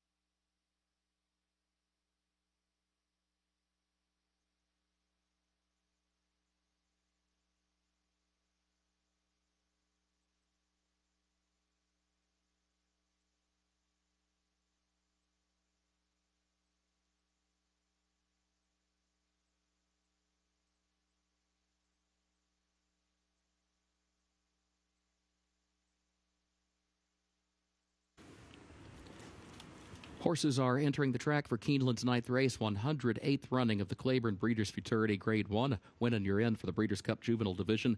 A stakes for 2-year-olds at a mile and a 16th over the fast main track. No changes in race 9. The race will finish in the short stretch at the first wire. Double and pick 3 wagering featured here. Start of the last pick 3 of the day. Post time in only 5 minutes.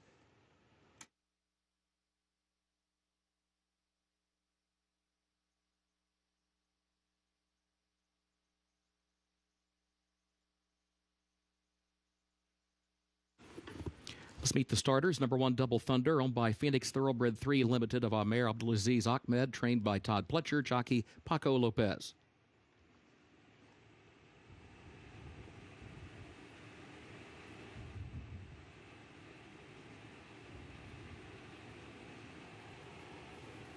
Number 2, Mr. Boma, owned by the Albaugh Family Stables LLC of Dennis Albaugh, trained by Dale Romans, jockey Corey Lannery.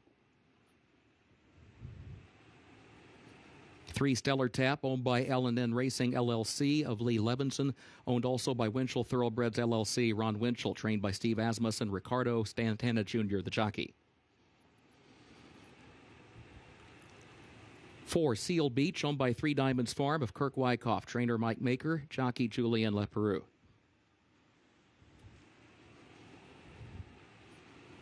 5, Don't Wait Up, owned by Cypress Creek Equine of Kevin Moody, trained by Tony Dutroth, jockey John Velasquez. 6, Rattle and Roll, owned by Lucky 7 Stable of Michael J. Mackin, trained by Kenny McPeak, jockey Brian Hernandez Jr. 7, American Sanctuary, owned by the Dare to Dream Stable LLC of Michael Faber, trained by Christopher Davis, jockey Sophie Doyle. 8, King Curlin, owned by RSR Racing Services LLC of Robert S. Rhodes, trained by Brittany Vandenberg, Chris Amy to ride. 9, Great Escape, owned by Windstar Farm of Kenny Trout, Sienna Farm LLC of Anthony Manganero, trained by Rodolphe Brisset, jockey Tyler Gaffleone.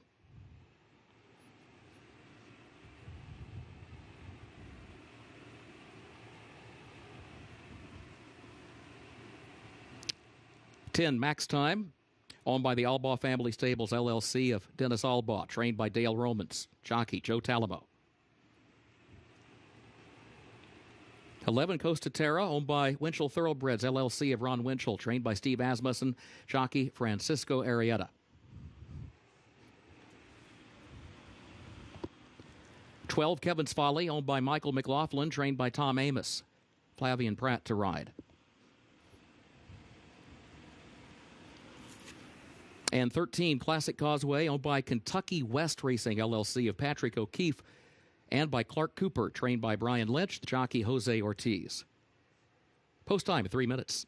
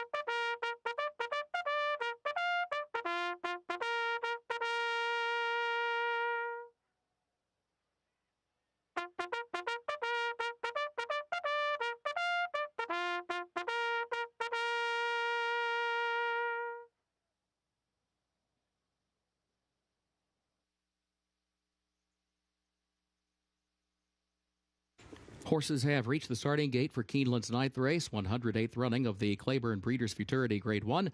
Win and you're in for the Breeders' Cup Juvenile Division.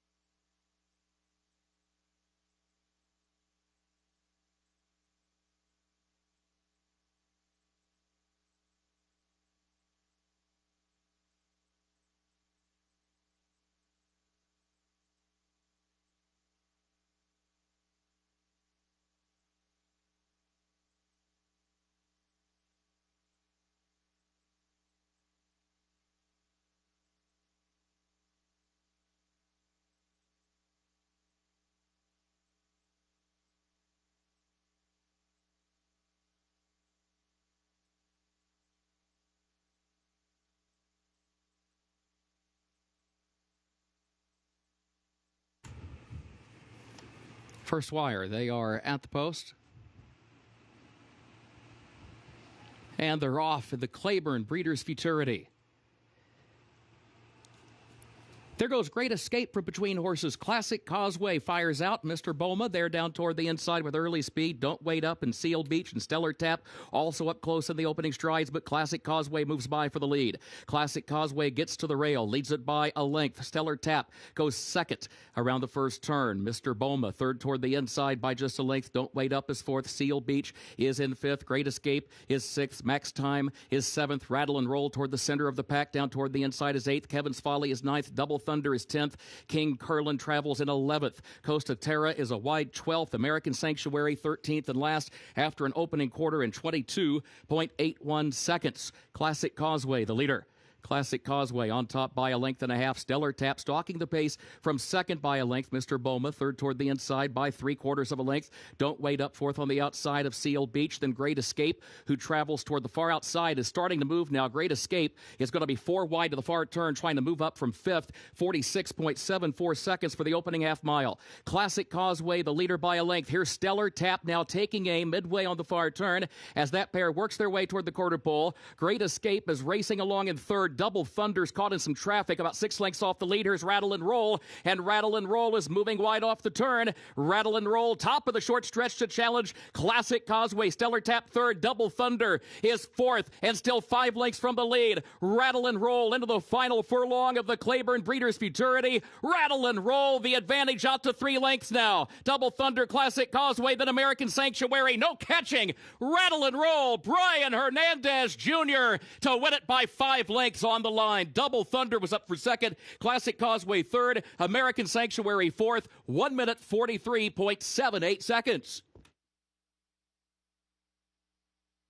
rattle and roll from off the pace in the same fashion that we saw him break his maiden at Churchill Downs just a couple of weeks back on the 23rd of September as he blows the doors off of this Grade 1 Breeders' Futurity. Brian Hernandez Jr., and what a training job Kenny McPeak has done with this son of Connect, a Keeneland September sales graduate from 2020. Open length victory for rattle and roll in the Grade 1 Claiborne Breeders' Futurity.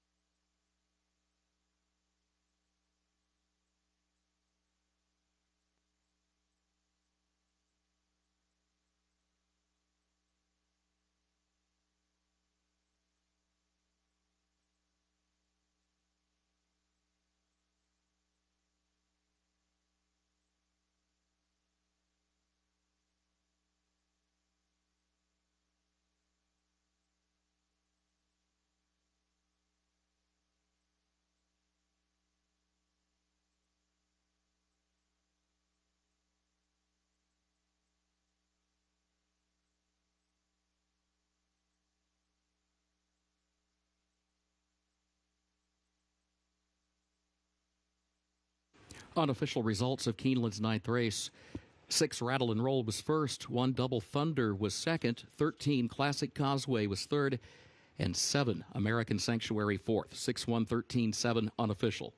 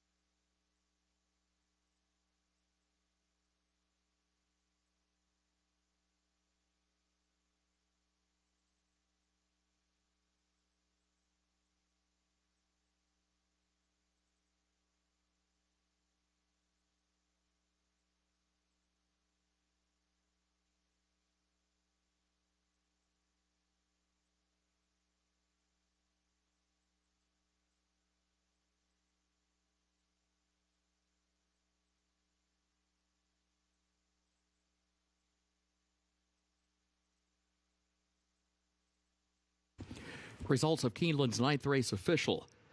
6-1, 13-7, the official results.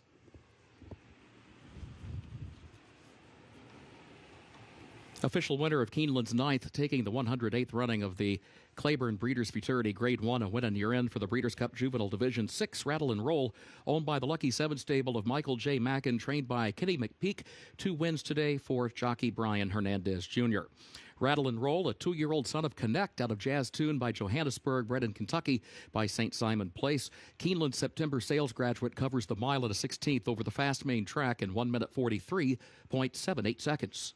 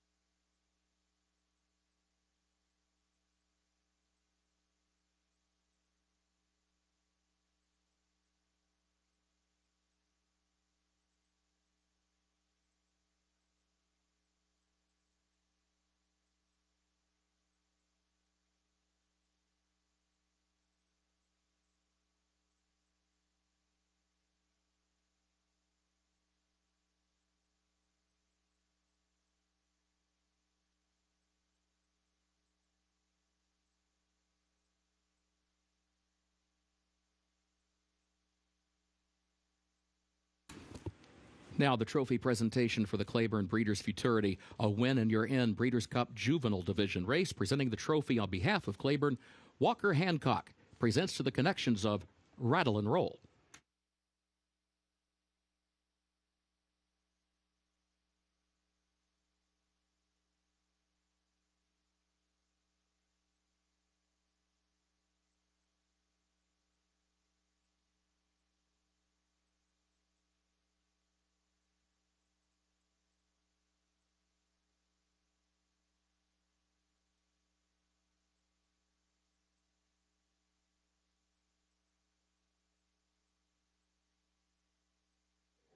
Rattle and Roll, very impressive off the pace for Kenny McPeak, taking the Grade 1 Claiborne Breeders' Futurity. And the man that took all the kickback along with him, that's Brian Hernandez Jr. How much did he have to fight through?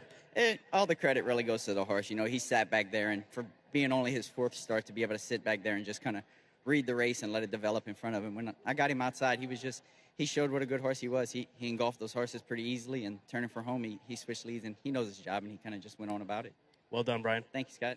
Kenny, your 3rd win in the Grade 1 Claiborne Breeders' Futurity, and how much has this horse grown up in a short amount of time, considering his maiden and what he did at Saratoga, blowing the turn, and then coming up with that maiden win and now a Grade 1 winner? Well, he made us start at Churchill in the spring, and we just was more of a test drive than anything, trying to teach him to finish and everything. And the race in Saratoga we were miffed by that. His left eye was closed the next morning, and the only thing we can figure is he got hit in the eye with a rock or something. So we were like, okay, that was a head scratcher. What was that about? And then we went back to work, and he's never done anything before or since. But I'm just real happy for the Mackin family. And, you know, I love having the opportunity to buy horses for people like them. And, you know, and this horse, you can't go into a race with 13 horses being overconfident because so much can happen. And I told my wife before the race, I said, if the 13 horse rolls out of there early, I think we got a real chance because that horse needed to really rate to win. And I think it's set up well for us.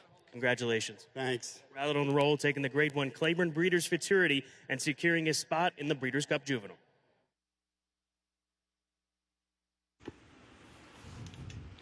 Keeneland's 10th race upcoming, 36th running of the Keeneland Turf Mile Grade 1.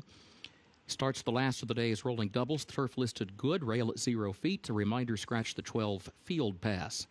Scratch the 12 field pass. And looking ahead to race 11, keep in mind the jock change for the number 4, Call Me Midnight. The jockey, Flavian Pratt, 11th race, number 4, jockey, Flavian Pratt to ride Call Me Midnight. Main track is fast, turf listed good.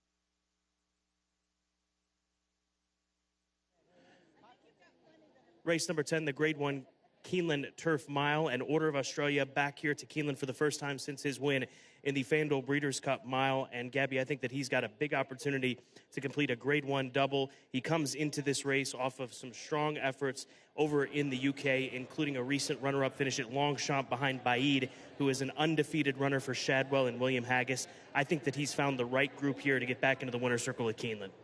He very well could. And obviously he was a big upset winner in the Breeders' Cup Mile last year, but I think it's a fair argument to say that he is going into the race in better form this year than he did last year. And Aidan O'Brien saying that he's been targeting this race since midsummer, so I think those are all very positive signs. You've got the 11 as your top play, Diamond Oops, the very consistent war horse, son of Looking at Lucky, a horse that just simply does it all. He does. When you look at his form, he's sprinted. He actually won the Grade 2 Phoenix here last year. So he sprinted on the turf. He sprinted on the dirt. He's even almost won this race a couple years ago in 2019. I think that his last race is setting him up perfectly for this spot, and he has been training locally. He's been training really, really well. His last race, Scott, he was 21-1. He lost to Gear Jockey, who has been in really good form this year. But the 6 furlongs, I think even at Kentucky Downs, whether it be 6 furlongs or 6.5, it sets horses up really nicely to stretch out to the flat mile here. Space Traveler, the number 4 horse, another one that we've got to look towards. He's run some good races in his last 2 starts here in the United States. His Mr. D run at Arlington, he closed into an extremely slow pace. Then he ran a good second last time out at Woodbine in the Woodbine Mile. He deserves this opportunity, and he figures as a player in here, especially with Danny Tudhope back aboard. Not only was it a slow pace, but he was also wide throughout. When you watch the running of the race, Town Cruise was the winner. He was an upset winner, and he went gate to wire. There were no other horses that were making up any bit of ground. So I thought from a pace standpoint and just the way the race shape played out, Space Traveler was at a huge disadvantage. I think he is still very good at the mile. I was curious to see him come back at the 1.25 miles for Brendan Walsh and the Mr. D, but he's right there with the best of them. I just think that the way this turf is playing, he might be up against it, Scott, because he's a big-time closer. And then Ivar looking to become just the second horse to complete the double in the Keeneland Turf Mile. Giaponti did it back in 2010 and 2011. Hasn't been in the same sort of form that we saw from him last year in the Shadwell, but you still have to respect this horse who's only had 1 start this season. He's been delicately campaigned throughout his career. He's a 5-year-old. He only has 9 career starts, and his last race was in the Turf Classic on Derby weekend. So that is a question. It wasn't one of his better performances. You just wonder if he can come back off of that layoff and still deliver his best, because this is not an easy field this year. A Grade 1 success as well as an automatic berth into the Breeders' Cup Mile is on the line. The Keeneland Turf Mile is coming up next.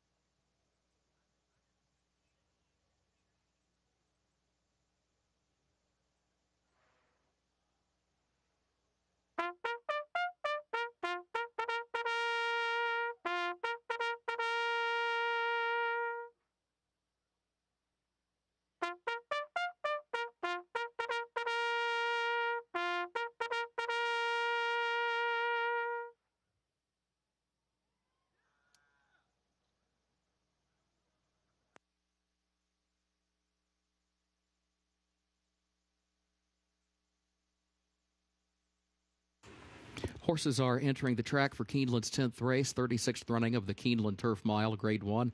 Winning you're in for the Breeders' Cup Mile Division. A stakes for 3-year-olds and up at a mile over the turf, listed good. Rail at 0 feet. Starts the last of the day's rolling doubles. A reminder, scratch 12. Field pass number 12 is a scratch. Post time in less than 5 minutes.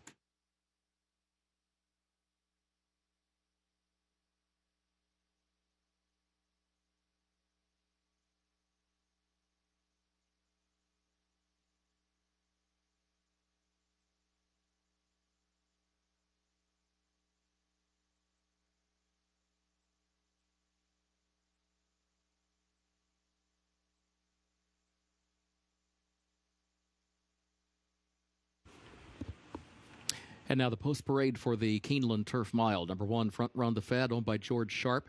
Trained by Caio Caramori, jockey Francisco Arietta. 2 is Argentello, owned by the Inchy Bridge Stables LLC of Fergus O'Sullivan. The trainer Connor Murphy. The jockey is Brian Hernandez Jr. 3, In Love, owned by Bond Chance Farm LLC of Alberto Figueiredo, owned also by Stud RDI LLC of Paulo Fernando Carvalho de Oliveira, the trainer Paulo Lobo, the jockey Alex Achard. 4, Space Traveler, owned by Clipper Logistics of Steve Parkin, the trainer Brendan Walsh, the jockey Danny Tudhope.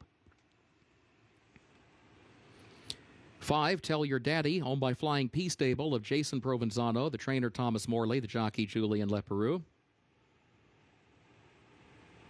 6, Ivar, owned by Bond Chance Farm and Stud RDI, the trainer Paulo Lobo, the jockey Joe Talamo. 7, Pixelate, owned by Godolphin LLC of Mohammed Al Maktoum and others, trained by Michael Stidham, Tyler Gaffalione to ride. 8, Brown Storm, owned by Matriarca of Felipe Sullivan, trained by Amador Sanchez, the jockey Hector Isaac Barrios.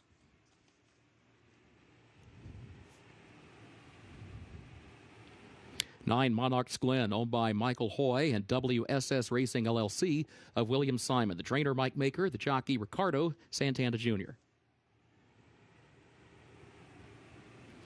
10, Order of Australia, owned by Derek Smith, Mrs. John Magner, Michael Tabor, and Anne-Marie O'Brien. The trainer, Aidan O'Brien, the jockey, John Velasquez.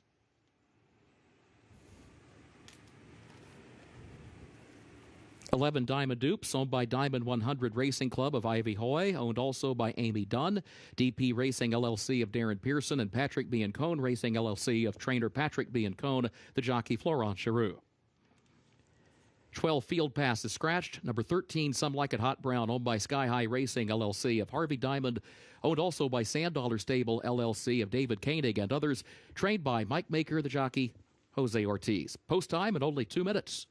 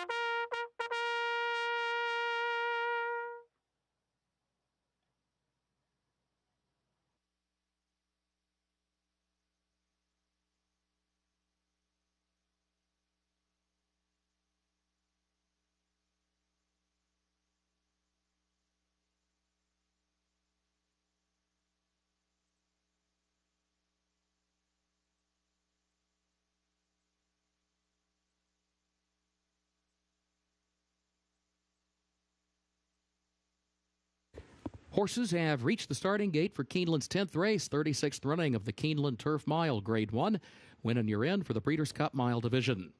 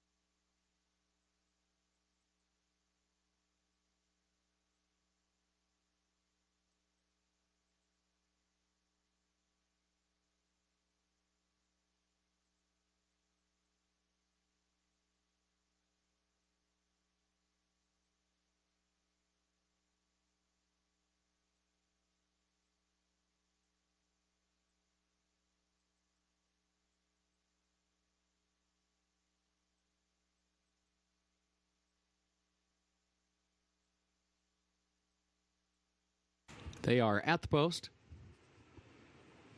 and they're off in the Keeneland Turf Mile.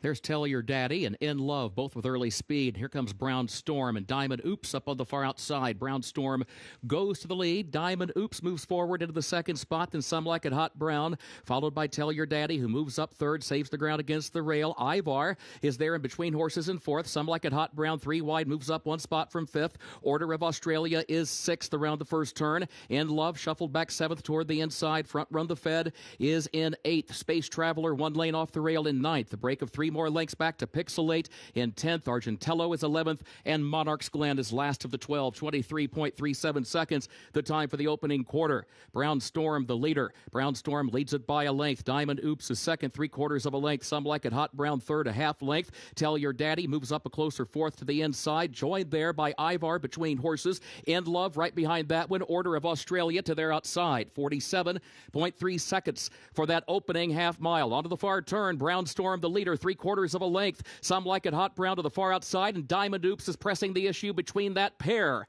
And then Ivar in fourth, just to the outside of Tell Your Daddy. Top of the stretch, they turn for home. Brown Storm is the leader. Diamond Oops, Some Like It Hot Brown is there. Ivar trying to find more, still fourth, still 3 lengths away. Some Like It Hot Brown to the lead. Tell Your Daddy and In Love running on. Tell Your Daddy, In Love coming forward. Space Traveler late run. In Love has the lead in deep stretch. In Love striding forward for Alex Ashard to win the Keeneland Turf Mile. In Love wins it. Tell Your Daddy home second, close for third, 1 minute 34.84 seconds.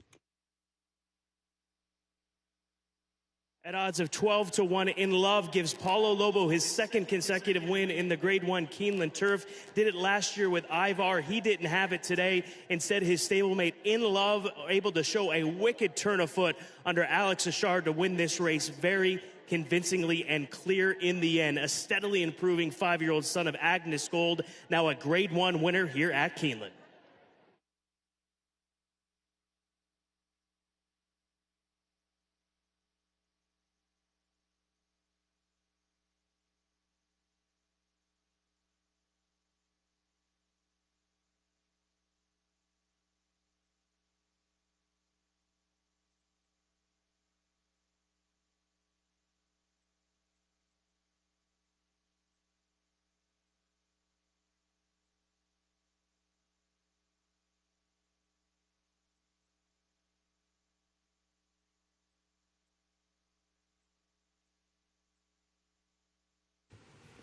Photo for show. Hold all tickets.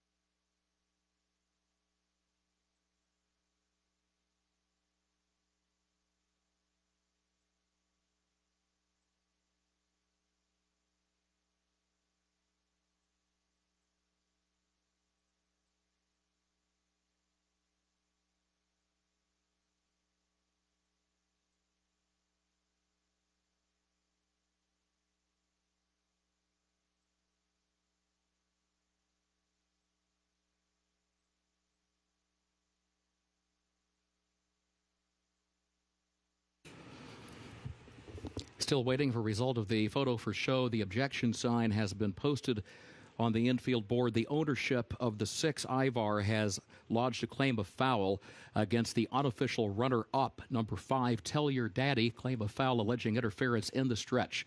Objection pending, which concerns the unofficial second and fourth place finishers. The unofficial result, 3-5, 13-6. This pending claim of foul does not concern the unofficial winner. Ownership of the 6 Ivar, who finished 4th, claim of foul against the unofficial runner-up 5, Tell Your Daddy, alleging interference in the stretch. Hold all tickets.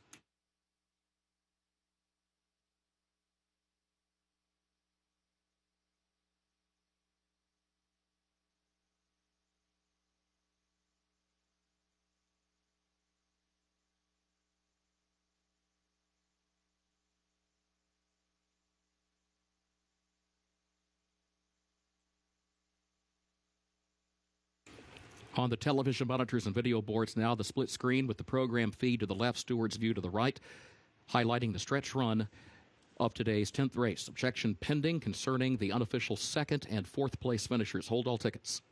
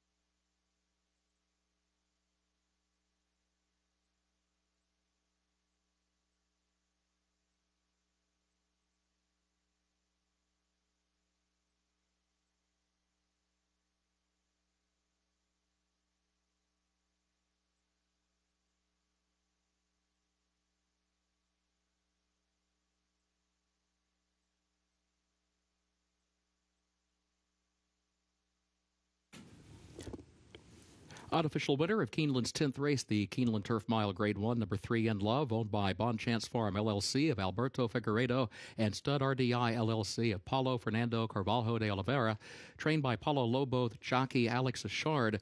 In Love, a 5-year-old gelded son of Agnes Gold, out of Last Bet by No Heights, bred in Brazil by Fazenda Mondesir, Stud Rio Joao Emirates.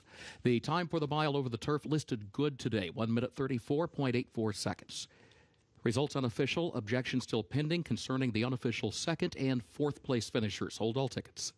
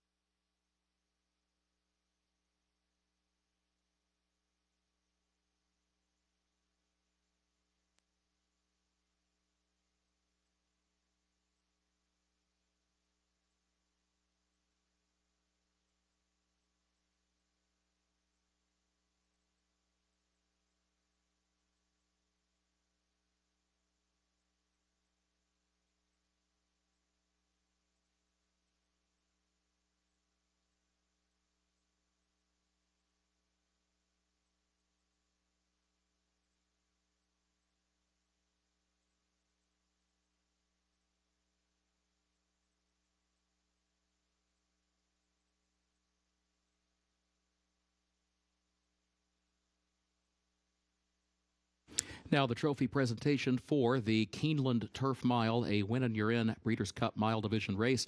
Presenting the trophy on behalf of Keeneland, Everett Dobson, Keeneland trustee.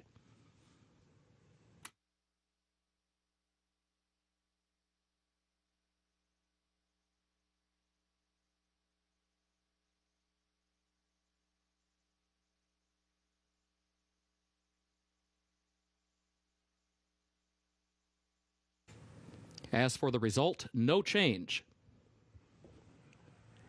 No change in the result. The result will stand as is. 3-5, 13-6. That result will stand.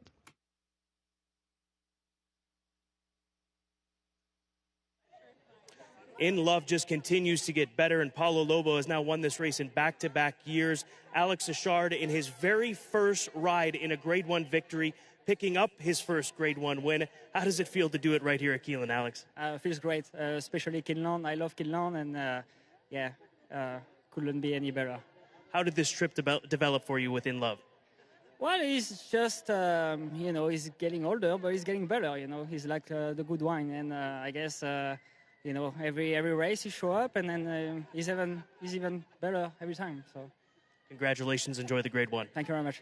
Paulo, you won it last year with Ivar. He didn't have the same sort of turn of foot that we saw this year, but boy, did In Love here today. How has this horse improved so much recently after stints of races that were just average at best? I think the big key, we went to Arlington in try to an easier spot, and he won the race. Then we put blinkers, and then I think was the key thing. We put blinkers on him, and he improved a lot.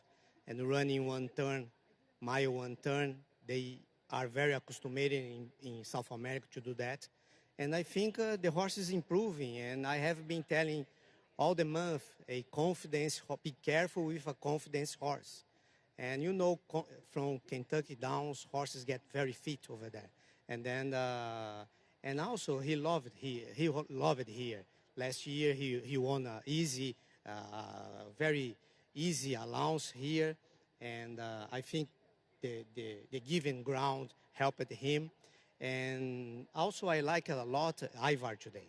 I think he was fighting a lot, coming from a long layoff. I think maybe we are going to have 3 horses in the Breeders' Cup. We look forward to it. Congratulations on going back-to-back. Quite the company that you join as Paulo Lobo becomes the 3rd trainer to win consecutive races, a Breeders' Cup, Keeneland Turf Miles, along with Christophe Clement and Kieran McLaughlin.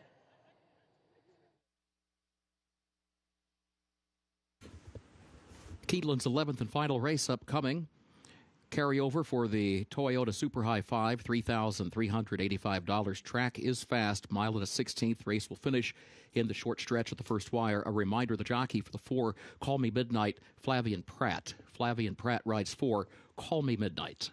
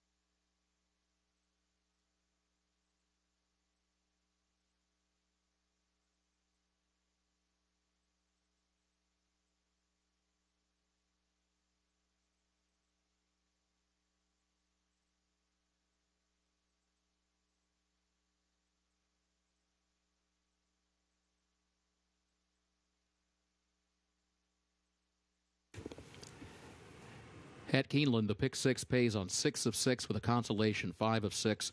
And that pick 5 that wrapped up in the 10th race pays on 5 of 5 with a consolation 4 of 5. 11th and final race on the way.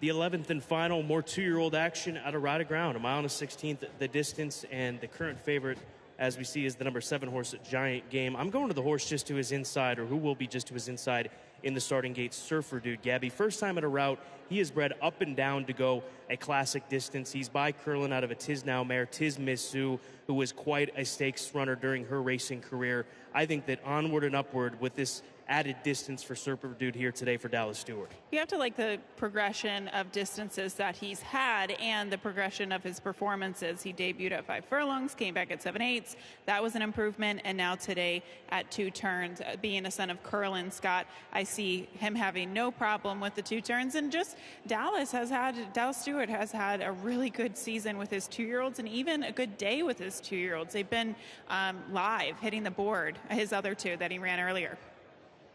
You're going to go to the number 3 horse here, the Brian Lynch-trained son of Gunrunner, Hitting Bombs, another one that obviously seems ripe to take a step forward, especially after the tough start that he had on debut at Churchill. Yeah, exactly. We saw Great Escape run earlier today, and Hitting Bombs was a horse that just didn't get out of the gate very well, but I think it was apparent that this horse needed 2 turns because Brian Lynch did debut him at 7 furlongs, and I'm hopping on the wagon of Gunrunner and his progeny. They seem to do nothing wrong as of late. Giant Game, the number 7 horse. Here's another son of Giants Causeway from that final crop. And we saw Classic Causeway put together a valiant third-place finish in the Grade 1 at Claiborne Breeders' Futurity. Here's a colt owned in part by West Point Thoroughbreds and the Albaugh family stable. And I think, like these other 2 that we've talked about, has the pedigree to move forward. And after breaking slow, hopefully gets away, gets good position, and can take a step forward. And there's a lot of expectations around this good-looking colt. Yeah, good looking. You can see him on your screen right now. He just looks like a cool customer as well. And he, too, looks like a son of Giants Causeway that could improve with added distance. I at least liked the move that he made into the pace. He did at least a little bit of running, Scott, to suggest that he can only benefit from 1 race underneath of him. And then Norgay, the number 5 horse for Ian Wilkes, yet another one that fits the profile that we talked about. Looks like he should get better with a bit of a slower pace and getting out to a route of ground. I just don't like the fact that he's so slow out of the gate. He needs the pace to come back to him. He needs a lot of things to go his way. Yes, 2 turns will help, but I don't even, I think I don't know if that pace will come back to him. The pace in here kind of looks legitimate, so he'll need help in that regard. 2-year-olds close things out in the 11th and final here at Keeneland on this jam-packed Saturday card.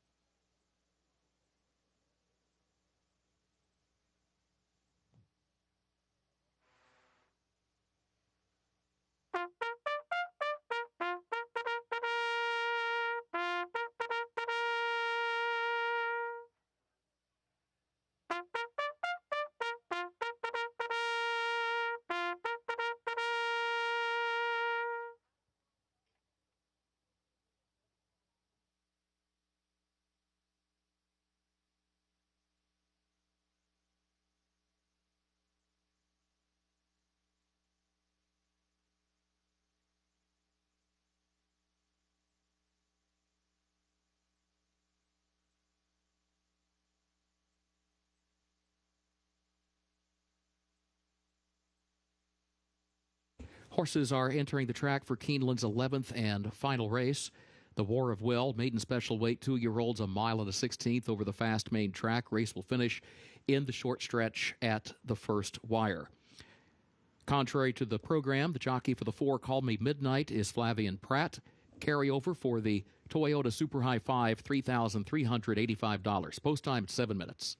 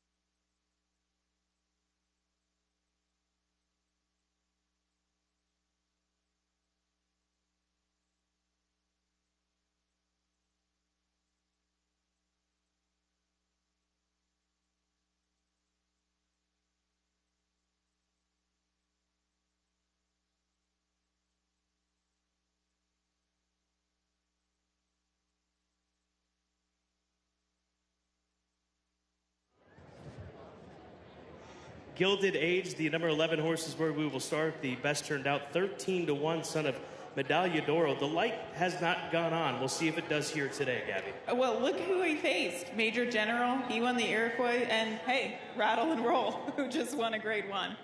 So we'll see if he can bounce out of those efforts, I should say, and spring an upset with an outside draw. Hasn't shown much gate speed in his 2 previous starts. Let's go over to the number 3 horse, Hitting Bombs, for Brian Lynch. I know we've touched on him, but I talked to Brian just a second ago and asked him about the start. And he said this horse was just intimidated by the starting gate. And he had shown that sort of attitude leading up to his debut, and it obviously transferred into the way that he left the starting gate. They've worked with him. He thinks that he will overcome that, leave there running, and if he does, expects big improvement for the son of Gunrunner, who he calls a big free-running sword. Yeah, and sometimes 2-year-olds can be unpredictable in the afternoon, but it looks, from that interview, it seems like he showed some tendencies to not handle the gate. Hopefully he does here today, and if that's the case, I think he definitely has the physical build and just the talent to tackle this 2-turn test. He's 5-2 right now on the board, is Hitting Bombs. There's the number 7 horse, Giant Game, for Dale Romans, son of Giant's Causeway, who's the second choice at odds of 3-1. Debut didn't break sharp. I think, like so many of these horses, just hoping to be more involved in the race. Off of those sprint races, it should be a much different scenario for these sprinters stretching out. I like how he looks pretty focused today. His ears are forward. He looks like he's getting more and more focused throughout the preliminaries here. So, yeah, we could see a good performance from him, and he's currently 3-1. 4 minutes away from the nightcap. This is the 11th and final, as 2-year-olds will go 2 turns at 1 mile and a 16th.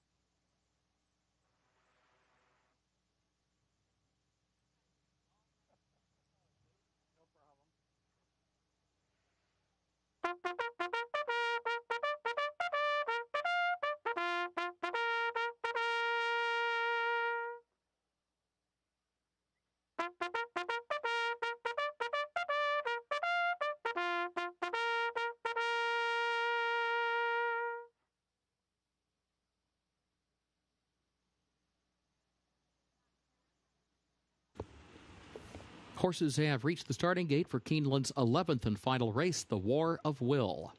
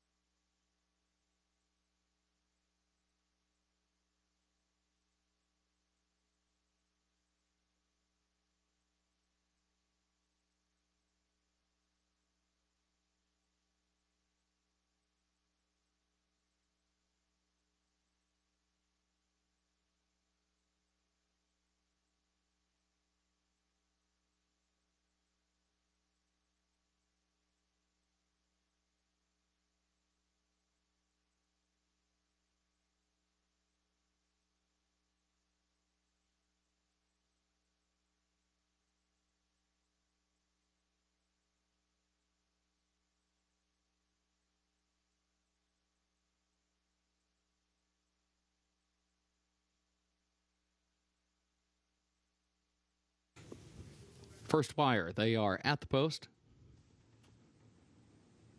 They're off. Gilded Age ducked out at the start. There goes Surfer Dude. Surfer Dude outrunning for the early lead. Call Me Midnight away second. Look Who Got Lucky sneaks up the inside now to challenge for that second spot here early as they head to the first turn. Giant Game forwardly placed in fourth, now third, now second, a length and a half off the early lead. Let My People Go is 3 wide and moving up to challenge for the fourth spot. Call Me Midnight is there in fourth between horses. Let My People Go moves by from fifth on the outside. Bourbon on Fire stays outward from the rail in sixth. Norgay is in seventh position. followed by Gilded Age, who's 3 wide off the first turn and 8th up the back stretch. And then Jolly Tommy 9th. Hitting Bombs is 10th here early on, then a gap of another 9 lengths back of that one to Long Crow, who is last. Opening quarter went in 24.1 seconds. Up the back stretch, Giant Game tries to move forward to put the challenge to Surfer Dude, who leads it to the inside by a neck. Giant Game second between horses 3/4 of a length. And then Let My People Go third up on the far outside. Look Who Got Lucky is tucked away fourth against the rail behind the front trio. Call Me Midnight fifth alongside that one. Bourbon on Fire is a wide sixth as they head to the far turn. Opening half mile went in 49.44 seconds. Surfer Dude, Giant Game 1-2, and Let My People Go tries to join them. Bourbon on Fire swinging out 4 wide. Gilded Age going to be 5 wide around the far turn. Call Me Midnight is still down toward the inside. Look Who Got Lucky dropping back. Quarter mile to go. Hitting Bombs has a long way to come. Going to have to go wide. 12 lengths off the lead. Top of the short stretch. They turn for home. Giant Game coming after Surfer Dude. Surfer Dude still there. Call Me Midnight. Switching lanes to the outside from third. Let My People Go is in fourth. Bourbon on Fire is still fifth. Giant Game to the lead. Call Me Midnight running on toward second. Surfer Dude still there, but third toward the rail. Giant Game the leader. Giant Game the winner. Giant Game takes it for Joe Talamo. Then it was Call Me Midnight across the line to the second position, followed by Surfer Dude in third, close for fourth. We looked for a young horse to progress here at a ride of ground, and this the one that did so the most. Giant Game, the son of Giant's Causeway for Dale Romans, the Albaugh family stable, and West Point Thoroughbreds, able to dash away from him here at odds of 3-1. Yeah, this horse showed a lot more speed today, stretching out to 2 turns. He was very professional this afternoon as well, and he was much the best in the end, but got a beautiful trip, whereas a lot of other horses had to go wide. But he gets the victory at 3-1 for the nightcap. What an excellent day of racing.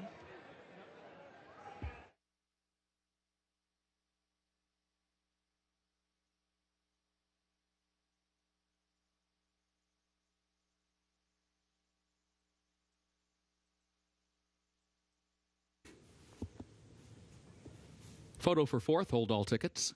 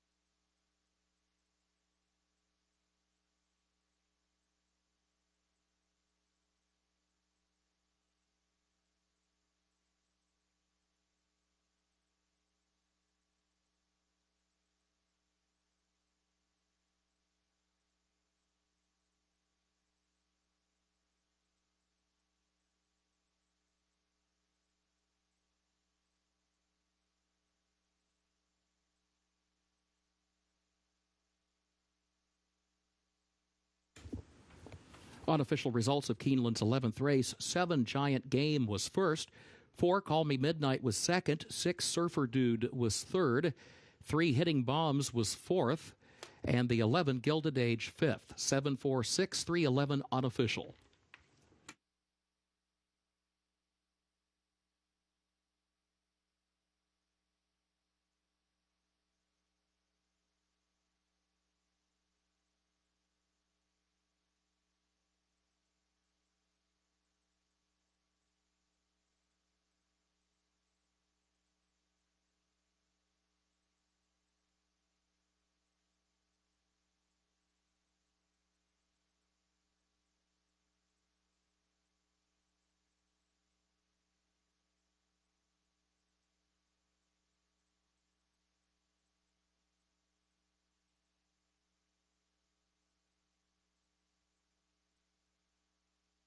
In the winner's circle for Keeneland's 11th race, the War of Will, 7 Giant Game, owned by West Point Thoroughbreds LLC of Terry Finley, and by the Albaugh Family Stables LLC of Dennis Albaugh. Trainer Dale Romich, jockey Joe Talamo. Giant Game, a 2-year-old son of Giants Causeway, out of Game for More by More Than Ready, bred in Kentucky by Alan Poindexter. Mile and a 16th over the fast main track, 1 minute 45.69 seconds.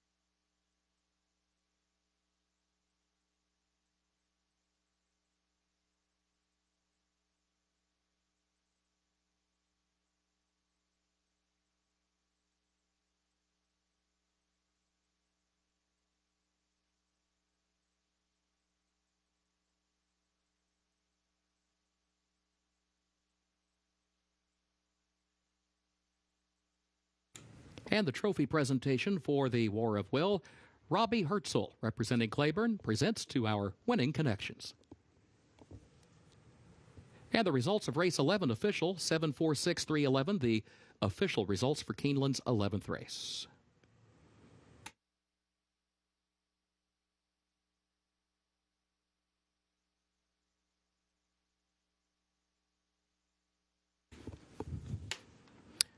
Race 11 concludes live racing for today. This reminder, the second floor grandstand, including the sports bar and the mezzanine bar, will remain open for simulcasting for the next 30 minutes. You may advance wager any races which are scheduled to occur after that time. We do thank you for being with us today. For now, on behalf of Keeneland, also for Claiborne Farm and for UK Healthcare, thank you and good evening.